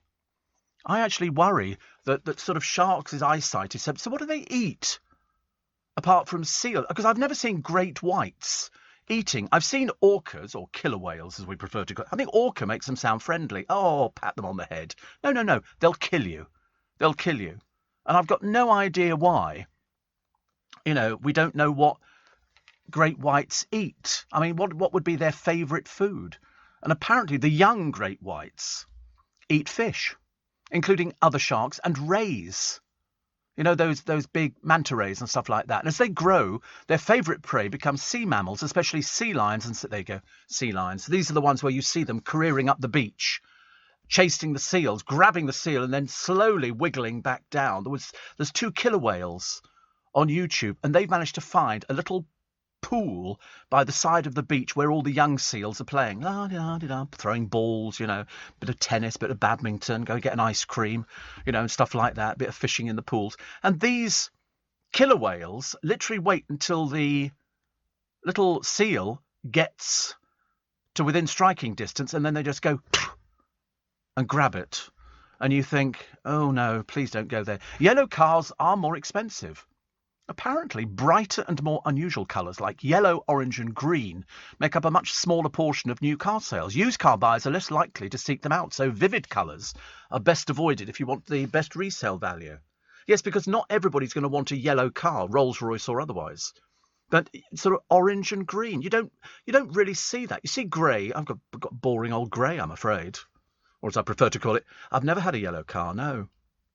I know that there are certain cultures around the world who would go for yellow cars because they think they look really quite nice. And looking at the big New York taxis, and you look at the pictures on the internet, and you look at a yellow Rolls-Royce, and it does look a bit cool. I mean, it really does look a bit cool. Very nice indeed. Pauline and Ray in Harrow. Most popular car colour in the UK. Here we go. It's going to be grey, isn't it? It's got to be grey. It's not going to be black. Tell me it's not black. I've never had a black car. Never had a black car. I keep looking at them. There you go, grey. Number 1. Car makes. No, thank you. Second colour is black. Third is white. Fourth is blue, then red, then silver, orange, green. You see, yellow is way down the list. And bronze. Bronze? Who has bronze? But yellow, number of registrations in 2020, 6,816. That's up 50%. And when you look at the colours, the top 10 cars by colour, Ford Fiesta in blue. You might figure in this one here. Vauxhall Corsas in grey, Volkswagen Golf in grey, Ford Focus in blue, Mercedes A-Class in black, and Nissan Qashqai, is it? Qashqai in grey, Mini grey. Mini's grey. I've never seen a grey Mini. Volkswagen Polo grey and Ford Puma grey. See, grey is the most popular colour. Oh, a Volvo XC40 in black. Yeah, funny. I've never actually had a black car. I've never wanted one. I don't even like black interiors. That's what I thought. They get very dirty, don't they? Although actually the amount of rain we've got heading our way, don't bother taking the car to the car wash because it'll just get wet again. Steve, I'm here with an old friend. This is Pauline and Ray, and worrying about everything, but you've cheered us up immensely. It says, you make us both laugh so much. Well, there you go. Well, you're in Harrow, aren't you? You need something to laugh at. I've been to Harrow. And Steve, Waz in Derby says, I've got a yellow Audi and love it. Yeah, I can well imagine. But a yellow Rolls-Royce in 2 colours looks really quite nice, actually. But unfortunately not. We're too busy worrying about everything else. Too busy trying to find out whether or not we're going to benefit from the budget or not. And that's what there will be today. All the analysis in all the newspapers, and probably tomorrow as well, hopefully. It'll be all about the budget and how much better off you're going to be. Or not, as the case may be. Leading Britain's Conversation. LBC with Steve Allen. Morning, nice to have your company this morning at Steve Allen's Early Breakfast. So I'm just having a quick look through the budget. We don't generally do, I have done in previous years, but I don't want to dwell too much on it because I don't think it looks so great. If you're a high earner with 1 child, you're going to be 678 quid worse off. Okay, I'm just telling you. If you're middle income with 1 child, you're going to be £178 worse off. If you're a single parent, doing 25 hours a week on universal credit with 1 child, you're £182 worse off. If you're one parent at work with 2 kids, £214 worse off. But if you're an OAP, single or married, no change. Exactly. Thank God. Thank God. But I mean, I can't believe that if you're a high earner, combined annual income of, say, 80 grand, the previously announced changes to national insurance contributions mean they'll be £678 a year worse off. That does not take into account any yet-to-be-announced increases and other benefits. That's what it is at the moment. I mean, the middle income with 1 child, that's based on, I think, a couple with both parents working, 1 full-time, 1 part-time, 1 child, a combined annual income of 40k. The previously announced changes to national insurance contributions mean you'll be £178 a year worse off. But I think that's also going to affect pensioners.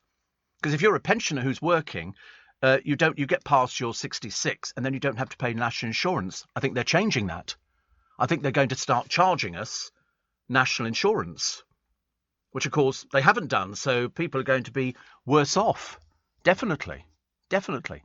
Phil, new listener, says, Steve, more people die from taking selfies than from shark attacks. Oh, seriously? Really? More people die from taking selfies. Yellow cars, says Joe, have less accidents as they are the most visible on the road. Also easier to find, in a large car park and less likely to be stolen because of their visibility. Do you remember seeing a programme on the television some years ago? You probably won't. I only remember it because there were a lot of high-end cars that were being stolen to order. And where do they end up? In the Middle East. And what they do is they just rebrand them, they respray them, and your nicked car is up for sale. And there's thousands of them. They just export these things all over the place. John in Colchester says, I'm laying here listening to you and you're cheering me up. It's my mum's funeral today, and I'm not sure I'm going to make it through the eulogy. Yes, you will. Yes, you will. Dear Lord above, yes, you will. I was like that as well. I didn't think I would go. Listen, it doesn't matter whether you think you're going to make it through the eulogy. All you have to do is think about the fact she'd be so pleased that you're there that would make a scrap of difference. Seriously, of course you're going to make it through the eulogy. It's your mum. That's your mum. That's what I mean. I didn't do one for my mum. Somebody else did one. All I was worried about is my brother's girls crying and screaming and everything else because they don't. So what they do is they don't recommend children go to funerals Or do the eulogy, yeah. Because children don't understand things like that. And if they're babies, you know, it's easier to leave them outside, or, well, obviously not just leave them outside, you know what I mean? Because, and they do that with weddings as well, though, because it can, you know, nothing worse than a screaming child who can disrupt things. But no, you'll make it through the eulogy, of course you will. Because you'll be sitting there going through it in your mind. And if you're doing the eulogy, well, then that's fine. And it's fine to cry. It's fine to break down. People would expect that. People would expect it. I didn't. Strangely enough, I didn't cry at my dad's funeral, but cried at my mum's. Isn't that odd? I could never work that bit out. I remember saying to people afterwards, you know, I sort of, people say, how did you cope? I said, well, on my dad's funeral, I was absolutely fine. You go through it because you're an adult, and you know, unfortunately in life, it's never as cut and dried as you want it to be. Seeing relatives crying sets you off. I mean, I could talk about, as I did at the beginning of the programme, about, you know, the Poppy Day and remembrance, and it can make you cry. Because it brings it back to you. It brings it back to you, the whole futility of life, and, you know,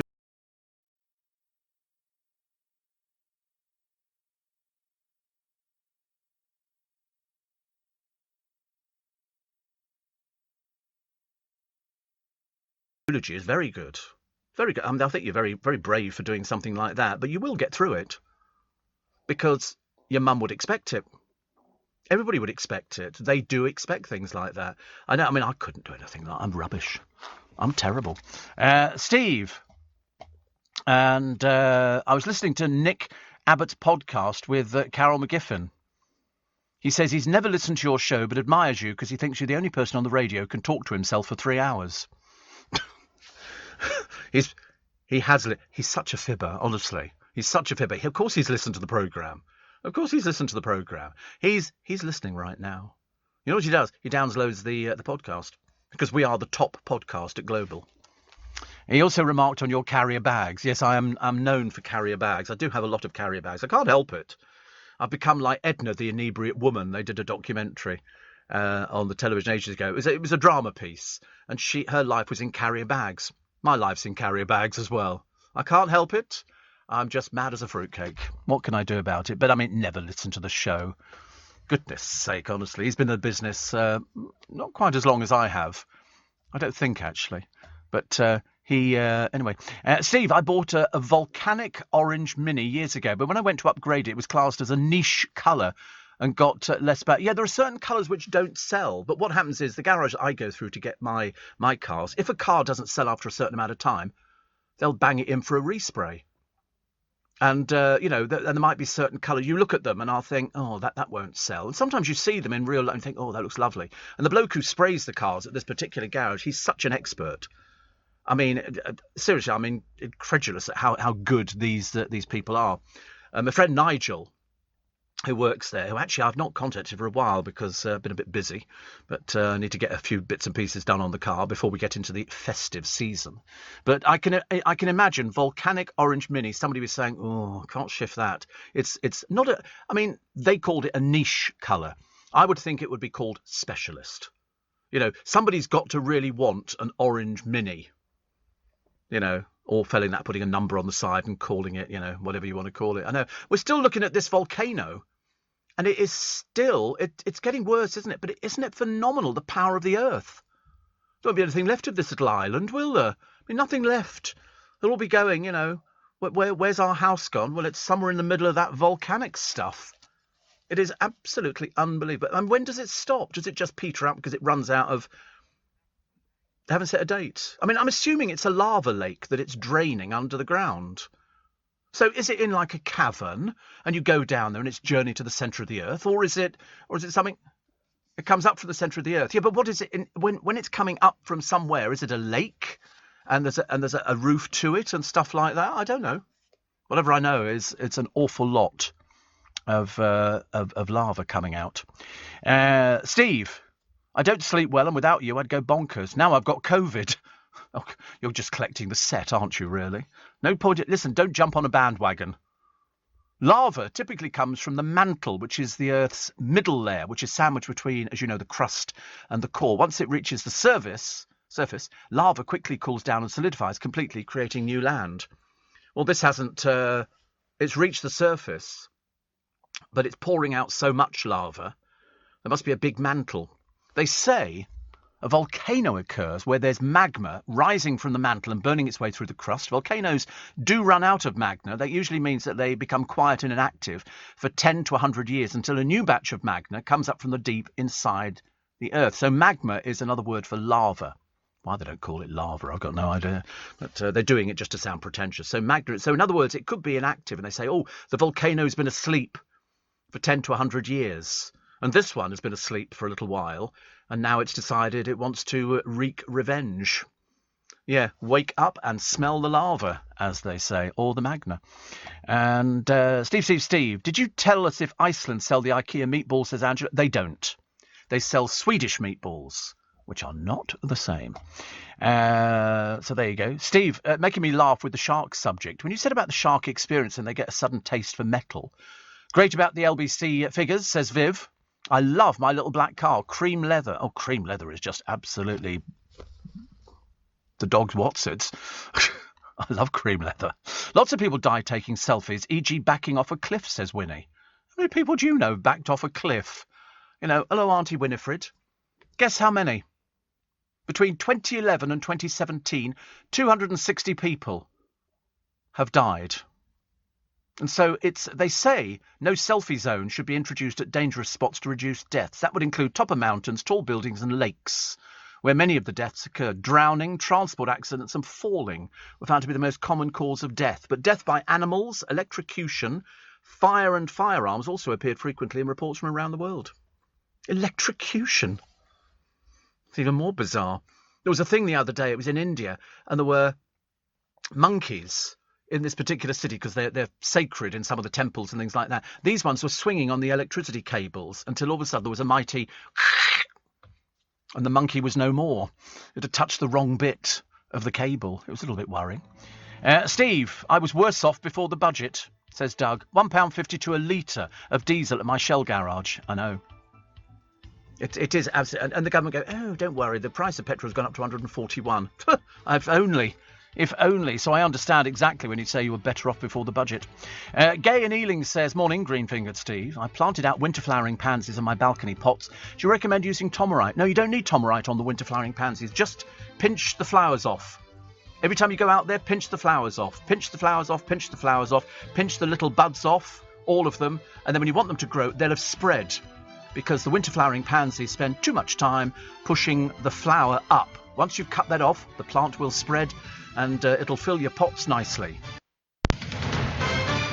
This is LBC from Global, leading Britain's conversation with Steve Allen.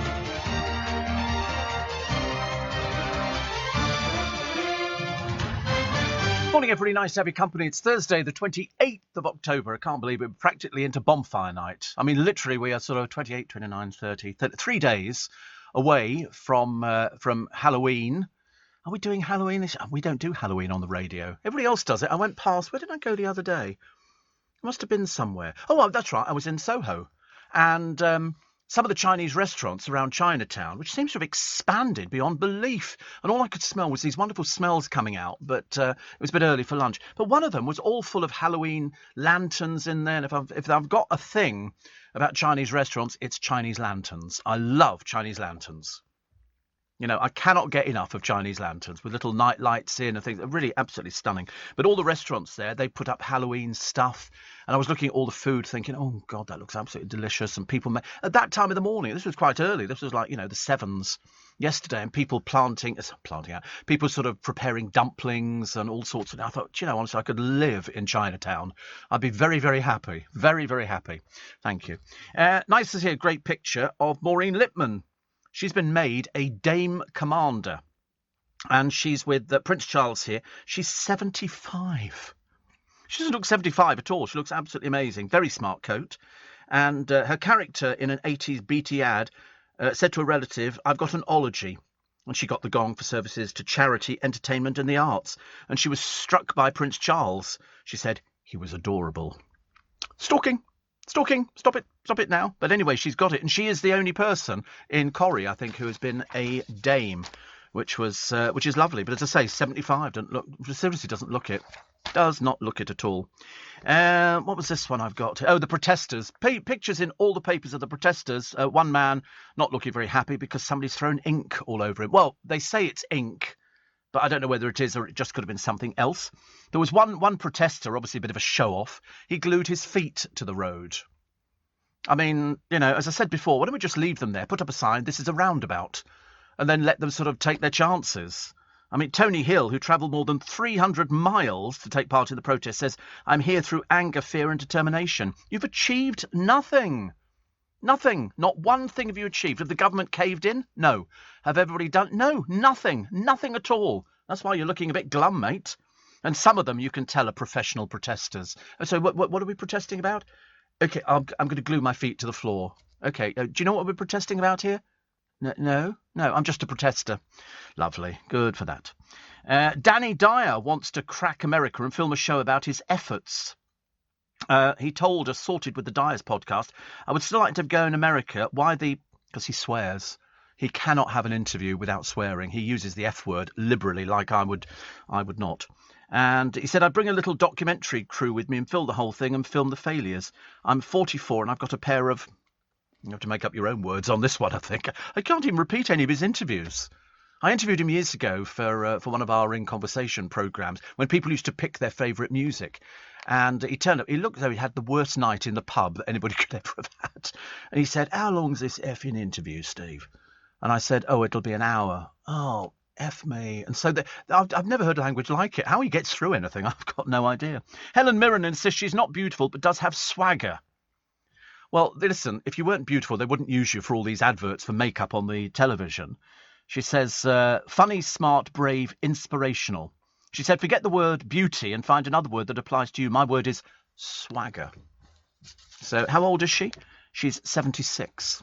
I mean, because people call her a sex symbol, and some people are offended by that. They don't want to, I don't want to be known as a sex symbol because you're judging me on my looks. And so people said, oh, no, I don't want to be a sex symbol. But she's 76. But then people do take photographs of her. Yes, Parky was a little bit... Was it her? He was a bit creepy. Really? But then the trouble is, I mean, Parky now... Parky. Who did that? Who did the interview with Parky? It was... No, Rod Hull, no. If only he had, Rod Hull, and done that. No. It was Mrs. Merton. And then she was the one who also interviewed Chris Eubank, the boxer. And he came on with his monocle, his cane and his briefcase. I mean, he's on a chat show and he's being a bit evasive with the answers. And she said, come on, Chris, it's a chat show. I ask questions, you answer them. Wasn't complicated at all. The Debbie McGee one was very good, though. The Debbie McGee one was, what was it about the multimillionaire magician Paul Daniels that first attracted you? Jason says, my mother went on a murder mystery weekend recently. Have you ever been? No, but I know all about them.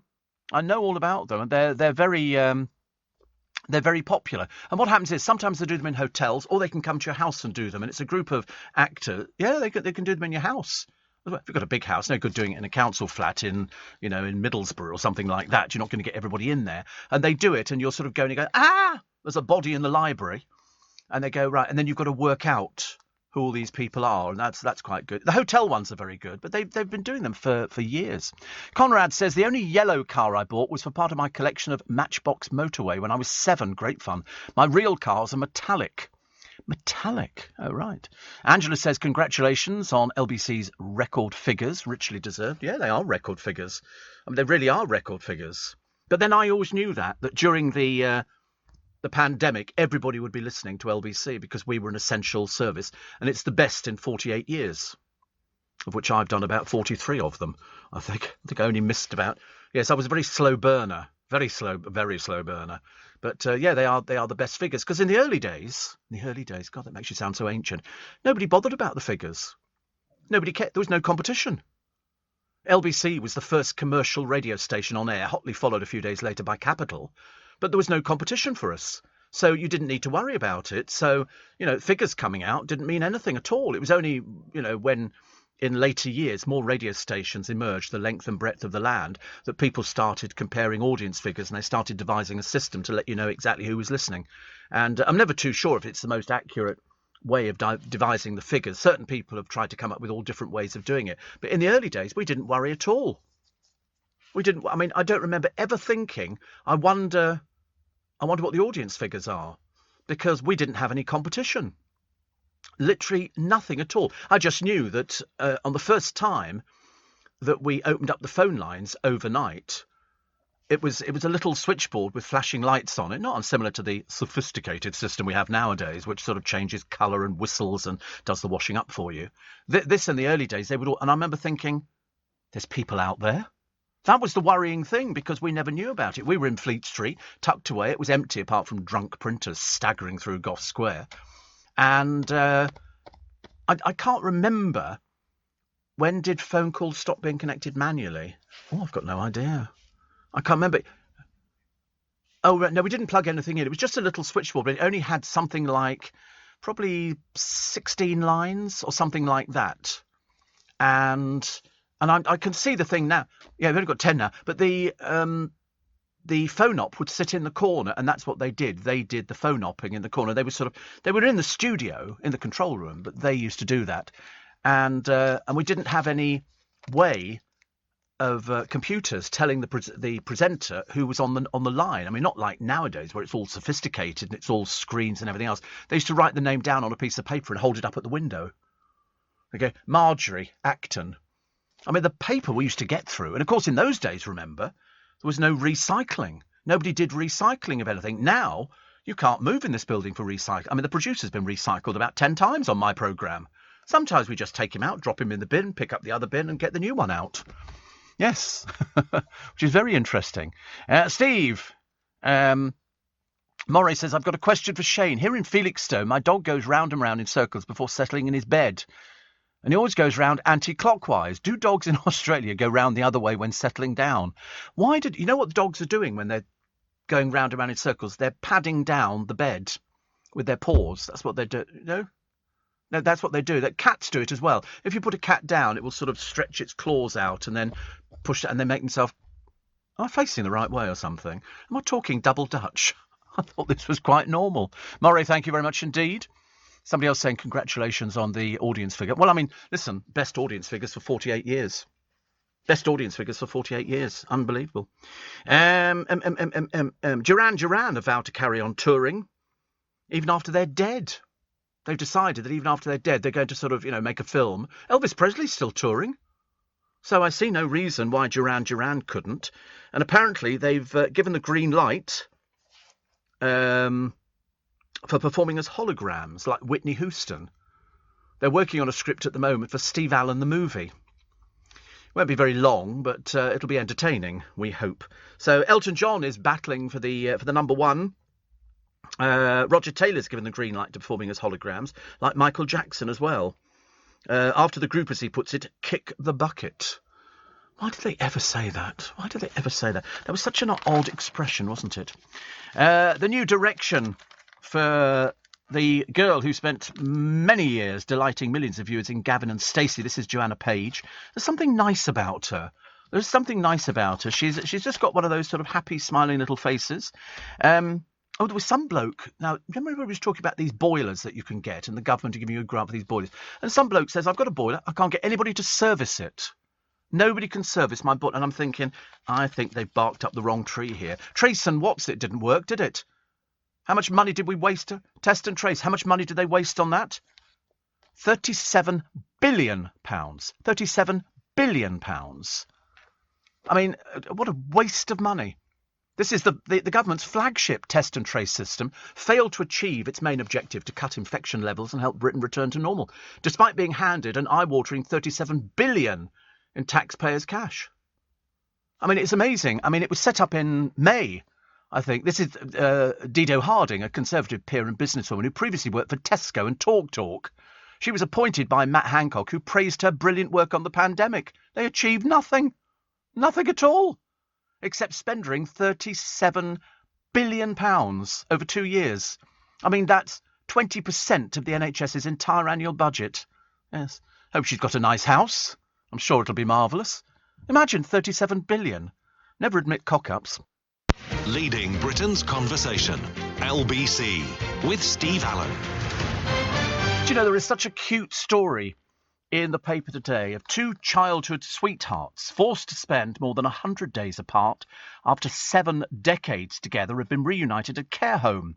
Nursing staff said there wasn't a dry eye among them, as George and Joyce Bell held hands after being released from hospital, where they were admitted separately in June due to ill health. Joyce, who's 87, says, "I felt like a girl again. I've loved the socks off him since I was 17. I can't tell you how nice it was to see him again. I told him I'd always be there for him, and he held me tight and said he'd never leave me again for the rest of his life." George is 89. There's a lovely picture of them, bless their hearts. I can't imagine anybody ever being separated. They grew up in Middlesbrough and lived next door but one. They started dating when she was 17. They got married 4 years later. Those were the days. Those were the days. You literally, you start going out with somebody and you'd be years down the line before you'd be allowed to sort of, certainly couldn't live in together. But they had to spend time apart and because they had COVID. So he's 89, she's 87. And then they've moved into Tollersby Hall Care Home in Middlesbrough. Very heartwarming, isn't it? Held me tight, said he'd never leave me again. Oh, God, I hope so. I think that's lovely, actually. And there's a lovely picture of them, bless their hearts. You know, at least they're together. It's very rare, isn't it? We've had stories like this on the programme in the past where we've had to sort of, stick up for people who've been separated because they've said, no, you have to go into separate care homes. And people said, they've been together for years. Why can't you put them together? You know, they love it. I mean, they look lovely, actually. But they have been well enough to be discharged, and now they're clinging on to each other for grim life, as you can well imagine. 89 and 87. Good for them. Very good for them. Steve, says Roger, I was going through a box of old tapes. Good grief. And found a recording of Mike Allen. Remember him? Well, I'd have to. I went to his funeral. You always remember people whose funeral you go to. Yeah, Mike Allen, definitely. Definitely. Mike Allen was a presenter on LBC. He used to run the Capital Best Disco in Town thing. He had all the equipment. And he'd always, all right, Dolly.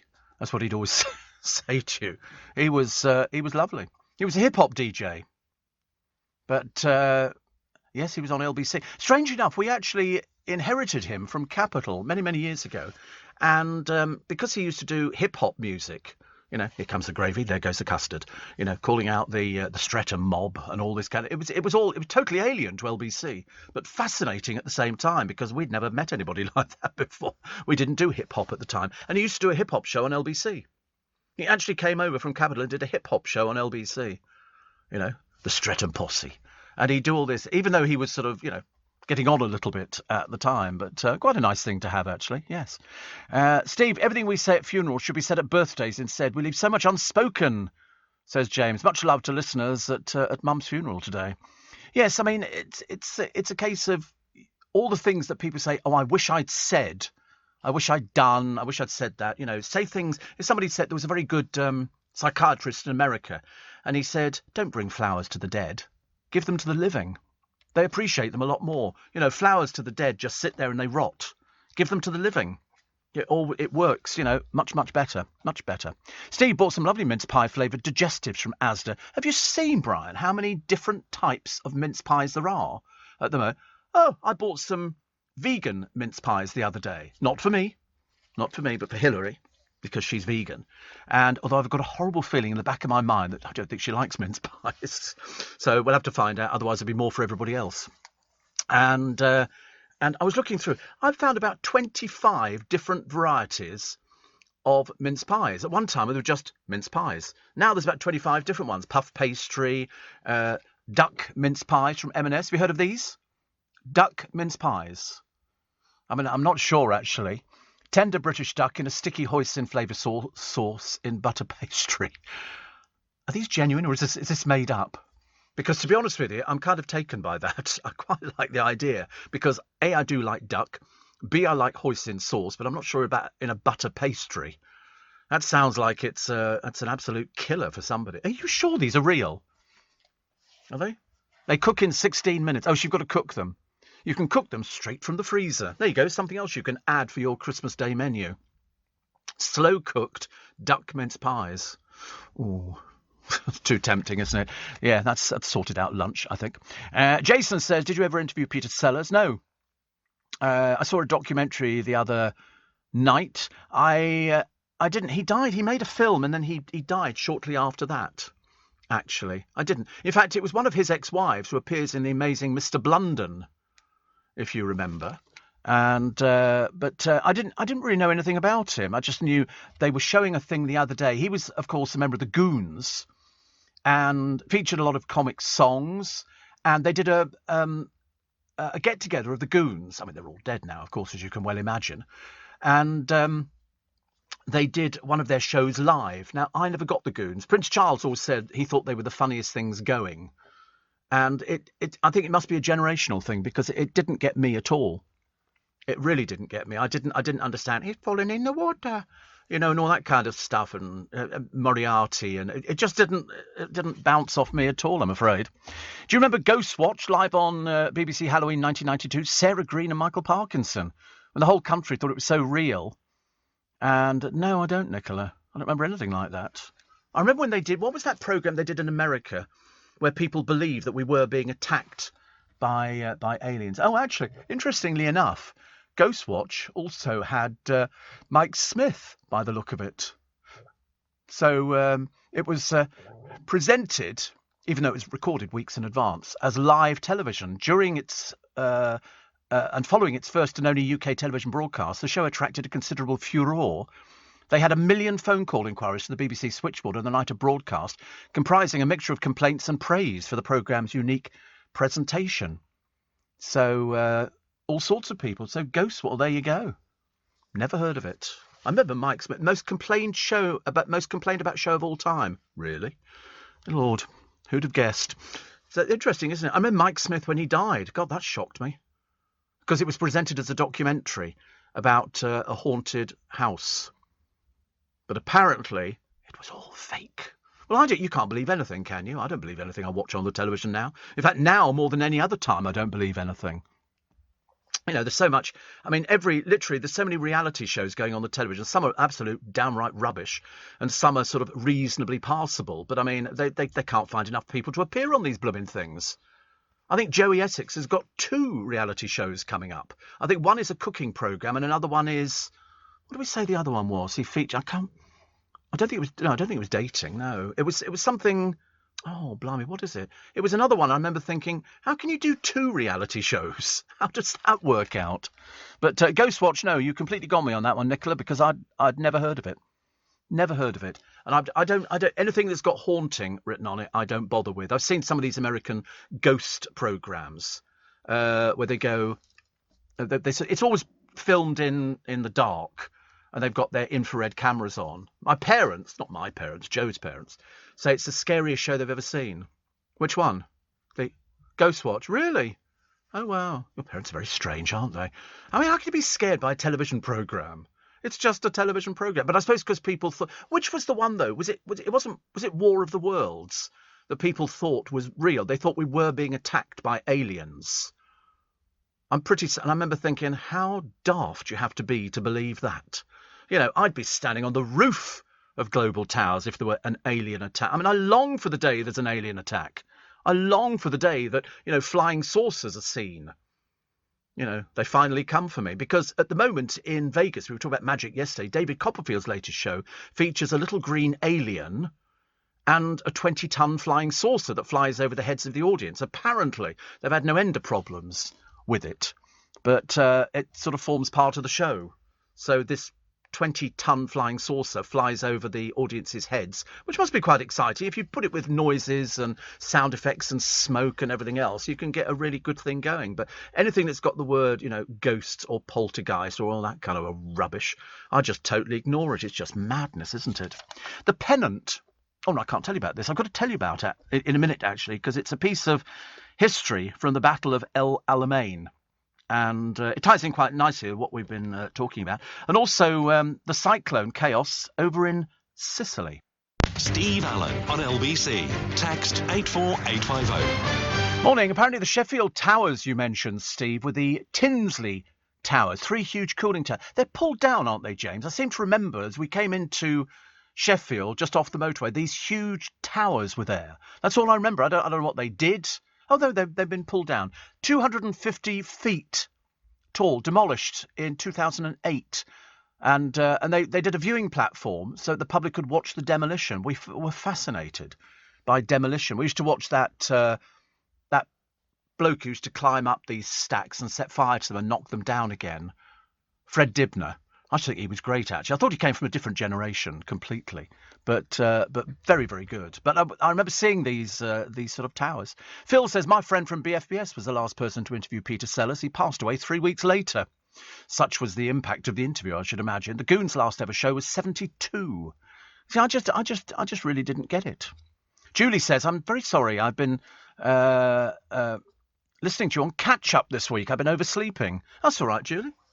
It's okay, as long as you catch up on something, because we have 2 podcasts every day. We have Steve Allen's Little Bit Extra and Steve Allen's The Whole Show. And the more you download, the happier they are, because we're the #1 podcast. Don't ask me why. I can never understand it. Talking of mince pies, says Natalie. The other day I bought some Asda Extra Special Irish Cream Liqueur mince pies. You're right. There are lots of different varieties now. I haven't tried them all, but they sound delicious. They are delicious. I've never heard of one with actually Irish cream liqueur in it, but that sounds a bit dangerous, doesn't it? But nice. But no, they've got the Heston Blumenthal ones. You've got vegan, the amount of ones I picked up that were now suitable for vegetarians were loads of them. But I like the idea of, they've got all sorts of stuff. Asda have a strawberry trifle, which is very nice. Wrong page, sorry. We're looking for the other page. We're trying to find the mince pie. But I like the Asda Extra Special Irish Cream Liqueur mince pie. So I'm assuming it's just sort of mixed in with the fruit. Some of which have got apricots in now. They've started using apricot bits in mince pies, which I'd never heard of before, but qualified chefs, of which we have many, would be able to tell me things like that. I suppose you could put anything in, can't you? Personally, I like mince pies with brandy in, but that's just me. Or whiskey. Walker's do a very nice mince pie with whiskey in, Glenfiddich, which is particularly nice. And that's, if you heat these things up, they're very exciting. Very exciting. Asda have stopped doing... Oh, they've stopped doing them? Oh, can't get them anymore. There you go, they've gone. Does that mean what? They're just not making them, or... No. Bailey's mince pies they were. Not on the website. That means they don't do them. I wonder why. Perhaps they didn't sell as many as they thought they were going to sell, or perhaps they fell apart when you bit into the blooming thing. But, the good thing about...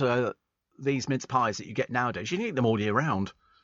Doesn't make any difference whether it's Christmas. I don't know what they ever had to do with Christmas in the first place.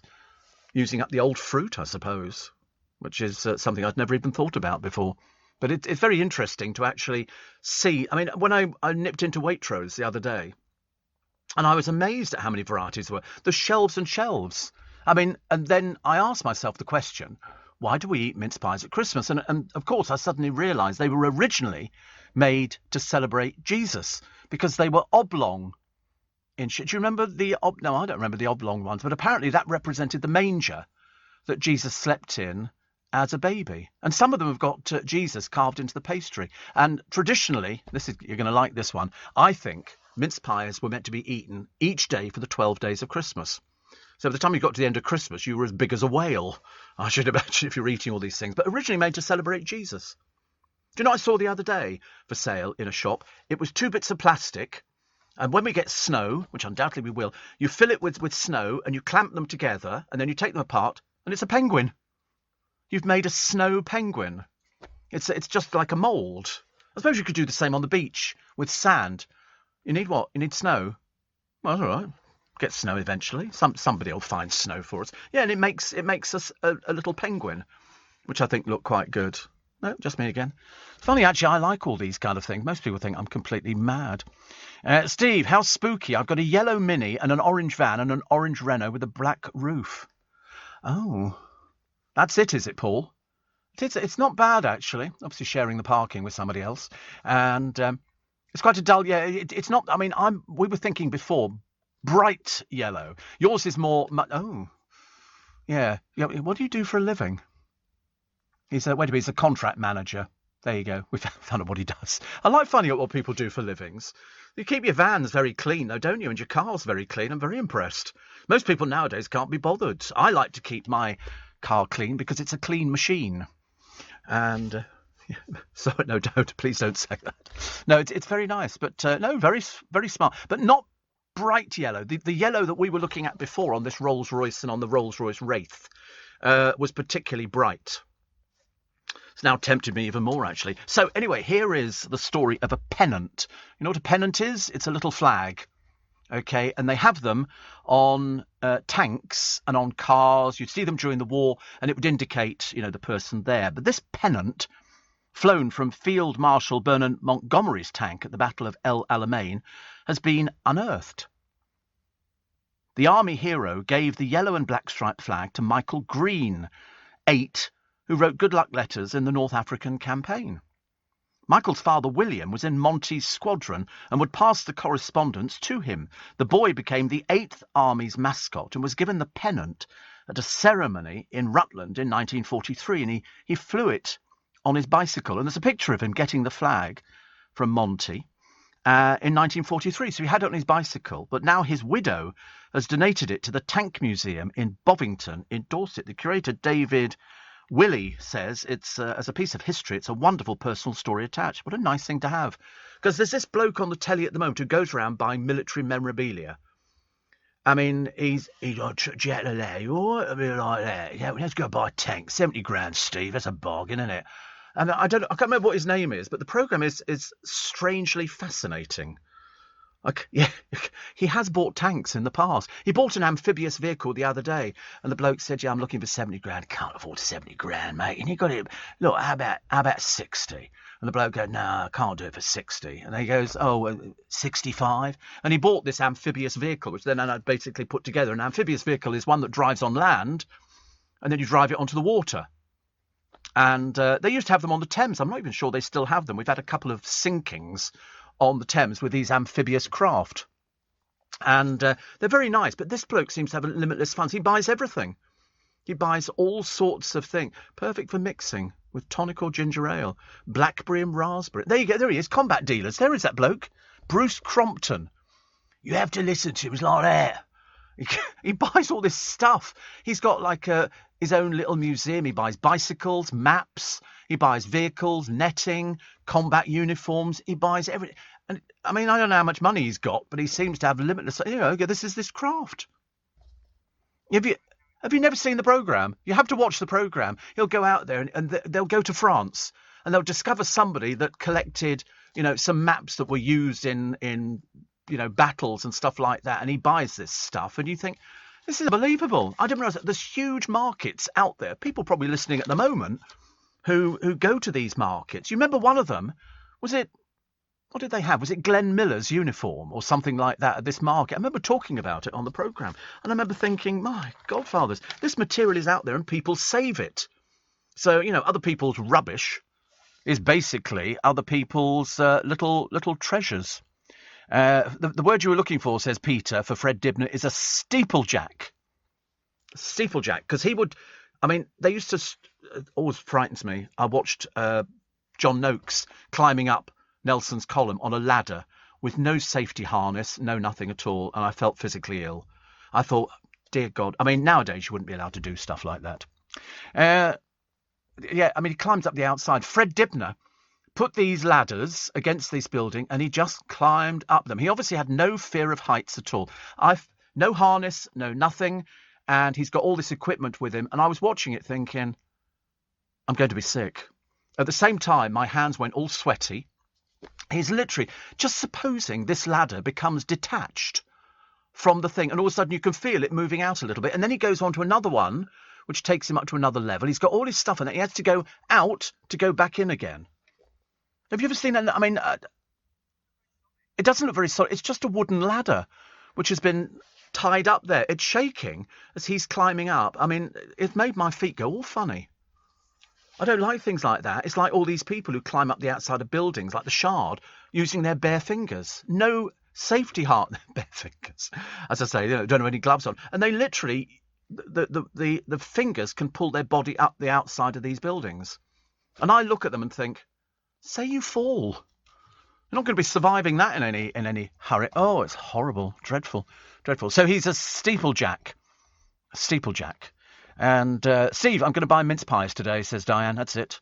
And Jemima says, my little sister always used to think they were called mince pies, M-I-N-T-S, as in mince. Well, they probably do. They probably do something like that. I'm a bit disappointed in Aldi not doing the Asda, doing those Bailey's mince pies. Not much you can't put in them, is it? Steve Allen on LBC. Text 84850. Morning, 10 to 7 is the time. 10 to 7. The bus driver from Liverpool makes all the newspapers, mainly because I thought it was kind of a something and nothing story, but obviously meant something to him. He alleged his boss mocked his accent. This is Anthony Ryan, who accused Margaret Robertson of racism after she used a line from Harry Enfield's Scousers television comedy sketch. Mr. Ryan says he felt insulted after being told to calm down, calm down. I don't remember it, but I remember the actual phrase. He was so offended by what he believed was stereotyping, he missed 2 days' work from this firm as a result. He was later fired, took the company to an employment tribunal. But the hearing, held remotely from Scotland, found no discrimination, ruling the comment related to him being from Liverpool and not England. So he didn't get anything at all, or a job at the end of the day. I mean, honestly, if somebody says to you you don't take 2 days off work. That's just silly. That's just being very, very silly about the whole thing. But never mind. So Rishi Sunak, you'll hear it probably on LBC today. People trying to analyse exactly. People were analysing yesterday whether or not they're going to be better off or worse off. Also, that other bizarre story of the needle attacks that are occurring, apparently, amid rising concern over spiking. Thousands of students last night joined a girls' night in club boycott. 56 needle spiking cases have been reported in the past 2 months. This is people. So are they spiking people or are they spiking drinks? People. It's absolutely unbelievable. And so, people have to be very, very careful. 198 cases of drink spiking. And Jason Harwin of the NPCC said forces were working with clubs to increase searches and give guidance. They're obviously not being very good at it, are they? If they managed to get that many, 198, it's terrible. Pages and pages of the budget and how you'll be better off, worse off. Single retired pensioner. Apparently, it doesn't seem to make any difference to single retired pensioner. Married pensioners, single no children. Actually, if you're a married pensioner, you could be up £11. Woo! Hold the front page. Where do you begin with that one? £11. Crikey. Mind you, interesting to note that Rishi Sunak and most of the front bench wearing masks, which is very unusual because the other week they weren't wearing masks. And then they started coming down with COVID. In fact, obviously, Rishi wasn't wearing a mask because he was trying to sort of do his sort of speech. And I don't think... Who's that other one there? I'm trying to look at... There's another picture of somebody here because there's all of them. 1, 2, 3, 4, 5, 6 of them wearing masks. And then there's the... who's the what's his blooming name? Jacob Rees-Mogg. He wasn't wearing a mask. And you think, wear a mask. Keith Starmer has a mask in the House of Commons. Of course, that's going to just add grist to the mill, isn't it, for all those people going, see, you don't need to wear a mask, you're going to get it anyway. But please don't. Please don't. Oh, I was going to mention, actually. There's something I was going to mention, because you know that the Palladium at the pantomime is coming off very shortly. I think it's called Pantoland. Pantoland. And I think that you will absolutely love it because it's got an all-star cast in. People love it, and it's brilliant. It's brilliant. I didn't see it last year, mainly because I don't want to go to the theatre when we were socially distancing. I didn't think it was actually sort of possible to do that. But in fact, one of the cast members is doing his own show before he actually does the pantomime. He's rehearsing for the pantomime. Paul Zerdin, who won, was it Britain's Got Talent or America's Got Talent? One of the two anyway. America's Got Talent. I mean, absolutely fantastic. But he is actually at the Duchess Theatre in November, and then he's doing Pantoland. I mean, he never stops. He's the ventriloquist. He's the one who has Sam, and he's got the baby. The baby is absolutely, I mean, really, it's one of the best characters. And it's called the Hands-Free Date. And so they've asked me, well, Debbie, his very good friend, because I met Debbie years and years ago, and she said he's on at the Duchess Theatre on the 22nd of November. If you want to see a really, really good vent, Paul Zerdin is a very, very, very good. I've known him since he was 14 years old. Both his mum and dad were in business. He's been on TV. Yeah, I mean, he's not very old. He's really not very old, but I've seen him on numerous occasions, and we went to see him at the Palladium a few years ago, because I think it must be about his 3rd or 4th year that he's done the Palladium pantomime. And Sam is a very good vent doll, and he sells little ones. He was the first outright winner by over 100,000 volts, I think, of the big talent show with Jonathan Ross. That was in '96. So you can catch him. You can go, just check out his website. There's all the details on there. He's very good. And then he gets to work at the London Palladium. I mean, that's an artist's dream to work at the London Palladium, the world-famous London Palladium. So, go and take in a live show. Take in a live show. You won't regret it, and it'll make you feel an awful lot better about it. Meghan reads to children on YouTube from her own book. I'd forgotten about them, actually. I've kind of moved away from Meghan and Harry. We've discovered other things that we can talk about. Would you think this was tasteless art? I wasn't even sure about it. It's an art gallery who has refused to remove a disgusting exhibition of suicide vests. This tasteless series, they say, of bronze cast jackets complete with mock explosives and wiring remain at this gallery in Bournemouth under the title Monuments to Immortality. And people have shock factors within their work. This is Jake and Dinos Chapman. To be honest with you, I can't imagine who on earth that would appeal to, or what is the point of it. But there again, I've been accused in the past of not understanding art. I don't see this as art. Yes, I'm obviously a Philistine. I'm obviously a complete ignoramus. I shouldn't know anything about this. But I can wish a very happy birthday to Hank Marvin. He was, of course, big part of Cliff Richard's backing group after meeting him in a Soho tailor shop. He's 80 today. So many happy returns. And together they notched up several number ones, including Living Doll, and appeared in the film Summer Holiday, which had Eunice Stubbs in, who, of course, we've mentioned on numerous occasions, and Julia Roberts, Pretty Woman, and Erin Brockovich. And she also kissed Hugh Grant, I believe, in Hold Me Back. She's 54 today. Doesn't seem very old, does it, 54? It seems like sort of very, very young indeed. And apparently in 1886, New York Statue of Liberty was officially unveiled. What do they think it was? Oh, look, I wonder what that is. It's covered up. Undo the paper, take off the ribbons. Good Lord, Statue of Liberty, can't believe it. Can you go up inside it? Yes. Have I ever been up inside it? No. Do I want to? Probably. But I'm in no rush. Every single supermarket is doing Halloween food. Ghostly meatloaf with blood sauce. Ghost family pork pastries. Pack of beef burgers with pumpkin melts. Everybody's doing it.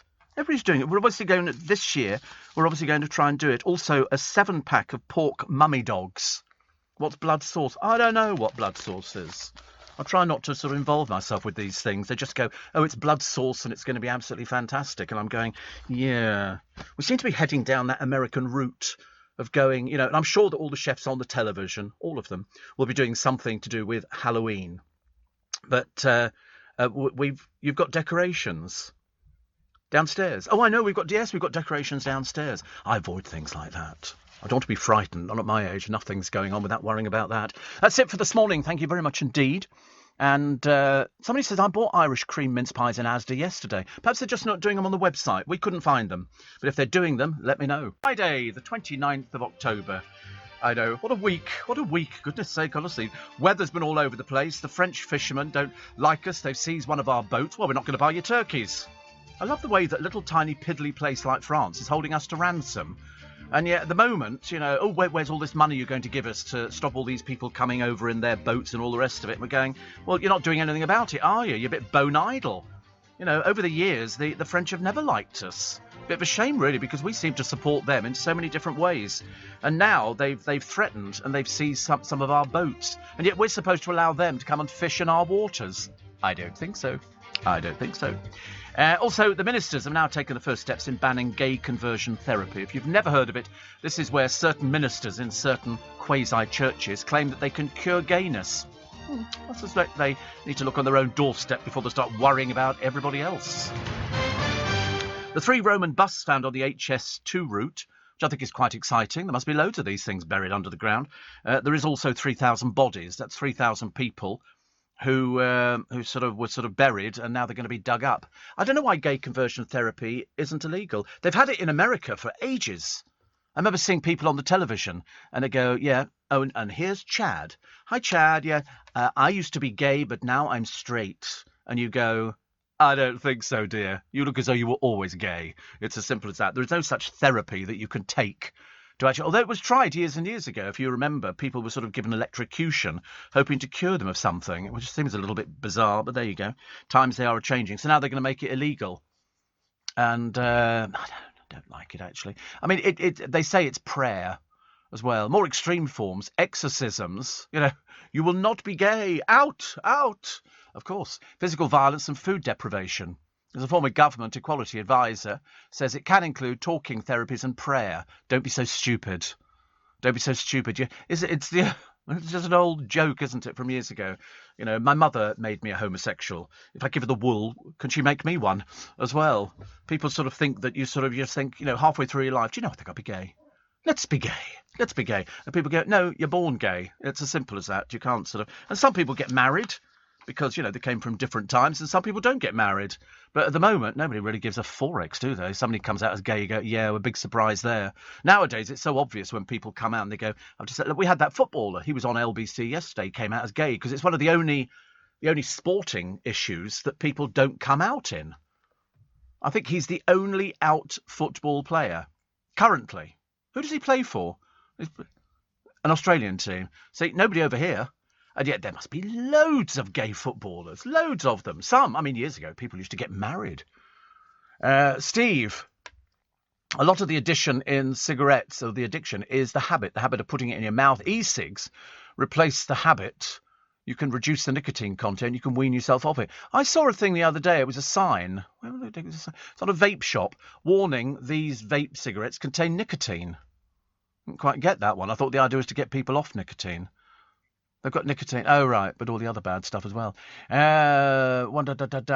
Is this episode of Steve Allen's Halloween spooktacular? I don't do Halloween. I've already explained that before to people. I think it's a load of old hogwash.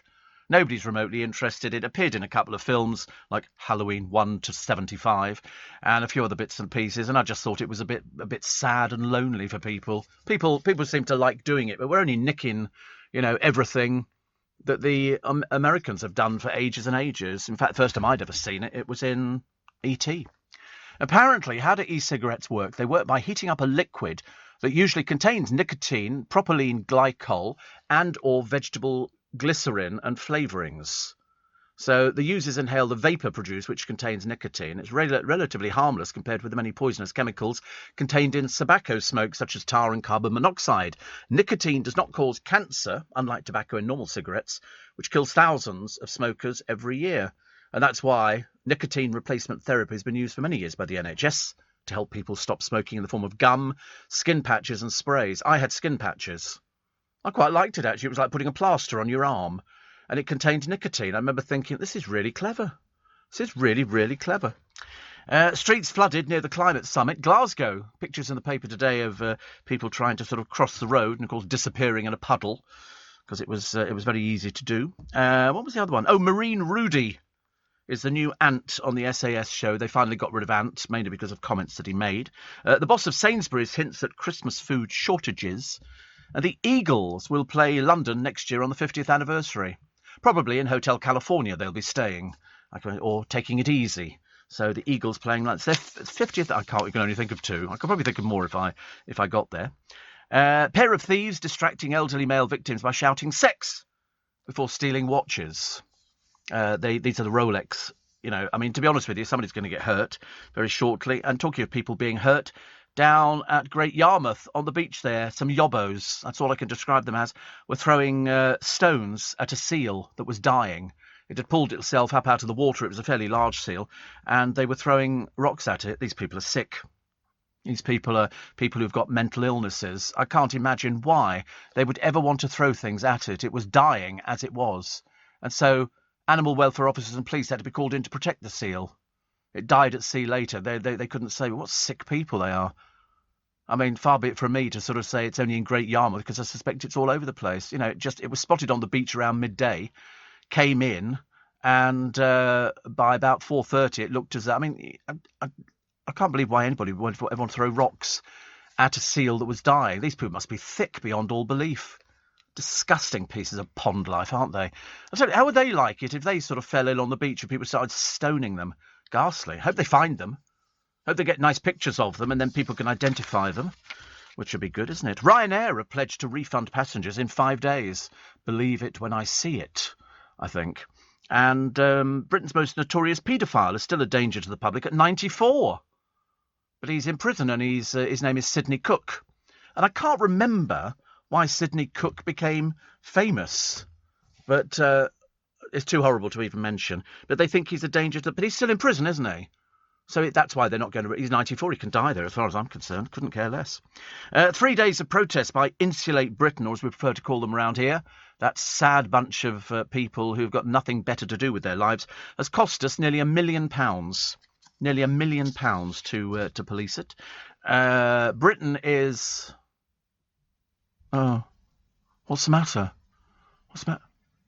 Oh, drink party. Oh, Henry. Henry's arrived in looking really ropey. Oh, really? Is that... Oh, you're wearing the same clothes as you were wearing yesterday? Oh, right. Did you stay here overnight? Where did you stay? Did you go home? Did you meet somebody? I've got to find out the answers now to all these things, because they were celebrating the figures, weren't they? Is that what it was? And you allowed yourself to be led astray, Henry. I've told you before, do not be taken in by these people offering you bottles. Was James O'Brien late? Yeah, but he had to sell a few games, didn't he? Yeah, what about a game? Discount for stuff. He's got a game out, that's all I can tell you. He's got a game. He was selling it, I think it's 15 quid, the Mystery Hour game. I told him I want a free one. The amount of mentions I've given it. Yeah, it's Christmas sorted out, isn't it? Oh, well, go and have a nice cup of tea or something. You'll be all right then. You got some food in with you? Yeah. Oh, bless him, honestly. He looks a bit rough, doesn't he? The breakfast show will be good. The funny thing is, Nick Ferrari will bounce in here looking like, fresh as a daisy. It's always the way. Fireworks being set off, according to one MP. Signal drugs have arrived. I mean, where did they get this one from? Fireworks being set off. Well, it's a bit of a giveaway, isn't it? Oh, fireworks. Oh, you've got drugs. No, we've got fireworks. So Britain is suffering a Wotsits and Quavers crisis, which is a shame, actually, because I like Wotsits and Quavers. Quavers, you don't get your fingers all orangey like they do with the Wotsits. And a woman buys a Greggs sausage roll, basically, I think, trying to fight off a hangover, and there was no meat in it. But she'd eaten half of it before she realised. Oh, I've got no meat. I thought, well, didn't you realise by the weight of it? People don't, do they? And a defiant fancy dress shop owner has vowed to continue selling Nazi uniforms, even though the local Jewish community have said, are you sure this is right? We don't really want to see people selling Nazi uniforms. I'm sorry. We just don't in this day and age. Better things to worry about. But no, we stop it. Unlike, of course, Prince Harry, who must have got his from somewhere, mustn't he? We all remember that. What was the other one? Oh, Colleen Nolan. I think she's got a book out as well. I don't think there's anybody we've mentioned on the programme in the last few days who hasn't got a book out. She tried to flirt with a naked spook. It was one of these Halloween-type things. But I seem to remember every time they had somebody on the programme, on Loose Women, who was remotely good-looking, Colin would sit there doing, dodo eyes at him. She used to go, ooh, hello. And used to think, no, look, they're not interested, dear. They're only coming on to talk about something. I don't know. What was the other one that I quite liked, actually? I did like the sausage roll one, because I thought, I've never thought about it. I mean, surely you watch them putting them in the bag and you can see if there's something in it, can't you? And they would have known. How they made that, I've got no idea. Graham Norton's pay goes from 3.2 million to 2.1, but that was during the pandemic. And Alec Baldwin heads out for food as the shooting probe continues. We don't know where it's going to go for him. No idea. Trick-or-treaters facing a healthy shock. Carrot sticks, apparently. Carrot sticks are the best things now. You'd be going, I'm sorry, a carrot stick? Yes. Happy Halloween. Give us some sweets and we're going to burn your house down. I mean, the kids want sweets. They don't want a carrot stick. You try and get away with that one. Oh, dear, you'll be in trouble. The Queen won't ride again until the spring. I don't know why. I mean, whether it's doctors, I suppose. And I was in Waitrose, and according to some new law, all the cheese on the counter now needs a big label saying may contain milk. Strangely, there were no such labels on the milk, says Jonathan. I was always amazed, and I said the other week, I was always amazed there was a sell-by date on water. Bottle of water had a sell-by date on it. I've never heard of that before. You must have a sell-by date on your bottle of water. You've got 2 years. Oh, good. Just in case. Angela Rayner apologises for her comments, including the words Tory scum. And the rare letter by Napoleon sells for 150 grand, but his English is so bad on it. Not that we ever expected him to be able to write in English, but at least he's making some effort. And the Home Secretary promising a thorough review of police vetting. Yeah. We've heard it all before, actually. And Pam in Worcester Park says, I had 2 packets of Quavers. They both stale. Has the second pack? I had the second packet just to check. Yeah, whatever. I quite like Quavers, actually. They're very good. No? Quavers or crisps I can do. I don't like all these posh type, kettle crisps and all that kind of malarkey. No, I don't do the crunchy ones. Take out fillings, don't they? Ridged? No, don't do ridged. No, I just do normal packet of crisps. And that's about as good as it gets, I'm afraid. Sorry? Salt and shake. No, I was looking at some of the new flavours which they've brought out, fish and chips and things like that. What a load of codswallop, honestly, it really is. With UK Export Finance, I'm fulfilling more export orders from around the world with working capital support. Export insurance means I'll get paid when exporting to challenging markets. At UK Export Finance, we believe no viable UK export should fail for lack of finance or insurance. Between 2022 and 2023, we provided £6.5 billion of government-backed trade finance to support UK exports. Learn how we could help you win export contracts, fulfil orders, and get paid. Search UK Export Finance today. Steve Allen, tweet at LBC. Morning. Do you know what? Funny thing was, what did I do the other day? Oh, that's right. I bought some Jelly Bellies. And they, jelly beans, but I think, they're called jelly beans or jelly bellies, whatever they're known. I often wondered how they were made. And it showed you, it was on that How Do They Do That programme, where they make millions of them, millions and millions and millions of flavours. They've got about 100 different flavours. And it showed them making them and then going into the bags. And then it showed them covering them with, what were they covering them with? To make them shine, beeswax. The stuff you use to polish your furniture, beeswax, and they pour it into the machine, and that coats the jelly beans, and they leave them to dry, and then they can use them. I'd never seen so many in my entire life. Made in America. Made in America. Neil says, yes, Minister, was so ahead of its time. Oh, Margaret Thatcher's favourite programme. She couldn't believe it was so accurate. Back in the 1980s, they did a whole episode, says Neil, on a company that was using the word meta to rebrand a toxic product. Remind you of anything? Yeah, I mean, there is a great scene in Yes, Minister about banning smoking. I remember Gwen Taylor was very in as well. She was very anti the police. And Sir Humphrey was there, and he said, my dear lady. She said, I'm not your dear lady. And don't be sexist. Don't give me that sexist crap, she said. And he said, well, what shall I call you? She said, well, you can call me, miss or whatever. She said, what shall I call you? He said, Sir Humphrey. They're so good. I still watch them nowadays. But you're right. So accurate. But it was the favourite of Margaret Thatcher. In fact, ministers used to watch it. Look at that champagne, green apple. It's all made in a laboratory. These are the jelly bean flavours, the jelly bellies. They are called jelly bellies. I thought they were. Crispy creme glazed, but they're the best ones.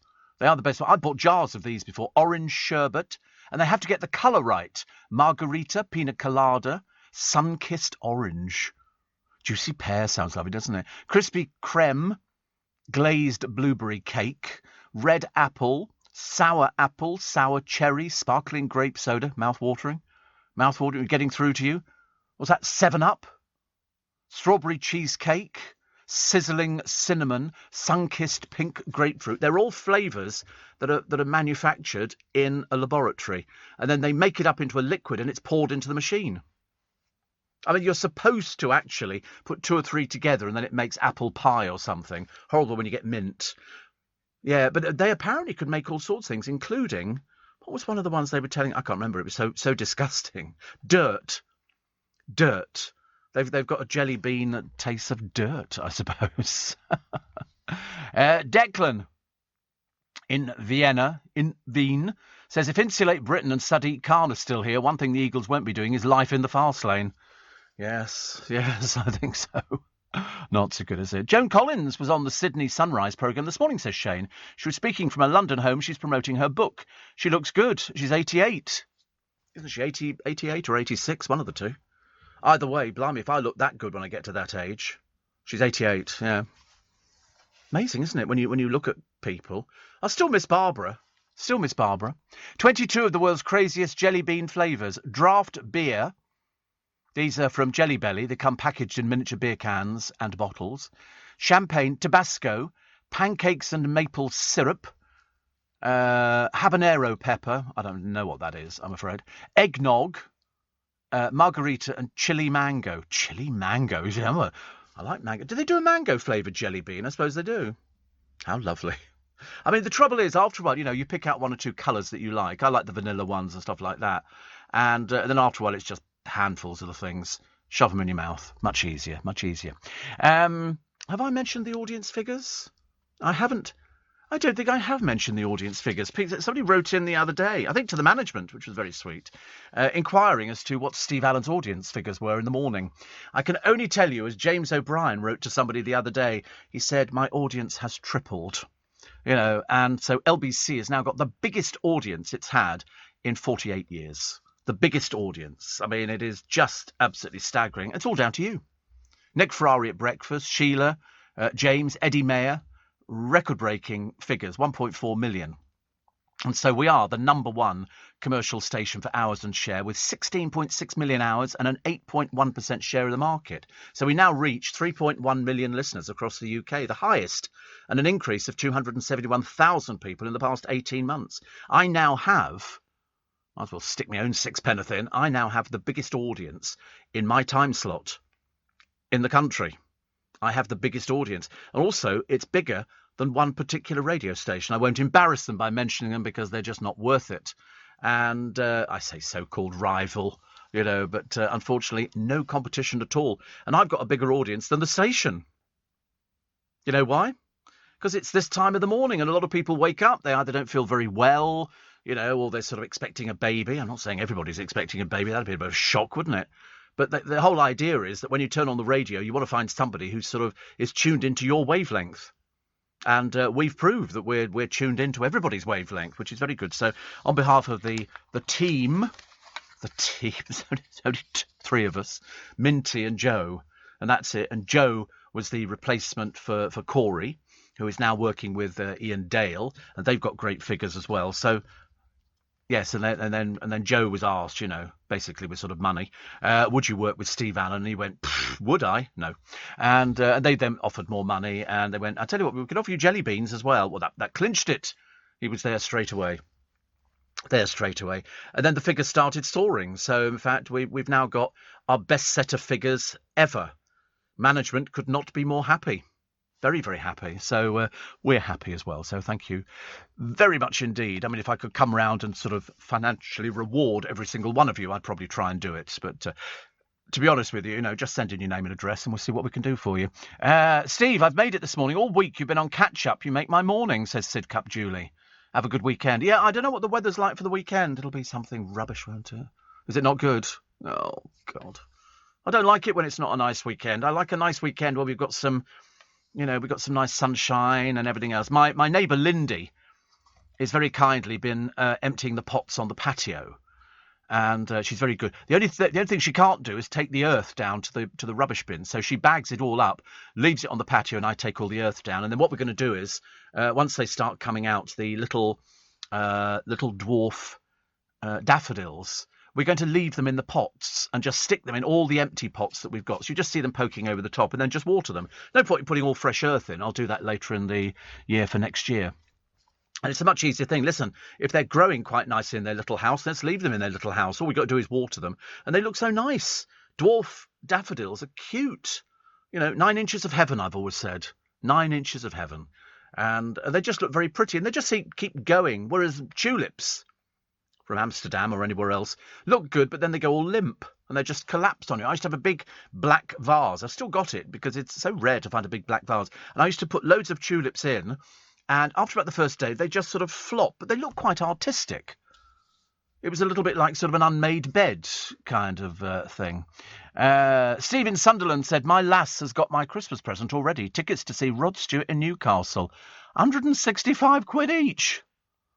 Blimey, I hope you get sort of, to meet Rod and you get food and drink. 165 quid. You must be down the front. Mind you, Adele, for the part, some of the seats were 600 quid. 600 quid, but I mean yours, £165 each, a lot of money. I'm trying to think who I would pay that much money to see. I don't know, actually. How much is... Well, I couldn't tell you. I've never paid to see Cliff. Never paid. I don't know. I couldn't comment on that. I don't know. Yeah, he pays me. Steve, come and see my show. Because Cliff is the same. And I told you, Ian Dale went and he said he's sounding amazing. He sounds, as good now as he ever did. But there's a very good DVD.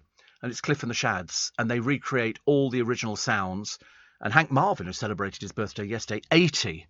I mean, Cliff is 81. You tend to forget. And Cliff's fans have grown with him, and he's fantastic. Absolutely amazing. Merv says, Steve, it's not the water that got sell-by date, it's the plastic bottles. Oh, right. So it's the start of the plastic bottle breaking down. I don't think they do break down. That's the trouble, do they? 2 years? So, in other words, you'd be holding the bottle of water nearing the end, and all of a sudden it just collapses in your hand.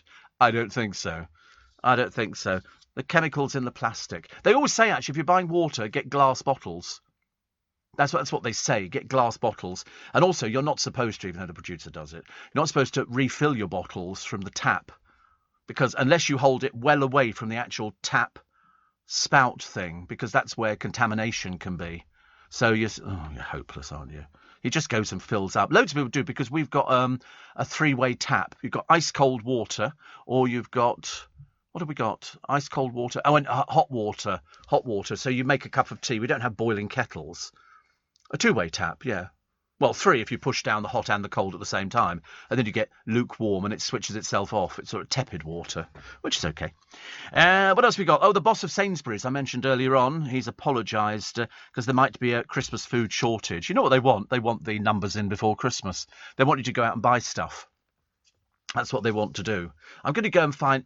Where am I going to? Is it Asda for the mince pies with the Baileys in? I'm trying to work out where I don't know if we've got an Asda. I don't think we have. We are Twickenham.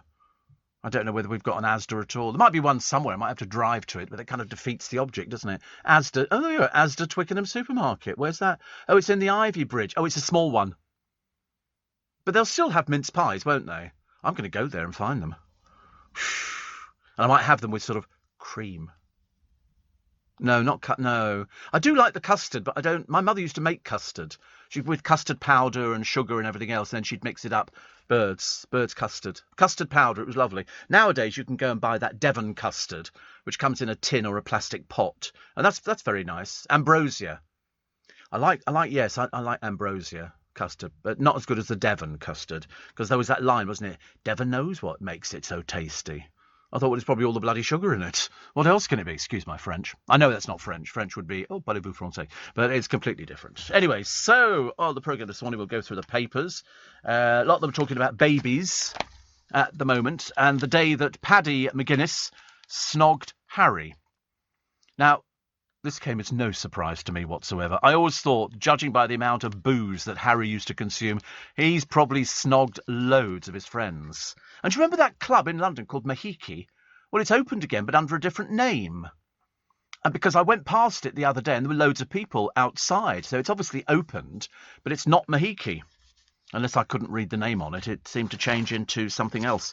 Kaylee O'Brien woke up at home feeling a bit flaky, decided food would perk her up. So she went on the Just Eat delivery app and plumped for Greggs because she and her boyfriend both fancied a sausage roll. But it was missing the meat. So she complained about it. We ordered 2 sausage rolls, a chicken and bacon baguette, a tuna sandwich and a couple of coffees. Dear. Poor old soul, anyway. But he took a video of me cutting it open for proof. So you could obviously see that there was no meat in stuff. Why don't you just leave it? Would make it a lot easier, yeah. Just Eat has refunded Kaylee, and Greg's apologised and sent her a £5 voucher. You won't get away with it a second time, love. I'm telling you now. They're very funny about things like people used to write into companies. I know this for a fact, and say, "Oh, I've just found, a cockatiel in my bag of crisps or something, and they go, well, actually, we'll investigate. So you send back your goods. They can tell by doing tests whether or not something had ever contaminated them, because it's not physically possible to conceal a cockatiel in a packet of crisps because of the process of making crisps. They know that nothing would ever get in there. It just isn't possible. The machine would stop long before the cockatiel had even flapped its wings and uttered the immortal words, "We must take a short break for the news." With UK Export Finance, I'm fulfilling more export orders from around the world with working capital support. Export insurance means I'll get paid when exporting to challenging markets. At UK Export Finance, we believe no viable UK export should fail for lack of finance or insurance. Between 2022 and 2023, we provided £6.5 billion of government-backed trade finance to support UK exports. Learn how we could help you win export contracts, fulfil orders, and get paid. Search UK Export Finance today. Leading Britain's conversation. LBC with Steve Allen. Morning, nice to have your company. Welcome to the day affectionately known as Thank God It's Friday. Used to be Thank God It's Crunchy. Now it's Thank God It's Friday because we've got the weekend. But unfortunately in London, it's going to rain. So Paddy McGuinness has got a book out. And he was topless in a bar, a beer in each hand, dancing with Prince Harry. And then they kissed. But the trouble is, rugby players do that all the time. Footballers are constantly touching each other and hands round and kissing and doing all this kind of stuff, honestly. It's a very gay game when you think about it. But I should imagine after people have had drinks, I mean, you must have seen these police programmes where, all the blokes got their arms round each other and the girls are sitting on the pavement throwing up. They're marvellous. We've had a marvellous night out. But the idea of being topless with a bit... Because, I mean, let's face it, Paddy McGuinness, good-looking boy. Harry could have done worse. Could have done much worse. And they obviously enjoyed they were doing these Jaeger bombs. Now, I don't know what they are. It's no good. I just know that I used to work in a bar and the girls used to have to make the Jaeger, because I didn't have the face idea what they were. And there was another drink that they used to do, which was they used to set fire to it. And they would set fire to this drink and then they sort of blow out and then neck it. Was that so? A shot of Jägermeister. What is Jägermeister? What is it? So like eggnog or something, or is it just even more disgusting? In a glass of Red Bull. So you have a glass of... Oh, it's not a little drink, this. It's a big drink. Big boy's drink. All right, here we go. Jägermeister. You can actually... It's a German digestive made with 56 herbs and spices.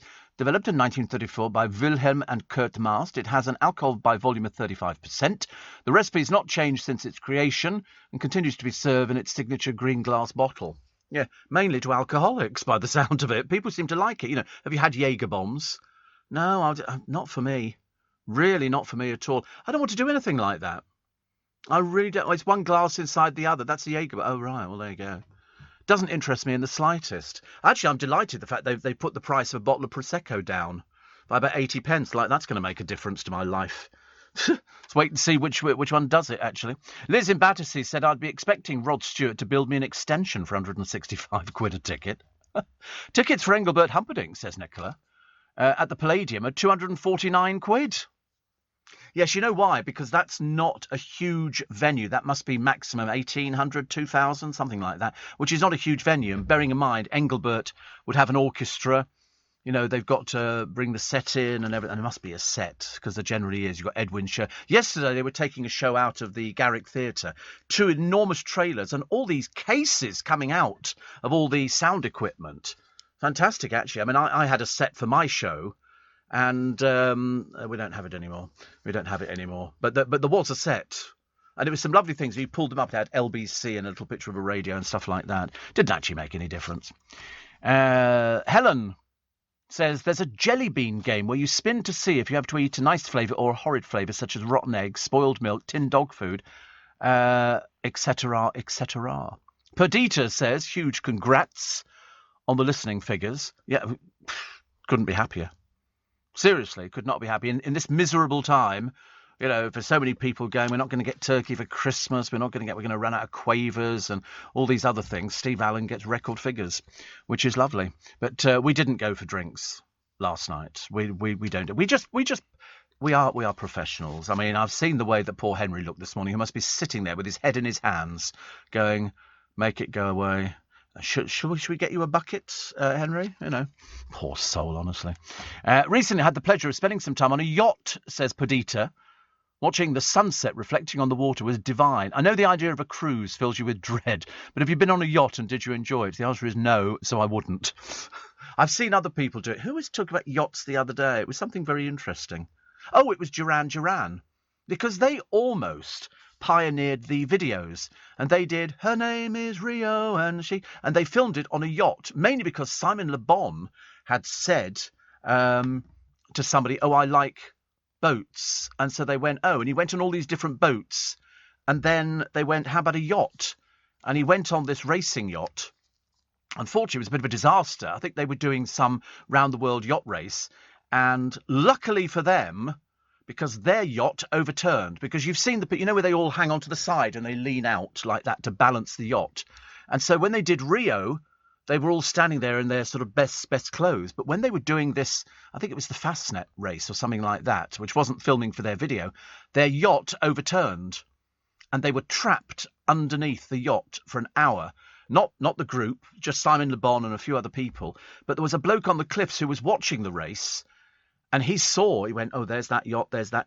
Where's their yacht? And it turned out they'd overturned. They were caught in an air bubble. So he ran to a phone box and called the Coast Guard. Not for this video, but they made this video on one of those racing yachts. It pioneered it, actually. Sickeningly good. Of course, they're all in their 60s now. They were on with Jonathan Ross the other day. It was seriously like looking at a very crumpled sofa. Very crumpled sofa. Yes, no, not Jonathan Ross. Actually, strangely, I don't know how old Jonathan Ross is, but he actually looked really good. He never changed, does he, really? He doesn't seem it must be that good lifestyle. Oh, I could tell you some stories. But, no. Simon Le Bon is 63 now. 63. But it was good. And how old's Jonathan Ross? I'm probably going to get this wrong. Is he 56? 60. Well, good 60. Good 60. There you go. Ian in Somerset says, Steve, there's an Asda in Feltham if you dare go there. I think I'll use the one down the road from me. I think it's a lot easier, thank you. And Dave says, oi! Honestly, typical, isn't it? Filipino person. Dave.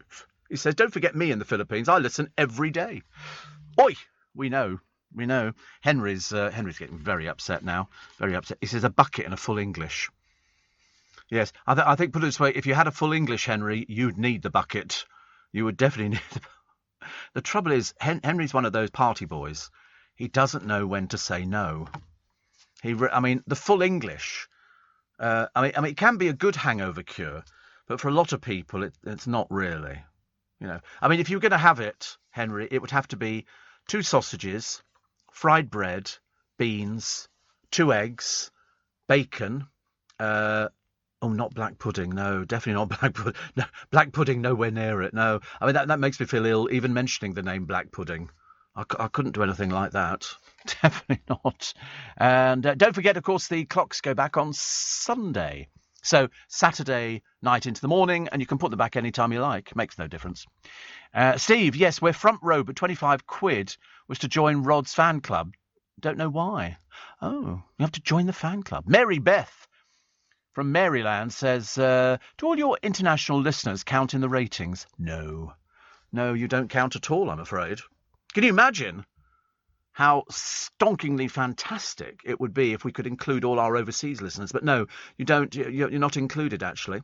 Podcasting and catching up doesn't count either, which I find even more depressing, because we are the top podcast at Global. Thank you very much indeed. But no, you aren't included. Sorry about that. I wish you were.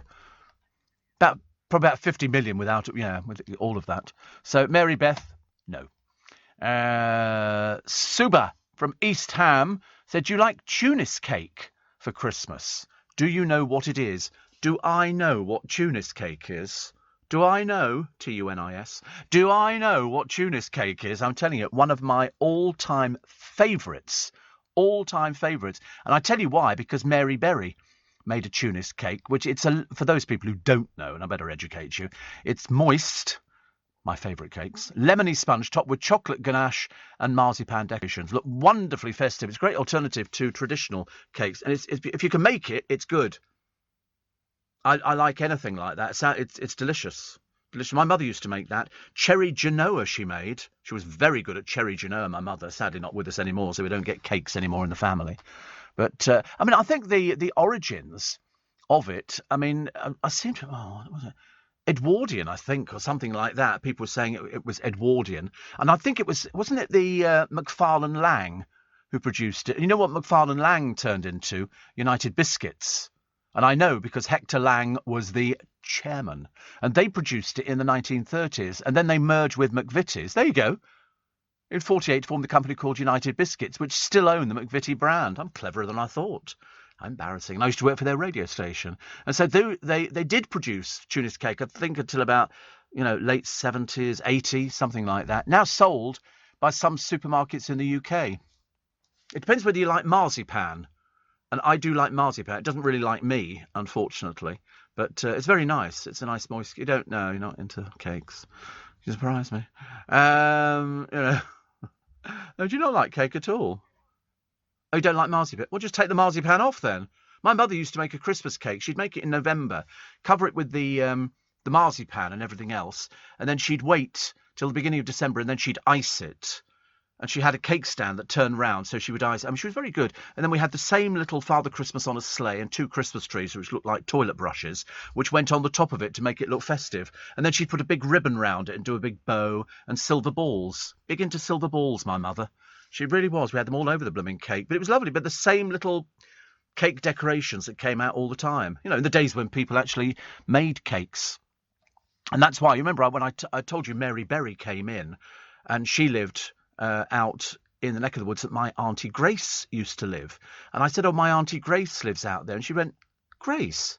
She said, I know your Auntie Grace. And it turns out they knew each other because my Auntie Grace cooked as well. They both went to the same church. I was so excited. I couldn't believe it. So excited. Paul says, a few years ago, I actually found a machine part in a loaf of bread. It appeared to be a nozzle of some kind. Oh. Apparently it's sangria you set fire to, says Anna. No, it's not. Set fire to sangria? I've never heard of that one. That's just cheap old wine, isn't it, with bits and pieces of fruit floating around in it. Why would you want to set fire to it? Holiday in Spain. Oh, would you like sangria? Oh, yes, we'll have sangria. What is it? It's the worst wine we've ever given you. But you'll love it because we've cut up an orange. Makes it look a bit tropical, I suppose. With UK Export Finance, I'm fulfilling more export orders from around the world with working capital support. Export insurance means I'll get paid when exporting to challenging markets. At UK Export Finance, we believe no viable UK export should fail for lack of finance or insurance. Between 2022 and 2023, we provided £6.5 billion of government-backed trade finance to support UK exports. Learn how we could help you win export contracts, fulfil orders, and get paid. Search UK Export Finance today. Steve Allen on LBC. Text 84850. 10 to 5. 10 to 5. Hope you've had a nice week. Hope you're looking forward to your weekend. Unfortunately, I can offer you no crumb of comfort in the weather department. Steve, it's sangria you set fire to, said Anna in Kent. No, it's sambuca. Sambuca you set fire to with the 3 little beans as well. You do the 3 beans. Weather forecast today. Oh, God, it's going to rain. I didn't bring an umbrella. 16 degrees, light rain showers and a moderate breeze. Tomorrow, rain, 14 degrees. Sunday, rain, 13. You notice it's getting colder and colder and colder. Monday, cloudy, 13. Tuesday, cloudy, bit of sunshine, 11 degrees. Wednesday, it's getting colder. Getting colder, isn't it? Definitely 11 degrees. Cold and wet. It's the last thing we need, isn't it, really? Steve, sambuca is the alcohol, says Billy, that you set on fire. You burn it for 10 seconds with 3 coffee beans on the top. Somebody recommending fried onions will kill or cure Henry's problem. Oh, it'll probably kill him. Knowing our luck, we'd end up losing him. I mean, because he sort of mentions having a cooked breakfast. Yesterday, I didn't have a cooked breakfast, but I did have 3 sausages and 3 hash browns from the canteen here. It was delicious. It was absolutely delicious. No. I was thinking about putting beans with it, but I thought, no, let's not bother, really. So and of course, walking to the lift, I'd eaten one of the sausages and half a hash brown. So a bit of a waste of time on it, really. Steve, I saw 3 black helicopters flying in a formation yesterday whilst I was driving up the M1. I wondered if it's the celebrities on their way to I'm a Celebrity. What do you think? I shouldn't think so. They're not going to waste money on 3 black helicopters. Let's send them up in minicabs. I mean, none of the celebrities are worth threepence, so why would you waste the price of a helicopter? And also 3, I mean, it doesn't start for weeks anyway, so you wouldn't need to waste money on helicopters. You know, three black helicopters could be anything. When we had the president of America, we call him the president of America? Yeah, America's president, and they were over here. No, before Biden. No, after Obama. I think it was Obama. Came over here because in Regent's Park there is the American ambassador's house, which used to be owned by the Woolworths heiress. And it's got security like you can't imagine around it. The moment a president arrives, you've never seen anything like it. We were walking through the park on the Sunday, and the soldiers with guns and dogs, and we had just that little piddly dog down here. They were there for me, actually, basically. There's that Steve Allen. And then they landed a helicopter in the garden of this ambassador's house. You've never seen anything like it. These are these huge choppers. It looked like Air Force One, but in helicopter version. And absolutely amazing. Really impressive. Very, very impressive. A lot of people telling me about Sambuca. We're more worried, I'm afraid, about poor Henry. We're worried in case he won't make it through till 7. He might do, but who knows? Steve, apparently, perhaps you meant a flaming Ferrari, says Chris in Chelsea. Oh, that has Sambuca, rum and other liqueurs. What a waste of a liqueur. What a waste of a liqueur, isn't it, really? And Barbara in Derbyshire. Hello, Barbara. Congratulations on your listener count. No surprise. No, I mean, to be honest with you, oh, Henry's back again. Here we go. This will be an HR thing. He said, I'm not doing Kipper Friday today. Oh, dear. No. I went out with one of my bosses the other day for this lovely breakfast. I had sort of like a small omelette, and he had egg white omelette. I'd never had one before, actually. It was quite delicious, very flavoursome. But he had kedgeree. No, I've never had kedgeree, but I didn't even know what it was. And I asked somebody.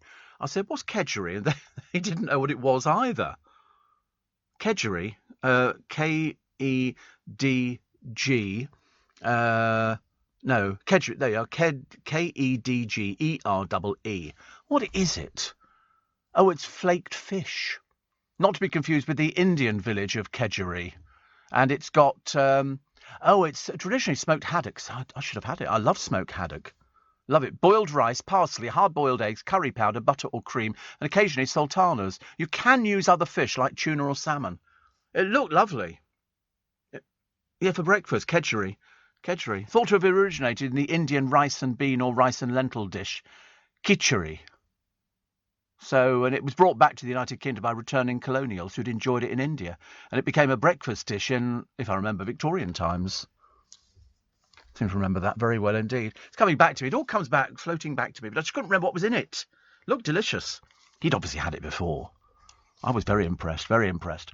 Aid and AG, tanker driver from Hull, said it's Sambuca they set fire to. Welcome late to the party. But a flaming Ferrari, I've never heard of that one. There were some very odd drinks, weren't there, in pubs? You'd go out there and have all these bizarre things. But in fact, in the flaming Ferrari, it used to... There are various ones. I mean, you can either have it based with blue curacao, dark rum, or white rum. Oh, you have all of them? God. That's how. It's best served in an old-fashioned glass. You ignite the rum mixture, use extreme caution, otherwise you lose your eyebrows, and suck with a straw at the same time. Pour the blue curacao into the glass, and then finish it. Oh, it looks lovely, doesn't it? How do you drink something like that? You can't drink something that's on fire. Yeah, you get burnt to pieces. It's not very good, is it? Apparently every Friday, says Henry, the breakfast team have kippers. Oh dear, well, we're cutting that one out, actually, because they confirmed to me yesterday that I'm working Christmas Day and Boxing Day this year, which is very nice because I've traditionally done it for a long time and on breakfast. So I'll be here between 7 and 10. And then they told me who the producer was. And it's Guy, who is one of the producers on the breakfast show here. I don't know if he's probably got a title, but I'm a bit sort of lax in title department. Just called Guy. That's his title. Guy. Guy does Guy. And I think he's sort of there. I mean, but luckily today, Henry will not be able to shout at him because Henry, if he actually shouts, he'll probably pass out. You know, he's the morning editor, is he? I must get a title. I mean, I really need a better title than Steve Allen presenter. It's not quite the same, is it really? Yeah, we've all thought of a few presenters. Some of them, of course, will be court cases. Roger says, in years to come, will we be made to feel guilty if we do something that's not considered green, like drive a petrol car? Probably. They're all planting trees now, aren't they? Trees are being the latest thing to plant out there. I've never planted a tree, but if I lived in the countryside, I would. I'd plant trees everywhere. But just remember, they grow. And you don't want to put them too near to a house. They might look very pretty when they're growing for the first 4 or 5 years. But after that, and especially the worst ones, weeping willows. The roots spread acres and acres. They literally do. They look lovely. They really look lovely. But the roots spread out so far, and they can actually bring pavements up. And all these other trees, because bear in mind, all the roots are looking for is water. They couldn't care about anything else. They just want where is the moisture, and they do find it. But they brought out a thing a short while ago, didn't they?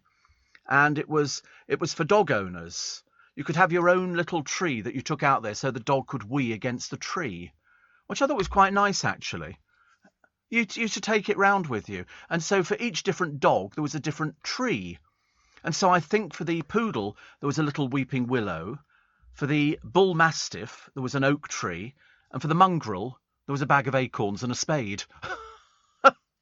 Couldn't wait to use that one. It's such an old joke. Every time I'm trying to get the producer, he's so gullible. I can't tell you, he's so gullible. He buys into everything. You say something to him, and he goes, "Oh, really?" And you go, "Yeah, no, not." What Henry needs, says Iceman, is a large Bacardi and Coke, down in one, but stand well back.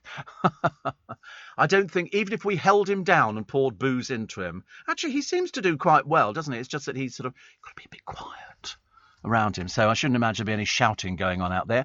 Andrew in Wimbledon, he says, congrats on the figures. He said, no surprise there. Now you can listen to LBC anywhere.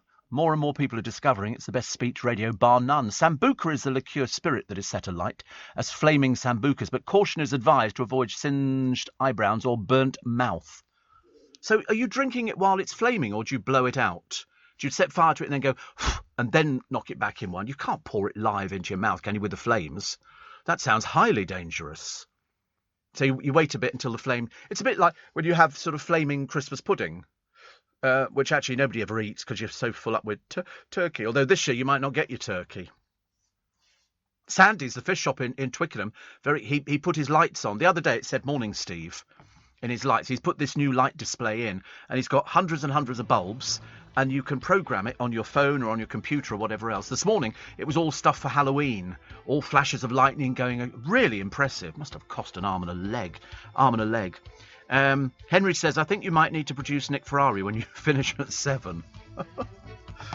I wish I could give him a piece of toast, because dry toast is very good if you're suffering with a little bit of a hangover. Yeah, we've got rice cakes. And any good to you, Henry? I've got some Satsumas or something like that. Mars bar, Milky Ways. I've also got Smarties or fruit pastels or a box of biscuits. Oh, he's been sick already, has he? Oh, fantastic. Well, there you go. That's all good news, isn't it? Here in the UK, we sell amazing products and services the whole world wants. At the Black Farmer in Devon, our produce is enjoyed on both sides of the Atlantic.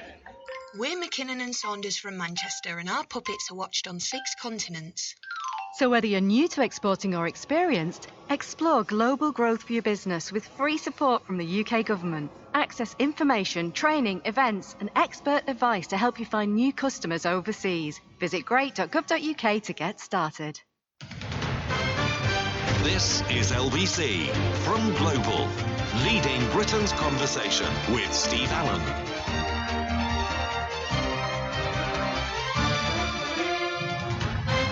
Morning, everybody. 3 minutes past 5. It's Friday morning. It's the 29th of October, and you're in for a wet weekend. But at least it's better than snow. At least it's sort of better than, the high winds. But looking at the pictures in Glasgow, they've got flooding and they've got all sorts of things going on. And then I just nipped outside a minute ago just to go and get myself a little cup of tea, and try and lubricate the old vocals. And I talked to a friend of mine who is producing the Capital Breakfast Show, my friend Callum. And we were sort of saying, they've got the Jingle Bell Ball coming up and everything else. And then, no, I'm not going to announce anything. But then he said, I was just watching you. So I said, watching me? He said, yeah. He said, you're up on their screen. They have a big screen, and it's all split into all the studios, and I've got 2 cameras in here. I had no idea that I can be seen in parts of the building. This is a bit frightening, isn't it? I mean, you can't see it at home, thank the Lord, but he can see me. So I thought, if I sort of wave at him, that's sort of quite good, actually. It's exciting, isn't it? Well, not really. I didn't think it was exciting at all. Steve, 3 black helicopters are American Black Hawks. They're on military training. Are they? Oh, that right. So are they stationed here? Are they stationed here? Robert says, did you get the Swedish meatballs? No, I didn't. And Shane says, I used to have a teaspoon of Vegemite for a hangover. Maybe Henry should try a teaspoon of Marmite. Oh, dear, I don't think you could drink a teaspoon of Marmite, could you? That sounds a little bit... Well, I don't know. I mean, I don't think you could. Because when you put it on, you put it on thinly. A Barocca and 2 effervescent Cocodamol in a half a pint of water will help Henry. And Mike says, don't let him anywhere near tomato juice. Does tomato juice not work? Does tomato juice not work? I'm not too sure about that, actually. Here's Man United legend Cristiano Ronaldo announcing last night he's to be the father of twins after the mother of all beatings. This was the embarrassing 5-0 defeat at home to arch rivals Liverpool. But it doesn't look as though it's affected him. And so they've got 1, 2, 3... They've got 4 children already. Another 2 will take it to 6. And he's still smiling. Wife looks exhausted. Absolutely exhausted. But he's also got a fashion brand. He's got everything, actually. And I'm assuming he must be one of the richest people in football. I'm assuming. I don't know what these people get paid nowadays, but I think it's I mean, the salary it's per week, is it? It's not for how many times you play football.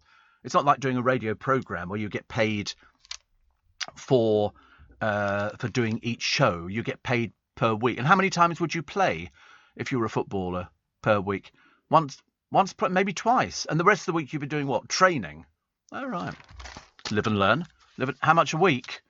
Oh, I don't know. It'll be something ridiculous like, £250,000. Oh, right. £400,000 a week. 400... Over $1.6 million per month. Blimey. Think of the tax bill. Well, they'd have it put offshore, wouldn't they? I mean, £400,000 a week. That's almost obscene. That's like the debt of a third world country, isn't it, by the time we got to the end of the year? And he's only the 7th highest paid. Who's the top pay one then? Who would be earning more than £400,000 a week? That's absolutely crazy. I've never heard of... Wait a minute. This is going to be a surprise. It'll be somebody I've never heard of. Somebody who sort of works for a team that they'll be going, oh, it's so-and-so, Steve, you should know this. Oh, I've heard of him. Lionel Messi. He's in Paris Saint-Germain. Yeah. Saint-Germain. All right, well, whatever. I don't follow football. And how much would he earn? How much is he on? £950,000 a week. Good Lord above. Marmite is fine. Henry says I'll eat anything at this stage. I love Henry. He said, I mean, I've never seen him after he's had a few drinks. I've seen the after effects in the morning when he sort of staggers in and goes, oh, awful. But I wonder what he's like at the time. He's probably the worst thing is that if you go out drinking of a night time and on a school day, it's very. You and Darren saw him a few weeks ago. He came in? Was it not pleasant? You see, the funny thing is, it's sort of a case of, oh, you're having such a nice time when you're having a few drinks, and they were all celebrating the tremendous figures that Nick Ferrari's got. Apparently he was happier at midnight than he was at 4 a.m. because you must climb into bed and go to sleep, and then it must seem like a minute later they wake you up and go, you've got to go back to work now. And you go, oh no. I've only ever done it once. And I've suddenly realised that you cannot go out and play during the week. I can't in particular because I start at 4 a.m. in the morning and finish at 7. There's no way that I could go out. And in fact, I wouldn't entertain the idea. I don't know why. You just have to go. I mean, especially if you're doing a speech-based program. If you're a music presenter, I remember there was one poor bloke we had here who worked years ago, and he was working on one of the stations in this building, and he had to have a bin in the studio with him because he kept being ill all the time. He said it just got so bad, so bad. Whereas I've never done it. I don't think. Oh, I did have the time at the Christmas party where I got so blotto, but I was convinced somebody had spiked my drinks because I didn't appear to be drinking that much, because I'm always very careful. I don't go out to get deliberately drunk because it's just not worth it. You know, some people go out there and you know that they've had sort of a bottle of Sambuca before they've even hit the clubs or the bars or something like that, because for some reason people don't think you can enjoy yourself unless you've had a drink. Whereas I can enjoy myself quite easily without it. Well, I must do. I'm doing this. I can always have a nice time here. Nice, yes, of course. I mean, the other side, don't even ask. You know, every time I look up, somebody else falls under the table and then has to sort of drag themselves up slowly. It looks like a scene out of Tom and Jerry. Men sort of beaten by an ironing board. So, pussy galore out in sort of London and places. They reckon cats are taking over Britain's towns and cities. More than 250,000 moggies with 57 kitties per square kilometre in some areas. Why do we've got that? I mean, I can understand if you go to Gran Canaria, they've got a huge problem with feral cats. Huge problem. They're not all over the place, but in one particular area, literally on the grounds of the hotels, overrun with feral cats. Overrun. I used to get them sitting outside my door, and literally like that, because what they're doing, they're calling to each other.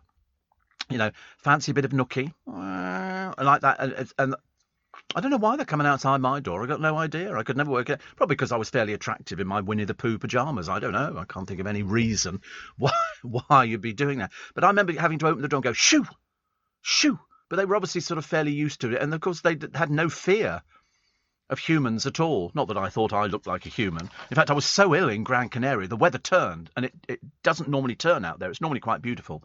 And we'd been out there a few times and had a very nice time at the Jumbo Centre and everything else. And then we got cold and everything else. But, of course, the hotels don't have central heating because they're not used to having cold weather. And I can remember I was so ill, I poured away a litre of vodka. Poured away. And also, there were no blankets on the bed. There was just like sheets, because you didn't need it. If you're on a holiday, you know, and the heat is sweltering, as it was, you didn't need anything at all. I was so ill. And in between these, it was ghastly. Absolutely ghastly. Steve, speaking of spirits, have you ever tried, says Dan, Amarula? It's an alternative to Baileys from South Africa. Well, there you go. Simon in Essex says, give Henry half a bottle of milk of magnesia. After 5 minutes, he'll forget about the hangover, as he'll have more pressing issues to deal with. I used to hate milk of magnesia. It was like ground up chalk. It's like, it comes in that bottle. You have to sort of shake it up because it separates inside the bottle. Steve, you were talking about the jewellers in Staines the other day. It was called Lightfoot's, says Tony.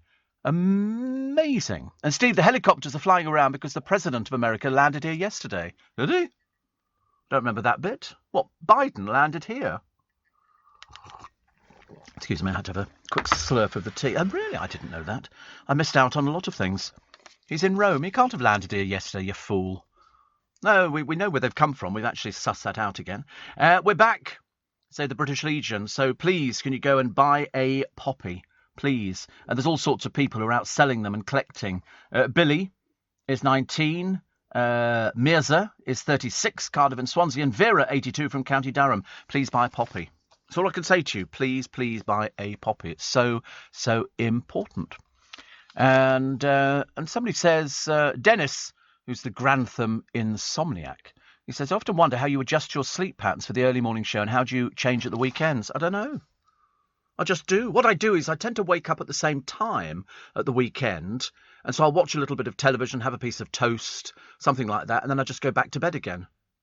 It depends what you consider. I mean, I don't do lie-ins. And the reason I don't do lie-ins is because I always considered it. Years ago, I'd have done it. 25 years ago, I'd have done a lie-in and gone, oh, I can't be bothered to get up. Now I get up because you don't want to waste the day. But if it's going to be raining all the time, it's very depressing, isn't it? My neighbour Lynn came back from holiday yesterday with Joe. And what have they not brought back with them? Their luggage. The airline lost their luggage.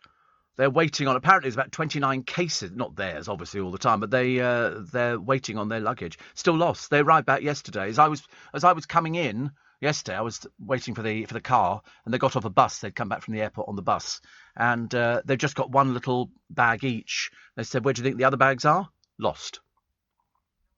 No idea at the moment. No. Bit of a worry, isn't it, really? Bit of a worry. Steve, my local cinema is showing 2 Halloween films, An American Werewolf in London and The Exorcist. The first is funny, but I've not seen the second. Do you know, I thought it was rubbish. That seems odd, doesn't it? The Exorcist was known for this girl whose head turned round on the bed. And it was, it's a very old horror film. I mean, some of them look really dated. And I think The Exorcist, was it Linda Blair, who was the girl on the bed? I don't know why. I've just got that in my... I mean, I shouldn't know that because I can't remember if I've ever seen it. I was right. Unbelievable, isn't it? Oh, seriously, I'm sickening myself. But yeah, Linda Blair. That's right. It did come up on the television. And she needed exercising. And they say she was never the same after The Exorcist because you have to play... You know, she went... and all that. I mean, that sounds a bit dramatic, doesn't it? I'm so sorry if I've frightened anybody and you've driven off the road or something. But I never saw An American Werewolf in London because I thought that was the Michael Jackson. And this is Thriller. That was Thriller, I know. But didn't he turn into a werewolf in Thriller? Yeah, I knew there was a connection somewhere. But I think I've seen The Exorcist. So, you know, whether I would ever... I can't recommend those sort of horror films because they've deliberately set out... The only sort of films I hate, and I told you before, is when I talked to Daniel Radcliffe. He was doing The Woman in Black. And he's in this house because they've taken it off the stage. And he's in this house. And you know what it's like? You go into the house and the lights are broken. I would not be going in the house. But because they're filming it, and he's going in the house and he goes, oh, and you think he's going to go into the cellar. Why? Because he hears a little noise. He go, why would you, not go into the... Don't go into the cellar. There could be people hanging in there. You run away very fast, very quickly. And so he didn't. He went into the cellar, and then something brushes up against him because it's pitch black, and I'm practically out the settee. I've dived into the box of tissues. I know, mad, I tell you. And then there's one point he comes out of the cellar, and I'm thinking, oh, thank God for that. But you're waiting for somebody to grab him from behind and do horrible things. But they didn't. And so he goes upstairs, and all of a sudden one of the doors upstairs on the landing slams shut. What does he do? He keeps walking towards it. And I'm going, don't go in there. You're asking for... Somebody is in there. They're going to do you wrong. So that's why I don't bother going to see films like that. They're too frightening for a person of my gentle years. With UK Export Finance, I'm fulfilling more export orders from around the world with working capital support. Export insurance means I'll get paid when exporting to challenging markets. At UK Export Finance, we believe no viable UK export should fail for lack of finance or insurance. Between 2022 and 2023, we provided £6.5 billion of government-backed trade finance to support UK exports. Learn how we could help you win export contracts, fulfil orders, and get paid. Search UK Export Finance today. Steve Allen, tweet at LBC. Morning, nice to have your company. So, apparently, Nick A, is this Nick Abbott, was not happy about ULEZ because now he needs to pay £12.50 each time he comes to the LBC studios. Or does it? Oh, right. Is that because his car is old? Rust bucket, they say. I never said that. I've never even seen it. I was told he has a very nice car. But I don't have to pay ULEZ. But there again, I don't bring my car into town. He's got a Cinquecento. No, he hasn't. He's got a Mercedes, hasn't he, I believe? A Sierra. You're just making it up now, aren't you? You're just making up silly names. He's not even had a drink. What have we got here? A supermarket security guard who knocked out an alleged attacker with a single punch has insisted the man had threatened to stab me. Why would you want to work in a supermarket as a guard? The amount of people who thieve from supermarkets now is almost a sort of epic proportions. People just wheel trolleys in and wheel them out again. In Iceland, they had to put in a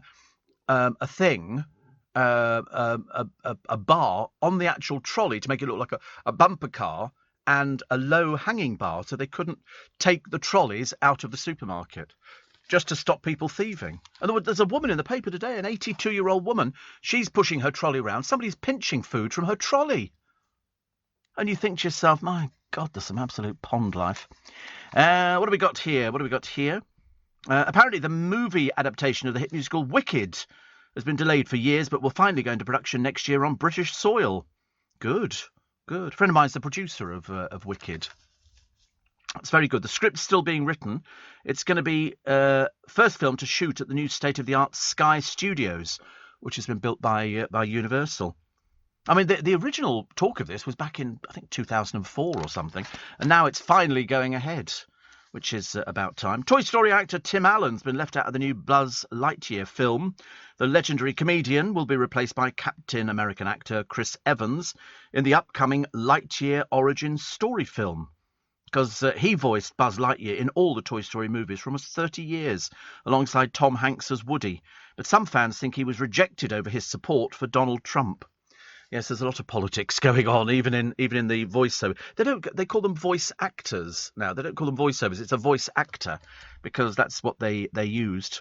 But Evans, who's Chris Evans, says it's a dream come true to voice the character. I always think it's quite clever, actually. I mean, I've never quite fathomed out how it all works, but it's obviously a very nice thing, isn't it? Punter's Fury is Wetherspoons runs out of salt. Does it make any difference? No. The voice actors aren't even in the room at the same time. No, they just bring them in and record them, and then they do it. Because if you watch the film, what's the film? Hairspray, and the soundtrack appears very different. You can tell it's not the people dancing who are singing this stuff, but they're having to sing along to it. But when the voice actors are in, they very rarely get them in at the same time, like Michael Jackson and Paul McCartney. They weren't in the same room or even in the same country when they recorded their music. It must be very hard to react, but that's what they're paid for. They get well paid for this. Robin Williams got very angry because he worked for Disney doing Aladdin, and he was the genie. Mr. Aladdin, please. And he didn't get paid enough because Disney are notoriously mean at paying, and so he complained vociferously, and so Disney bought him a beautiful oil painting. Apparently it cost them a small fortune, because they didn't give him enough money, and the film grossed a lot. And poor old Robin Williams, he didn't. I mean, I can't remember what he originally got paid. Do you know what he got paid originally? How much? Oh, I can't guess these things. Don't make me work. £75,000, which is absolutely a shameful pittance. And so he complained about it and made a big brouhaha and said this is just not good enough, because the film took 200 million and he got paid 75,000. And when he did something, if you saw him in Mrs. Doubtfire, he's a voice actor. He comes up with all these funny voices, and he was doing them and putting them to good use. But on the Disney film, I distinctly remember Disney had to kowtow to him. And he also only did the film so his children would have something to watch in later years, because he was playing the genie in Aladdin. And it was a beautiful film. If you ever saw it on the big screen, my God, it was staggering. But 75 grand he got for it, which is a piddling amount of money. So he did get this oil painting, and then, Calm arrived. There you go, £1 million Picasso. That's what they gave him, £1 million Picasso. It's a shame, though, isn't it, when sort of people are taken advantage. So he ended up recording about 30 hours of written and improvised dialogue, because according to the interview, he wanted to leave something wonderful behind for his kids. It's amazing what I remember, isn't it? I store the most useless stuff between my ears, and then I can't remember somebody I've just bumped into for about the fourth or fifth time. And I look at them and I think, I know you, but I don't know what your name is. I think he took a pay cut. I think originally they were, his usual fee would be about 8 million. But there was a catch. He didn't want his voice used to merchandise products. But he got the Picasso that he wanted, and he felt that justice had been done. But still not really good enough, because it's the old adage, isn't it? You're supposed to be grateful that Disney want to work with you, and it was the great Disney. But he thought, no, you're taking the Michael, I think, after that one. Cars are submerged in this country now. A foot of rain in 36 hours in the lakes. Drivers left stranded, homes evacuated. You can imagine, 1 minute you've got a lovely view. Oh, look, we live by the banks of a river. Isn't this lovely? Yes. And then the river arrives inside your house, and you suddenly realise what a blooming disaster. Elsewhere today, downpours will give way to sunshine and showers. 2 inches of rain was due overnight into today, said the Met Office. And Cumbria had 6.6 inches. Not very good. Not very good at all. In fact, actually just dreadful. And how about this one? How does this work out? This is a con man who stole his father's life savings. £450,000.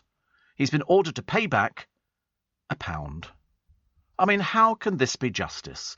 Gambling addict Peter Simmons posed as banker Paul Newman to make 597 transfers from his dad Peter's account. He bought an £80,000 car, pawned his mother's late rings. He's serving 3.5 years for the scam, but was told to repay just £1 because he's got no assets. I'll be absolutely going apoplectic over something like that. Absolutely terrible. Steve, great to have the poppy sellers back, says Dave in Plymouth. Not so great to have the social media morons who constantly complain that there are people who are offended by the poppy. Who's complained about the poppy, for goodness sake? Ridiculous. Apparently, Nick Abbott has to pay £25 every time he drives in because midnight is considered another day. Yes, that would be about right, because he's on 10 till 1. I mean, he could get public transport in, and that would sort of save it, although whether or not he could get... So if he's paying... Yeah, I mean, it depends how far... I don't know where he lives. I've got no idea. I try not to interfere with things. I don't want to be called a stalker, you know. He lives in Plymouth. Lives on the Mary Rose. But no, I mean, it must be cheaper to get the bus in. There must be buses there that he could sort of get back. I suppose there is the danger he could be recognised by the driver. And, hey, mate, you never paid your fee last time. Steve, as you get older, scary movies are frightening. I used to like Harry Potter. Not anymore. My nerves won't take it, says Paul. There was a Harry Potter on the television the other day. Indeed, they seem to show them all the time. And I'm actually enjoying them better as an adult than I was when I was a little bit younger. Just didn't kind of work for me. I like this. The statues of a Roman family from 2,000 years ago have been found for the first time in Britain. Busts of a man, a woman and a child uncovered as part of the HS2 development. I mean, they've never been dug up in the UK before. Roman families never, ever had anything like that. It's thought the stone sculptures represent a well-off household from before the Romans left Britain in 410 AD. It's incredibly exciting, and it's a remarkable once-in-a-lifetime discovery. History buffs also discovered a well-preserved hexagonal glass jug, of which large pieces were still intact at the site in Stoke Mandeville. Site of a Stoke Mandeville. Wow. The high-speed railway project's lead archaeologist, Mike Court, says these are extraordinary statues. As I say, they've also found like 3,000 skeletons of people who will need reburying. Don't want to be part of HS2, do you really? But I fancy finding things like that. I love stuff like that. Do you know that people will spend the equivalent of 4 years of their lives streaming TV shows? I've never streamed a TV show in my life. I don't even know how to do it. They had a thing the other day and they said, and you can stream this programme from Dave or whatever. You're talking double Dutch. I've got no idea what you are on about. I've never streamed. I've never done anything like that. I couldn't even master programming the video player. I mean, I've probably got it all on my TV. You probably just push a button and it goes, oh, you can stream or something stupid. But I don't want to do it. I don't like the idea. His only interview. This is Ed Sheeran. Do you know his waist is so thin now? He's 28-inch waist. 28-inch waist. And he says, Elton rings me every day to see if I'm okay. He rang twice during this interview. That must be quite exciting, mustn't it? Elton John phones you. Yeah, Elton, can you phone me? Hello? You phone me? I wonder what they talk about. Yeah. Elton, sorry, I've got to go. It's Elton on the phone. Yes, Reg is calling. Talk to you later. Very busy. Must be quite exciting, but imagine having that. Although Prince Harry, phoned Paddy McGuinness to check the following morning he was okay. So obviously they've swapped phone numbers. So obviously Paddy McGuinness has got Harry's phone number, which must be quite exciting. What if he sends text messages? That'd be good, wouldn't it? Les Dennis says Ricky Gervais helped him get out of a rut after his marriage fell apart. The comic who was dubbed Les Miserables. He's 68 now, Les Dennis. He used to do a double act with a comic, and they used to dress up as all sorts of different characters. And the person that he did the dressing up with was called, I can't remember. Steve Allen on LBC. Text 84850. Morning, nice to have your company. 26 minutes to 6 is the time. And what was the other one that I quite liked, actually? There was a story in the paper. Oh, it's Santa giving a high five, opening a Christmas window display. Because I've noticed, I know that we're not in November, but already most of the shops in London have got all their Christmas decorations up, and they've got little trees in the window. They put the lights up above the streets, and it all looks very nice. I don't know if they're actually on at the moment, but I don't think they have an official turn on, don't they? I think of the lights in Regent Street. But they're the same ones that we've had apparently for 4 years. But I still think they look pretty. And then you'll find the Burlington Arcade, 12th of November. And I've noticed how they're doing Leicester Square.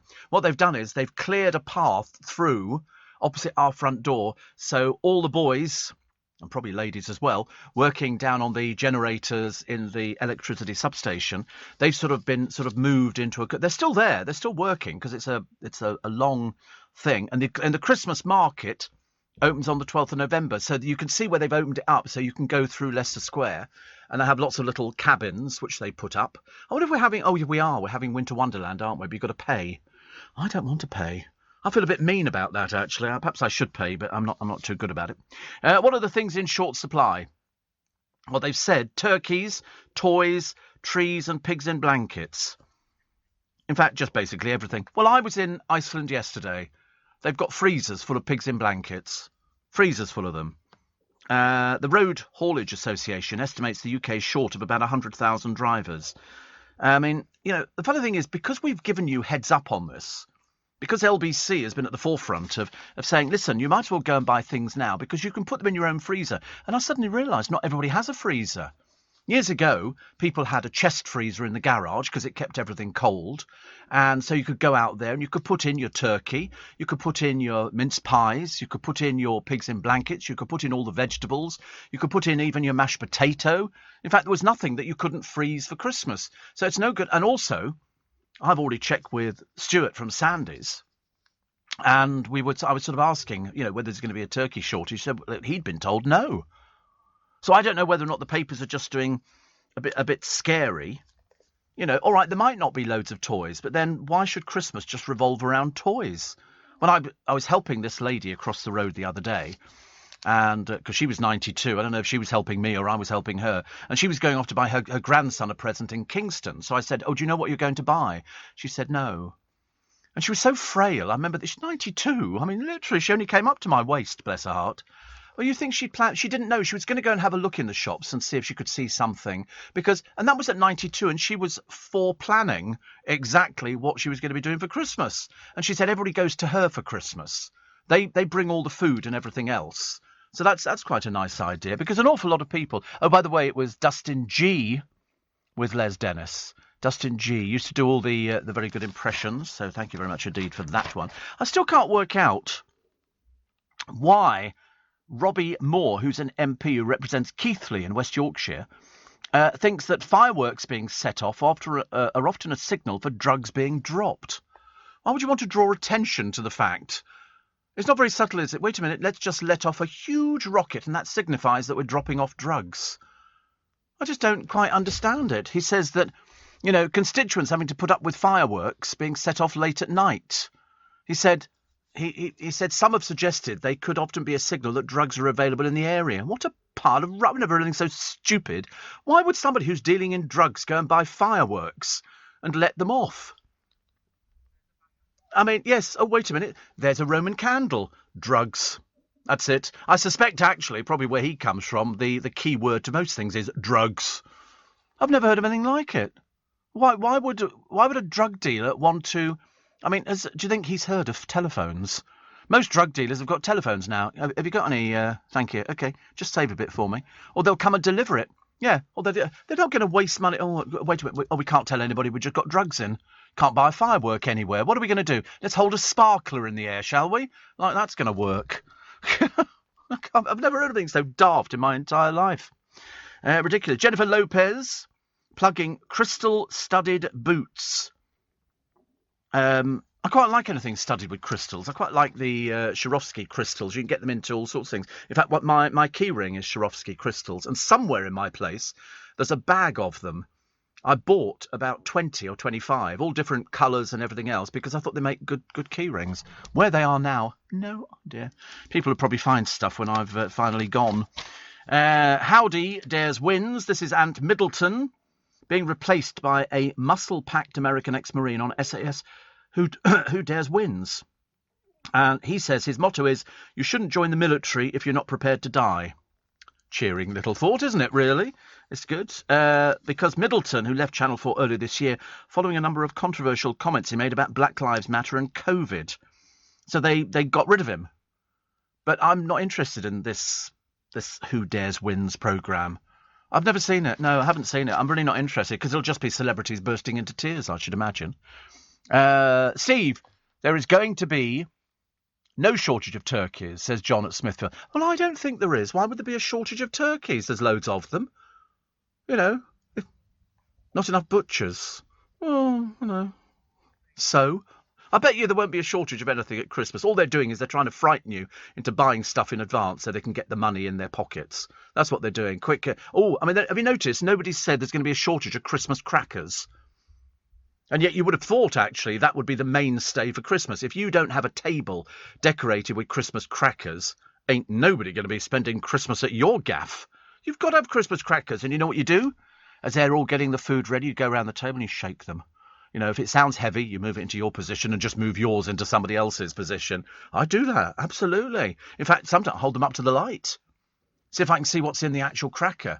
And then, of course, you're always disappointed because they always put, the really naff things, which are the heavy ones. Always go for something light, he says, hoping that. But no, I always do that. I always say to my brother every year, do you want me to bring the crackers down? Because they do them. We just get Tom Smith crackers. And generally speaking, I mean, when you say posh crackers, what do you mean by posh crackers? Because I think all crackers are posh. We don't buy little piddly things. No, we don't buy cheap ones. I don't want anything plastic in there. I want something that's silver-plated. You get a plastic moustache. Are you getting the dressing up crackers again? Oh, look, I've got a plastic moustache. Makes me look really old. No. We have Tom Smith crackers, which are quite nice. They're beautifully made. And silver presents inside, like a key ring, a little bit common, and another little bit, nail clippers, very popular nail clippers with people who have Christmas crackers. But you couldn't not have Christmas crackers, could you, at Christmas? So I'll always go and buy those and then take those down there, which I think is quite a nice thing to do. What else is traditional for Christmas? Got to have a CD of carols playing in the background, or the snow is falling all around us, children playing. Yeah, Steve Allen at breakfast. Yes, because I'm here at breakfast. So when you're cooking the turkey, you're going to need advice. I'm the one to give it to you.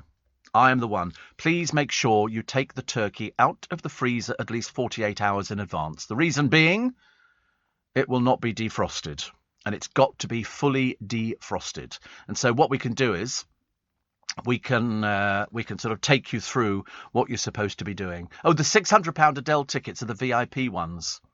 The cheapest seats for Adele are £90. £90. I mean, you must be way at the back for 90 quid, don't you think? You're not going to be at the front, are you? Yeah, but people say they're a rip-off. Listen, they're only a rip-off if you don't want to pay. I don't think it's a rip-off. She's not played for ages and ages. 90 quid? I think that's okay. I mean, £600, admittedly, would maybe have me thinking, maybe not. Maybe not. But I think the tickets for my show at the Leicester Square Theatre were very reasonable. But we were doing meet and greet and normal tickets for the show. And it's only 400. Sold out in an hour, which was very nice. And, yes, more money for charity, more money for very worthwhile cause this year, very worthwhile cause. But so when people complain about £90 for a ticket, don't pay it. Don't pay it. Nobody's forcing you to go and buy a ticket to go and see Adele. Listen, if it's 162 quid for Rod Stewart and £200 to go and see Engelbert Humperdinck, I mean, that's all day. £90, I think that's really very good value. But you don't have to go. But you don't spend that all the time, do you? It's like Noreen. She goes off to see her 60s shows. I wouldn't even know what those tickets cost her and Brian each time that they go there. But she loves going. And that's part of the fun of it. If you want to go and see Adele and they go, it's 90. I mean, put it this way, better to buy a £90 one than having to go to a tout and say, I want to go, and they're going to go, well, that's 200 quid, mate. Because if you don't buy it, somebody else will buy it. And you see the touts outside every venue. They're always the same people. Tickets. But just make sure, I mean, mind you, Hyde Park's different. Not like working in a gig where they've got restricted views and stuff like that. I think it's very good value, £90. So, I mean, I wouldn't pay £600 for a ticket, and I probably wouldn't pay 90 quid for a ticket either, because I'm not that much of a fan of Adele, but I still think it's good value, if you like that kind of thing. My tickets for the Magic Circle on the 18th of December are much more reasonable. We have two shows. Yes, you can go to both of those shows and probably still get change out of 600 quid, I hope. Leading Britain's conversation. LBC with Steve Allen. Morning, nice to have your company. I can't believe it's 11 and a half minutes to 6. 11 and a half minutes to 6. Do you know more than half of all adults take vitamins and supplements every day? Most popular are multivit. Because people think if I take a multivitamin, that kind of covers everything. But I mean, do you know what's in it? I don't. People over 65 are almost twice as likely to take them as those aged between 24 and 64. Amy Benbow says people are aware they can't get the best nutrition from diet alone. No, you have to supplement. And also, some people, I think vegetarians and vegans, don't they take a lot of supplements to compensate for different things? Don't they? I don't know. I always thought they had to take something. Yeah, we'll have to ask Luke. Or Hillary. I could ask Hillary. Wrexham's new Hollywood owner admits he doesn't really understand the game. Deadpool star Ryan Reynolds, who invested in the Welsh club with fellow actor Rob McElhenney, says he's trying to understand the attraction of the sport. Well, listen, join the club. I don't understand it either. I never understood the appeal of football. But there again, why would I? We don't play football in Twickenham. We do rugby. But, I mean, you know, even a bit of a five-a-side with the lads. No. Not it's like anything worse. Well, going out, I mean, people used to do it, didn't they? They used to go out on a Saturday night and they would get sort of stonking drunk. And then the next morning they'd all be up playing football on the Sunday and they'd turn up with dreadful hangovers. And that would be, you know, that was the butch thing to do. But not for me, thank you very much indeed. It just doesn't interest me. I've never been, mind you, if synchronised swimming, that'd be a little bit different. I could do synchronised swimming, but only in a heated pool. I'm not doing anything that's cold. I mean, the producer dreads a ball coming near him in the park. I know, you walk through the park and all of a sudden some kids kick the ball and it's near you. Well, I used to look the other way. I'm not touching it.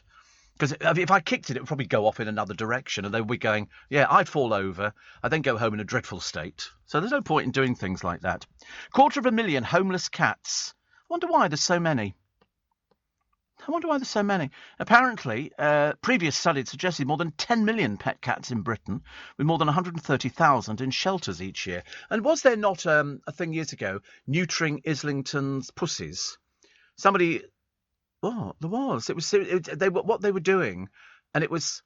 Google it. Celia Hammond. I bet you anything. Celia Hammond was responsible for neutering Islington's pussies to try and stop the cat population spreading because there were so many of them. So if they neutered them, there was no chance. I'm pretty certain it was Celia Hammond. I'm right. I could tell when he shakes his head. He goes, yeah, no, okay, you're right, Steve. Neutering Islington's pussies. It was years ago. It wasn't. They've had a name change now. What do they call it now? Neutering. Oh, they're just called castration. Oh, I thought neutering sounded much nicer. Poor cats. We had ours done years ago. We brought it back from the vets and it just sat there staring at us. I remember thinking, oh dear, we're in big trouble now, aren't we? A bird sanctuary, which takes in seagulls, is weeks from closure, despite backing from Chris Packham. It's called Bird Aid. It's in Hailsham, in East Sussex, saw an increase in donations after the TV Nature Star shared its Just Giving page, but the centre could still shut down as it remains £7,000 short of its £85,000 target to stay open. Founder Julia Gould says, whatever you think of gulls, there are literally thousands of people every year who phone up for help with them. I thought they just attacked us, seagulls, don't they? You know, you're sitting there with an ice cream, the next minute something with a 6-foot wingspan takes your and takes your chips and everything else. I mean, you never find a poor seagull, do you? In fact, most of them are opening shops, reselling us the chips and the ice cream back again. They're very. You don't argue with things like that. Have you seen the beaks on them? They're quite. Yeah, they're out here. We get them here. They're enormous, and they sit there on the lampposts. And then we're still getting the mad people who are feeding pigeons, which of course they don't need feeding. There's enough rubbish on the streets. Thank you very much indeed. 1 in 5 Brits will apparently have sex in a driverless car. I know, I thought that as well. What an odd thing to worry about. I don't think I want to go in a driverless car. Although, actually, I tell a lie, I did. I did, because I was well, we were going out for the day, and it's a car that drives itself. And it's a car, it's the parents of my godchildren. They've got one of these cars, and we were going down the motorway, and he said, look at it, because at one point he'd taken his hands off the wheel to do something. And I remember thinking, this is a bit dangerous. But no, it's a driverless car. You don't, it just sort of, it stays where it is, and it watches. I don't know how it works. I've got no idea. Frightened the life out of me. No, you definitely shouldn't be having sex. Well, I couldn't. There was a whole family in there. I mean, you'd curtain it off or something. It's not going to work, is it? Try thinking about that. There's a man here who's been miraculously rescued from the tundra in Russia's coldest region. He got lost for more than 2 months for the second time. It's obviously not the brightest penny in the box. Dad of 3, Yegor Krivashapkin, that's probably not how you pronounce his name, but it's the nearest we're going to get, was found alive with frostbite 2 weeks after rescuers stopped the search. He was located 190 miles from where he went missing in Siberia's ice kingdom known as Yakutia. He avoided attacks by brown bears and wolves that roamed the territory. It is the planet's coldest permanently populated region, but the reindeer herder had been able to explain where he wandered or how he survived that long. Doctors say he's stable and he is able to walk. Have you ever been... They do these programs where it's people in the tundra and people in Canada and places where it's so freezing cold. There's one woman, and how this poor woman survived, I've got no idea. She lived in like tin sheds or something, and she used to supply fuel. She had... I don't know where she got it from. Can't imagine there being a tanker lorry delivering petrol to her. But she provided the fuel for the planes that used to land with supplies. And I think she had a little shop, and I think she was running a bed and breakfast in the middle of nowhere, where, you know, people have to go out and they're hunting wolves or bears or something like that, and or I think reindeer in one particular place, and they need to kill them almost on a daily basis to get them through the winter. Because if you shoot a reindeer and leave it, it'll be frozen solid, and you've got to basically dissect the thing before you take it back with you, and you can then sort of, I was going to say pop it in the freezer, just leave it outside. Frozen permanently, which is if you like that kind of thing. The French grab the Brit boat in the fish fight. They're not pleasant, are they? They're really French fishermen. They hate us. They really do. The scallop boat Cornelius held in Le Havre yesterday, and they're not letting it go. I don't know why. I think this is one British trawler, and they find the skipper of another one here. So this is the battle between the UK and France over Channel fishing rights. Oh dear, so miserable. So miserable. I mean, I can see it being like that thing where they do that dance where they slap your face with a kipper and then dance backwards and forwards and slap your face with a kipper. So now the UK summoned the French ambassador. Oi! Come here! Apparently, a government spokesman condemned unjustified threats from France over further action. Brexit Minister Lord Frost chaired a meeting on Thursday to consider London's response, with the Foreign Secretary Liz Truss taking the rare step of ordering an allied nations envoy to be summoned. She says, I have instructed the European Minister, Wendy Morton, to summon the French ambassador to the UK for talks tomorrow to explain the disappointing and disproportionate threats made against the UK and the Channel Islands. I love that. Can you explain the... No, I will not. And we go, oh, OK, then that's fine. OK, keep the boat. Keep the boat. Not particularly bothered about it. We'll just come and slap you around the face with a wet kipper. You know. But I remember, weren't the French throwing dye or something over our ships? It's all to do with how far they're allowed to fish. I mean, I didn't think that we were a nation of fish eaters, really, but, you know. Steve, there's no shortage of turkeys. I work in the turkey industry. We've got plenty of staff and birds. Everybody stop panicking. But Beverly in Orpington says, I don't like turkey. We had slow roasted duck last year. It was delicious. Yes, it's very... the only trouble with duck is it's very fatty, isn't it? Very fatty duck. So you have to put it on a grill kind of tray thing, which is fine. This year we're going to have fillet of beef with a Madeira Jew. I feel like I'm doing the voiceover for sort of come dine with me kind of thing.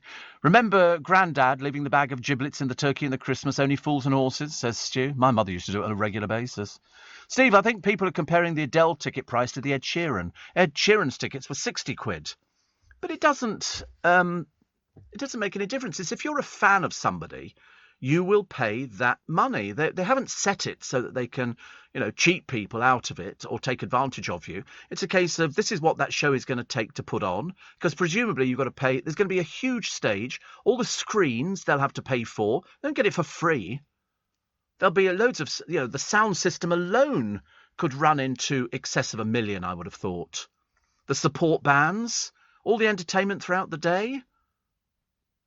But if you don't want to go and pay those prices, that's why I never understand why people complain about something like that. If you don't want to go and pay 90 quid to go and see Adele, don't pay 90 quid. Don't pay. I'm sure there'll be a DVD out after the concert. Veronica and Vicky says, very nice to hear you after a long night shift. Oh, it's been a long night shift for them here, some of our people today. Sidcup Julie says, you'd know this. Where does the daft apeth come from? Oh, daft apeth. It's funny, the amount of people that used to sort of ask about that over the years. And I remember the first time I told people where it actually comes from. What it is, apeth is a Northern English word meaning halfpence. You know, but I thought that was halfpenny. But daft apeth, it was the shortening of daft halfpenny. That's what it was, actually. The piece of currency was not worth much, and therefore is considered daft or useless. You know, you're a bit sort of, you know, you're a bit mad. That was on the Mystery Hour, actually, on LBC. So that's where it came from. You daft apeth. You know, in other words, you're a bit of a waste of space. I think he's got a game out. He's never mentioned it, but I'm sure he has. Only about 20 times. He was showing me pictures of it the other day, bless his heart. He was so excited. He has to give me one as well. Jackie says, have you ever been to the Emirates, the London cable car? No, I'd love to do it. But somebody said it's just a cable car across the Thames. I said, well, I don't care. I quite fancy the idea, but I've never done it. It's quite expensive, isn't it? I believe so. Because the producer was saying, oh, you know, should we go out for lunch one day? I think, over my dead body. And no chance of going on a cable car either. Because apparently they're not very big. So you're going to be sort of squashed in together. And I don't do squashing in together, thank you very much indeed. Unless it's absolutely necessary. This is LBC from Global, leading Britain's conversation with Steve Allen.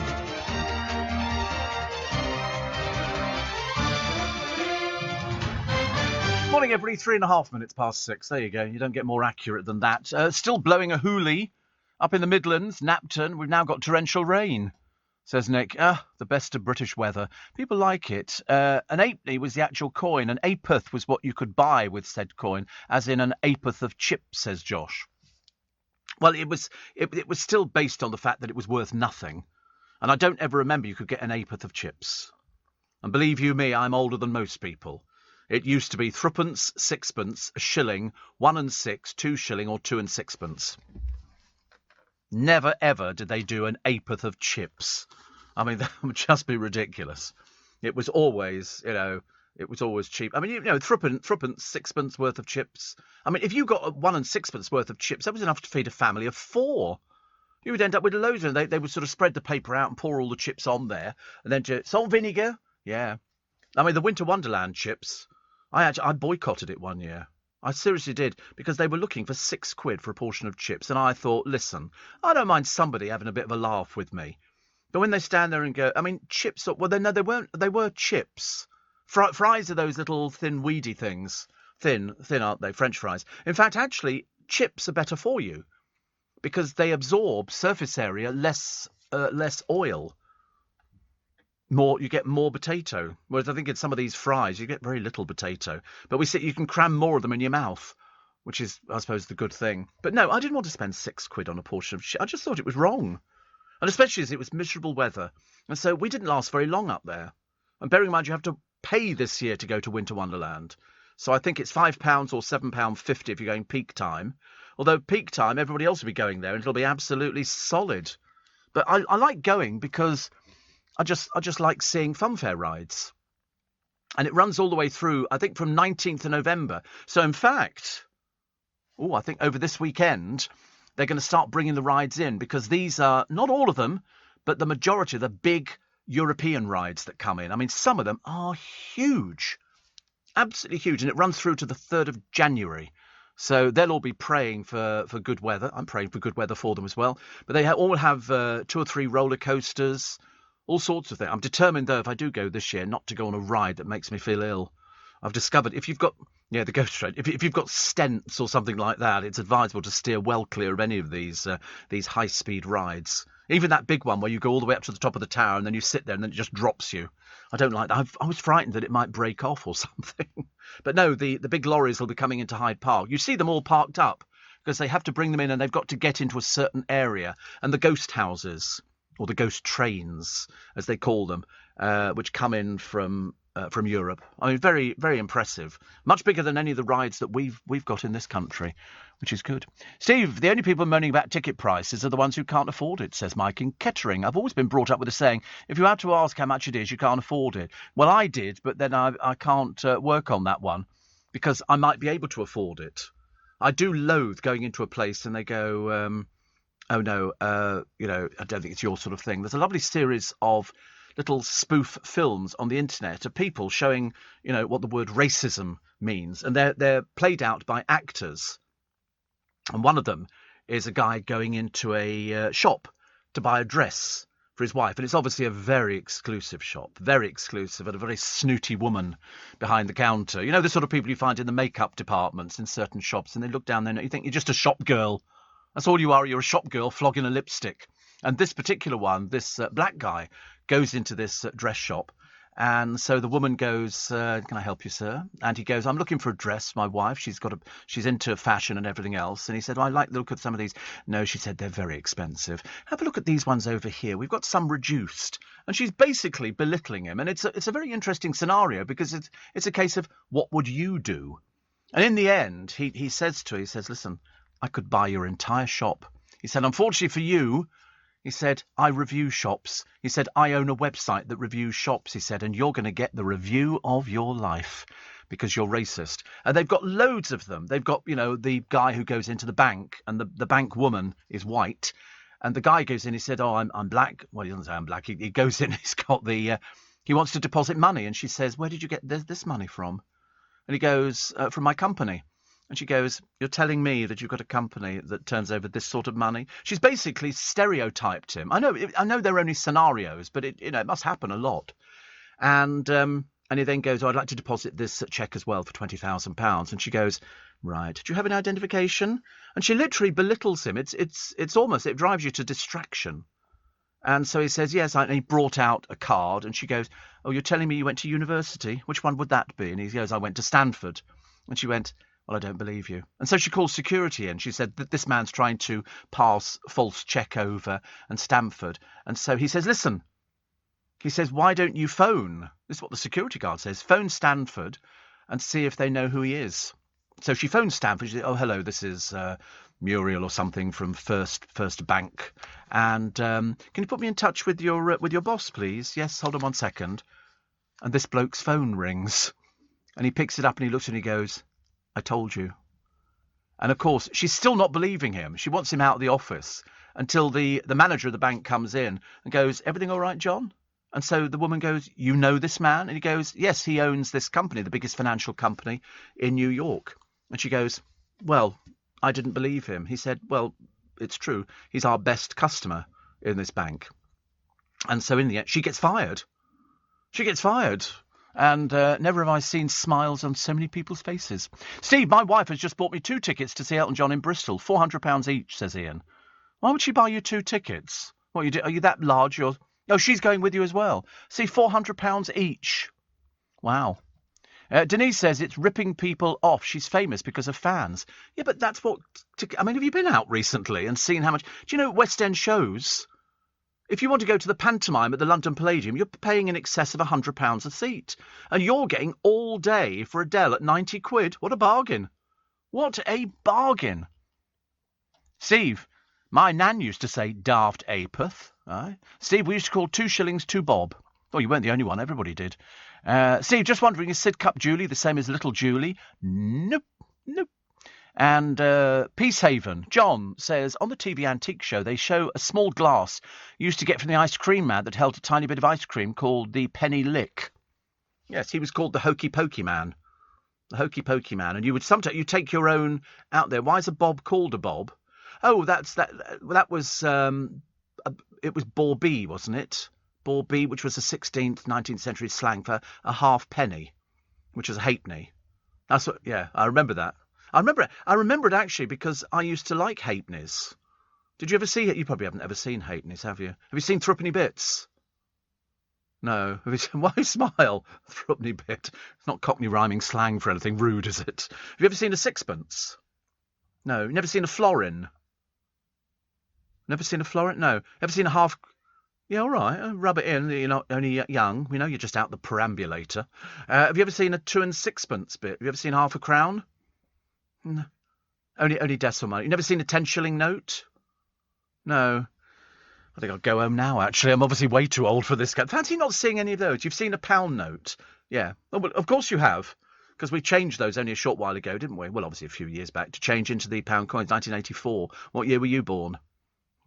You were born in 89. Well, you're being changed. I can't work with young people. It's very depressing. Very, very depressing. Fancy not knowing what a threepenny bit looks like, or a sixpence. I mean, what do you put in your Christmas puddings? £20 notes, Steve. Wrapped in a little tube or something like that. 50. We used to put sixpences in the Christmas pudding, and if you weren't careful, you could break your teeth. Because all of a sudden you're chomping into it. I mean, threepenny bits, I've just realised. I'm sorry, a threepenny bit is Cockney rhyming slang. Threepenny bits. Boobies. I just remembered, actually. Yeah, they went out in... Yeah, all right, they went out in 1970. Some of us still remember things like that. Nothing worse is than being made to feel even older. But no, the penny lick.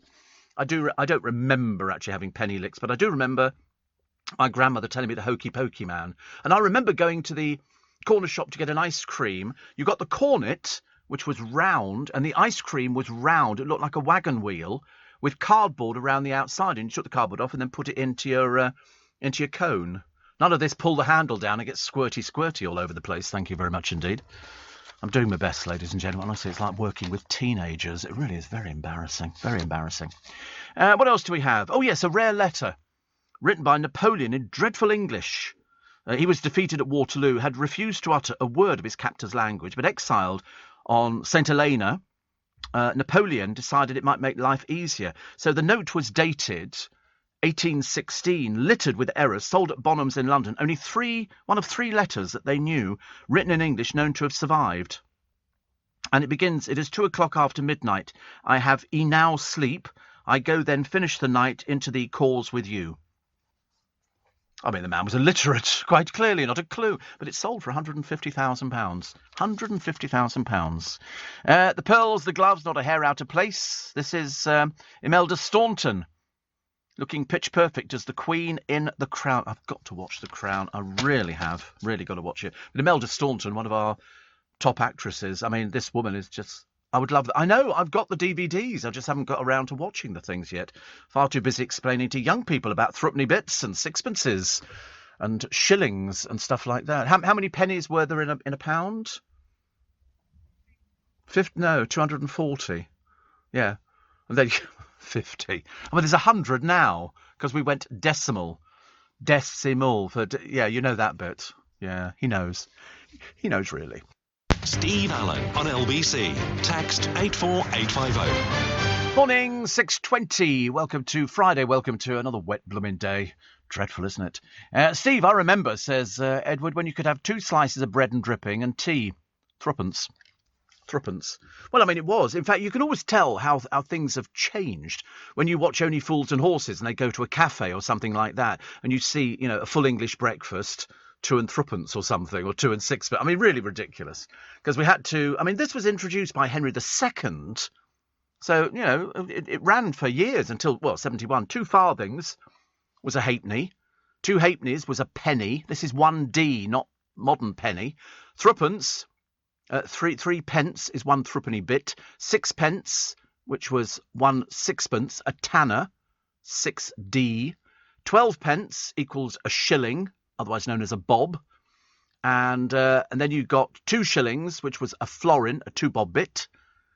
2 shillings and 6 pence was a half a crown. 2 and sixpence and 5 shillings was a crown, which was 5 shillings. The symbol S for shilling and D for pence, as you know, derived from the Latin solidus and denarius, used in the Middle Ages. People used to talk about denarius. Do you remember that? I know you weren't around, but you must have heard. I mean, did you do history at school? Goodness sake. You did Latin. Obviously, you didn't do very well, did you? How did you get as far as Stella or Puella? No. You did a Marmosamant. Yeah, this is the only one I remember after. Isn't it funny how something sticks with you? I don't know why, but bread and dripping sounded ghastly. Canis est in via. What does that mean? The dog is in the street. They were so articulate, weren't they, those people who spoke Latin? What's going on today? Oh, canis est in via? Yeah. Via. So the dog is in the street, is it? Still? Why didn't you say so? I always have to do it. Lulu on why music outlasted her marriage. She's still cool at 72. Well, she advertised Lulu's Time Bomb on QVC. I mean, to think she's 72 now, I mean, people just don't look their age. I mean, whether or not she feels 72, I've got no idea. Steve, did you know that Margaret Thatcher invented the Whippy ice cream? She was a chemist at ICI. Is this one of these other apocryphal stories? Wasn't it? It's an old wives' tale, I think. That I'm pretty certain. I think Margaret Thatcher had better things to do with her life than invent the Whippy ice cream. It was like, didn't somebody else invent? Who was the one who they say invented the Mivvy? There was a story about some celebrity. Was it Roger Moore or something like that? And he'd said, why don't you make this chalk ice on a stick?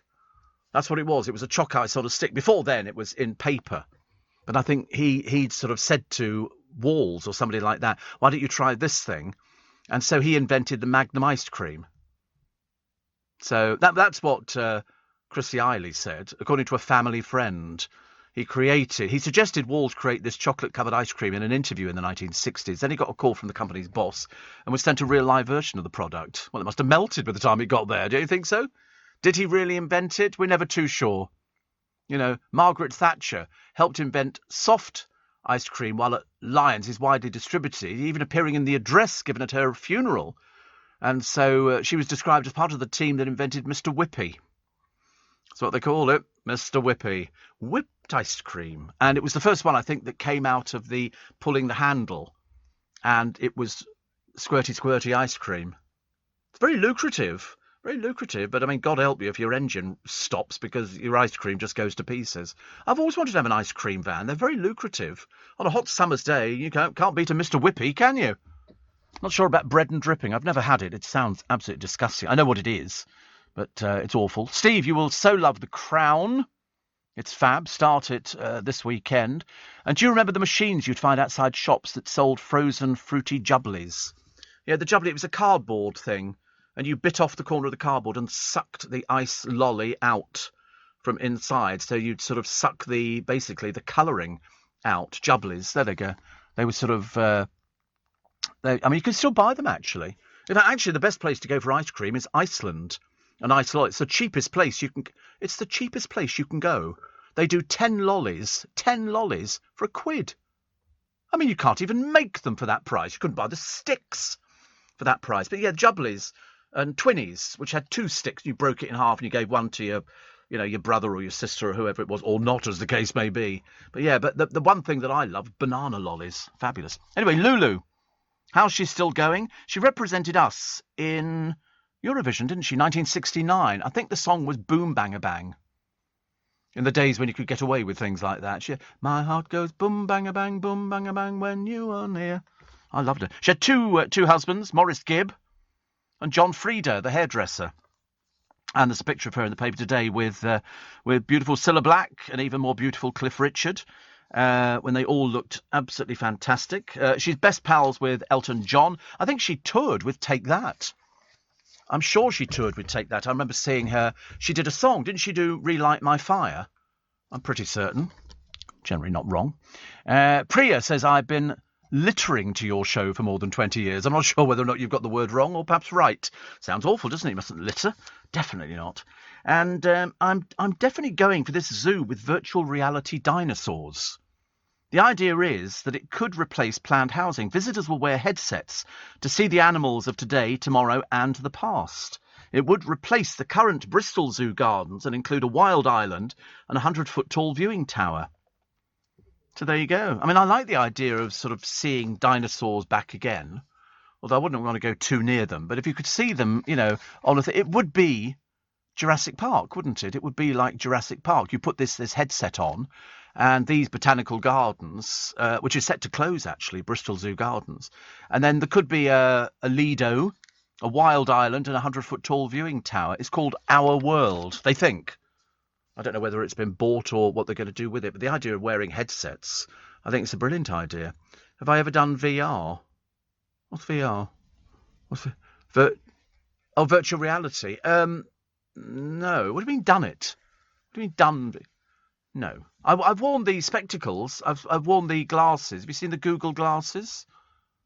They were very good. Don't know what I'm talking about, do you? You've got no idea. Not a clue. You're just blank. I was lent a pair here I think Adrian sorted it out for me, and they put them on. And you walk around and you can see different things in your glasses. It's very interesting. Very, very interesting. I don't know, like different things. Can't remember what it was, actually. In fact, to be honest with you, I nearly bought them, but they were so expensive, and I thought I couldn't justify that. I really couldn't justify spending that much money. Poor Mivy went out and got a penn'orth worth of ice cream. Steve, talking of pre-decimal coins, I recall getting threepence spending money a day back in the late 60s, early 70s. Your parents were obviously very poor, Michael in Hitchin, which is Hertfordshire. I got, I can't remember how much pocket money I got, actually. I think it was about 2 and 6pence a week. 2 and 6pence a week, which was 12.5 pence pocket money. And you could, what? You could go a long way with 12.5 pence. You really could. 2012 Olympic canoe champion joins in climate blockade at oil refinery. 2 Olympians there. Canoeist Etienne Stott, who won gold at London 2012 with teammate Tim Bailey, and sailor Laura Baldwin, a competitor in Athens in 2004, were at Exxon Mobil's Fawley plant in Hampshire. They were calling for an end to fossil fuels. They chained themselves to a pink boat. Fat lot of use that did. They just left them sitting there.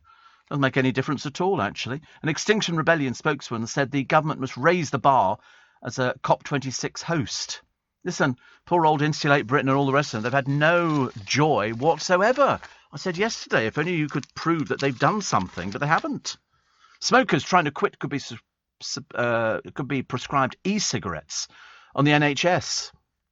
Like we don't have enough strain on the NHS. Now they're going to give you e-cigarettes. I don't even know how much they are. In 2019, I can tell you how many people died of smoking. How many people do you think died due to smoking-related illnesses? That'd be emphysema and stuff like that. How many people in 2019? No, 84,000, producer guessed. It's 64,000. Still 64,000 people. And apparently, non-smokers and children are strongly advised against vaping as it's got nicotine. Not as much, but, if you're a non-smoker, and children especially. But I don't see children. I mean, to be honest with you, I don't think I see as many children smoking now as you used to. You used to see loads of kids, with sort of cigarettes, but you don't see that so often now. You know why? Because it's going to kill you. It's as simple as that. We can't lay it on the line any more clearly. Oh, my goodness me. They've got another one of these cruises.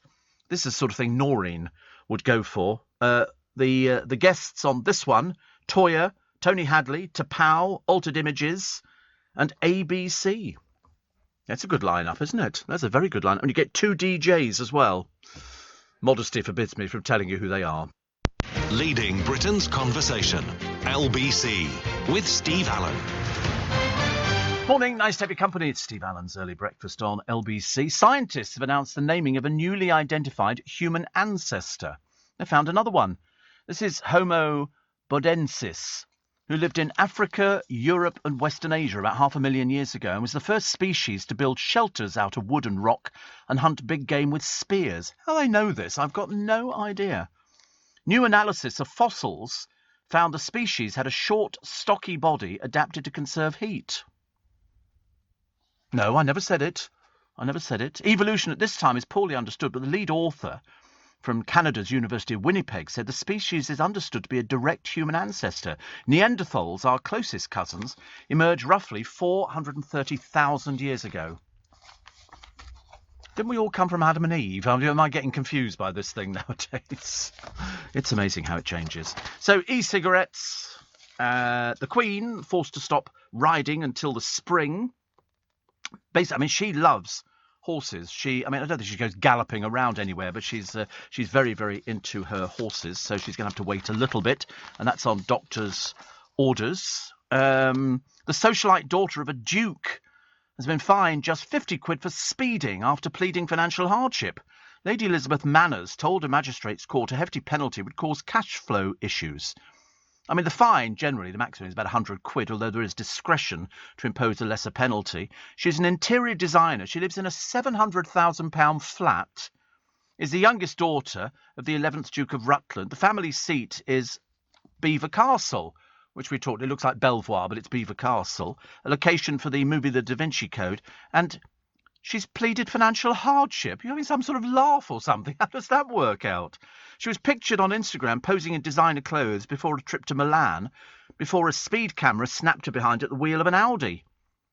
She was in Brentford in West London, driving at 47 miles an hour in a 40-mile-an-hour zone, admitted the offence and was fined at Lavender Hill Magistrates Court in South London.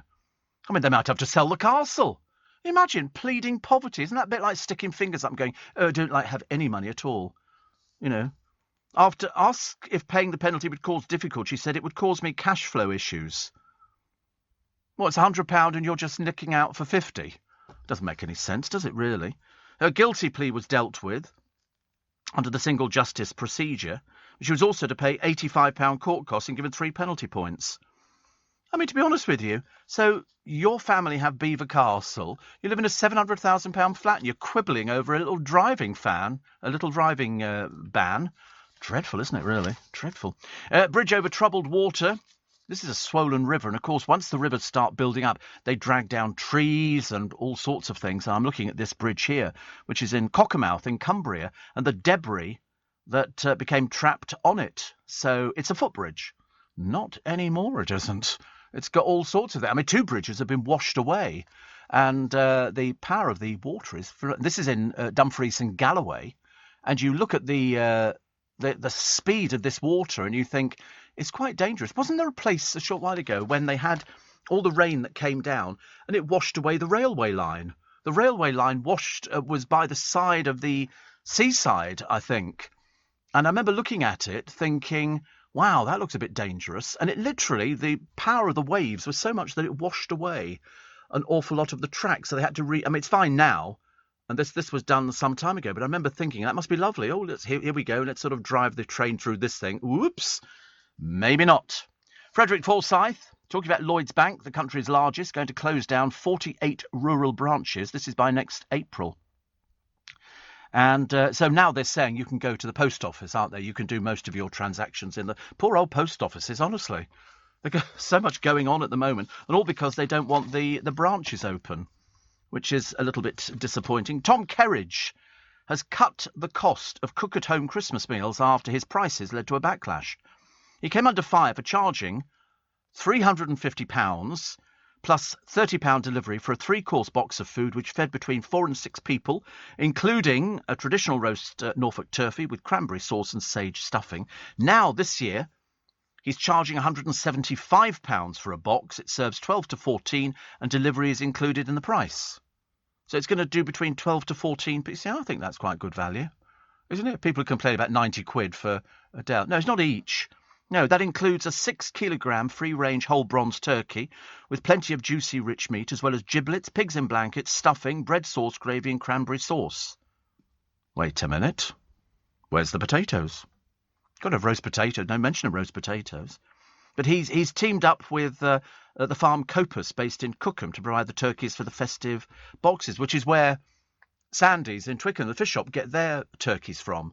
I mean, turkeys are quite expensive. Yeah, they are these ones. These are Copa turkeys. You know, they really are. I mean, they're turkeys which wander around outside. Not for very long, they don't. They're not exactly going to be booking holidays anytime soon. In fact, actually, turkeys... Don't say it loudly. Not turkeys alike. They'll be spreading gossip all over the place. But, I mean, this is not their favourite time of year.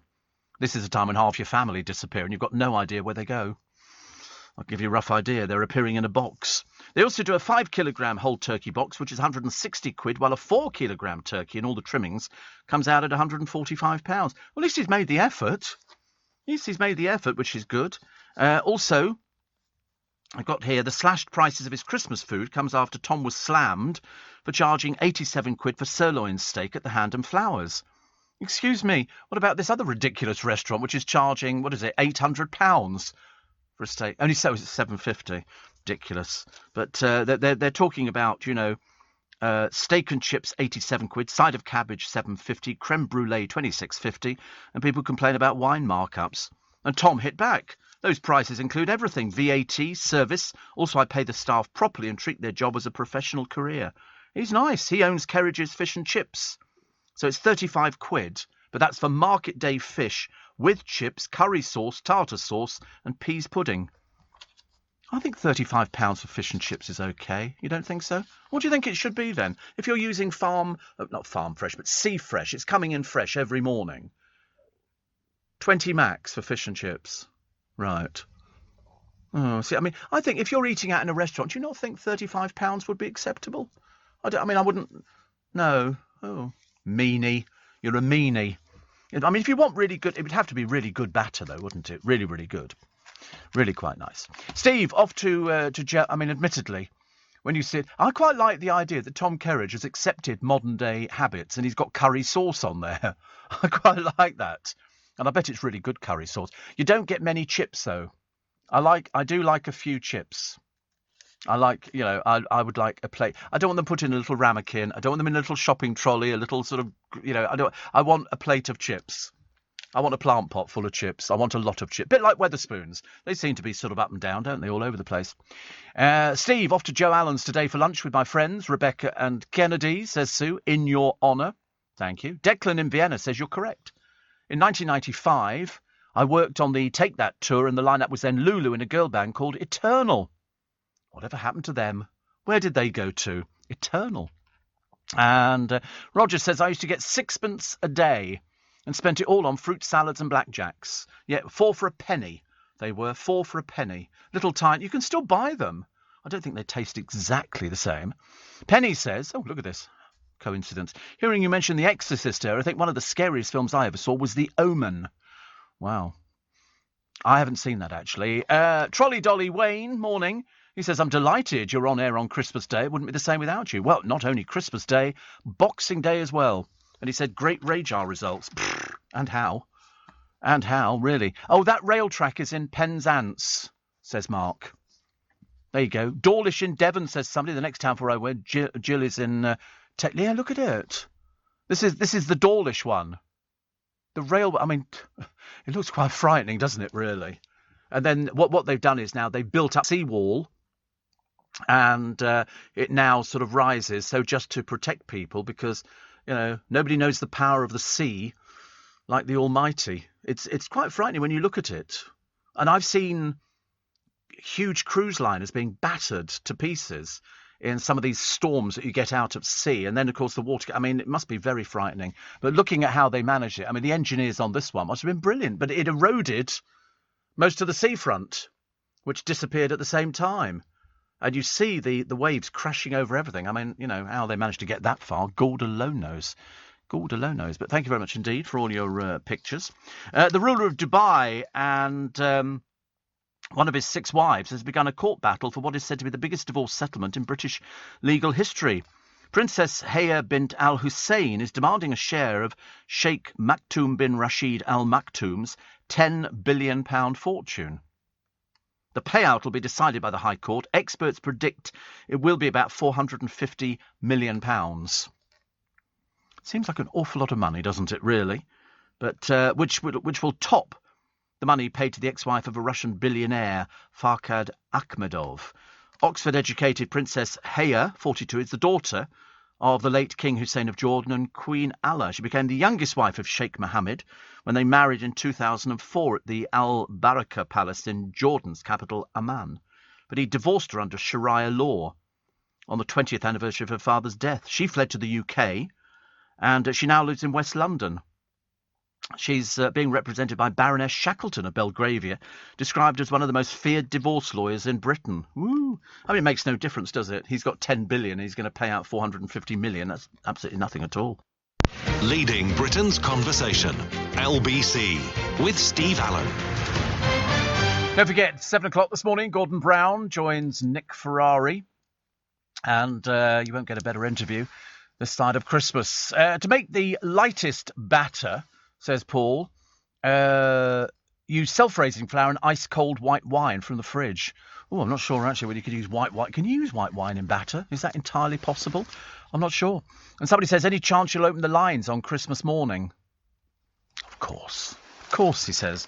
We've never managed it yet. There's a picture of Lewis Hamilton in the paper, and I don't know what this is, actually, but what he's done is he's pretending to be an ageing employee.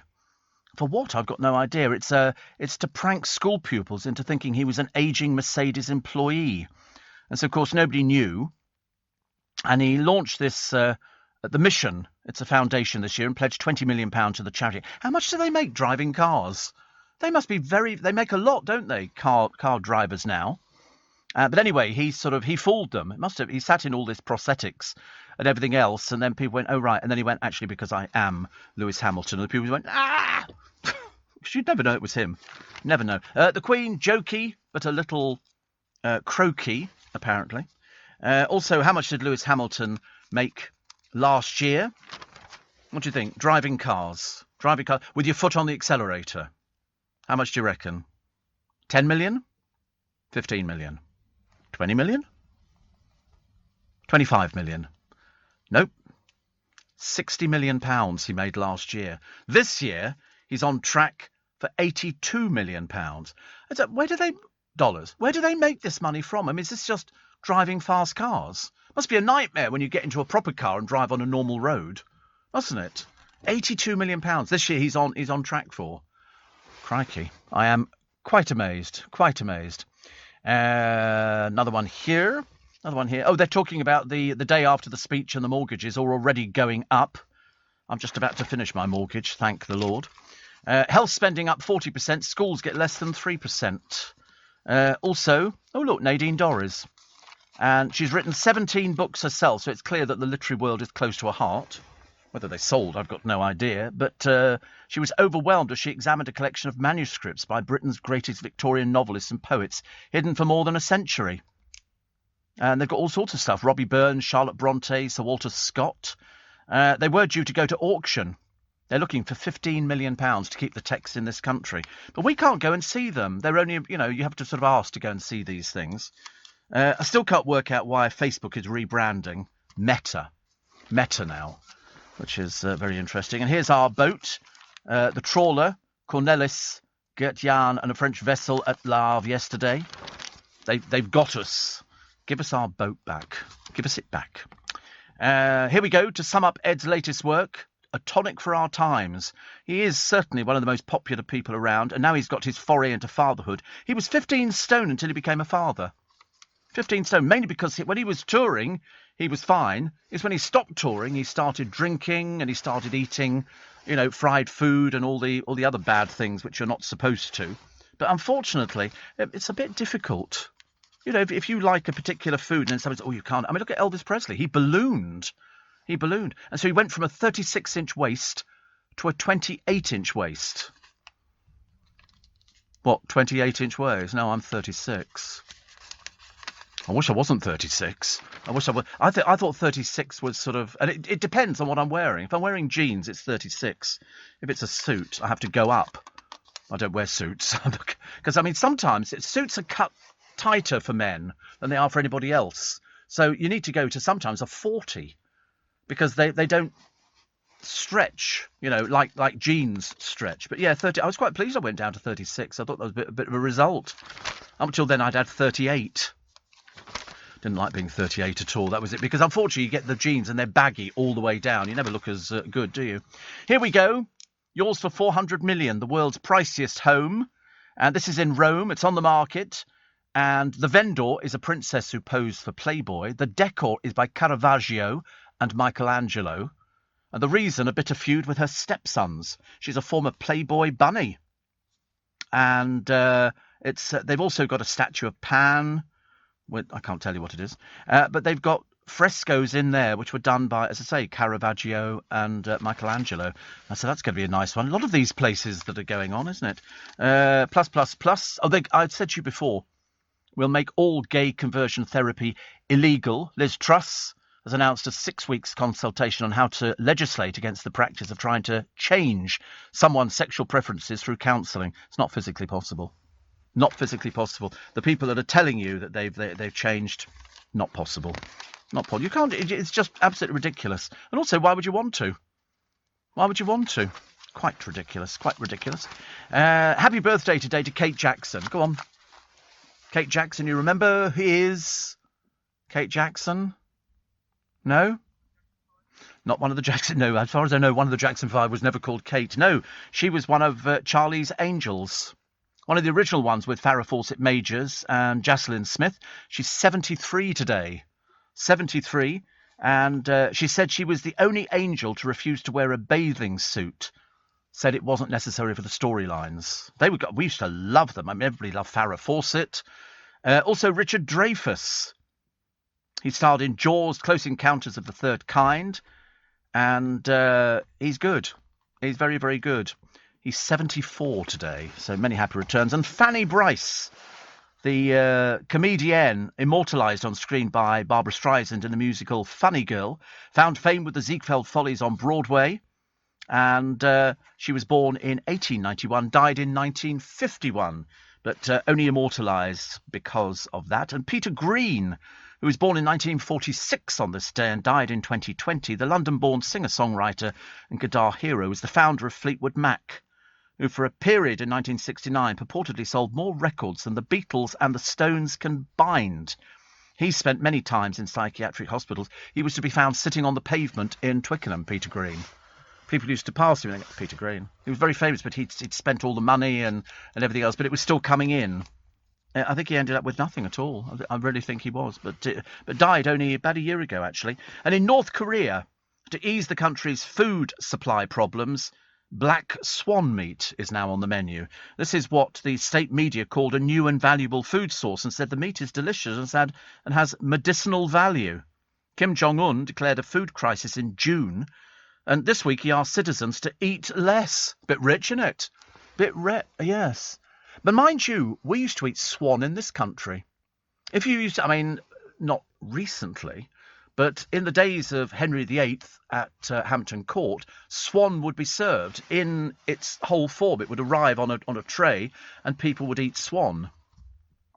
I don't know, I was never interested in me. Mind you, in Kingston, down the road from me, I mean, it's illegal to eat swan in the UK now and taboo in parts of the world. In China, it's believed black swans bring bad luck. See, I always thought they were really special, black swans. It never crossed my mind that they could bring you bad luck. I always thought they were quite nice. Well, the Queen, they have swan upping, as they call it, where they go out and they go swan upping, which is sort of looking after the Queen. So I believe she owns them, yes. And they've got loads in Kingston, by the bridge there. As you drive over the bridge into Kingston, just down the road from me in Surrey, then you look to the right and there's loads of swan. There must be about 100 of them. But I don't think I've seen any black swans. But North Korea, it's now a food source, which is cool, isn't it? I'm going to go off for a food source now, actually. I don't know what it's going to be.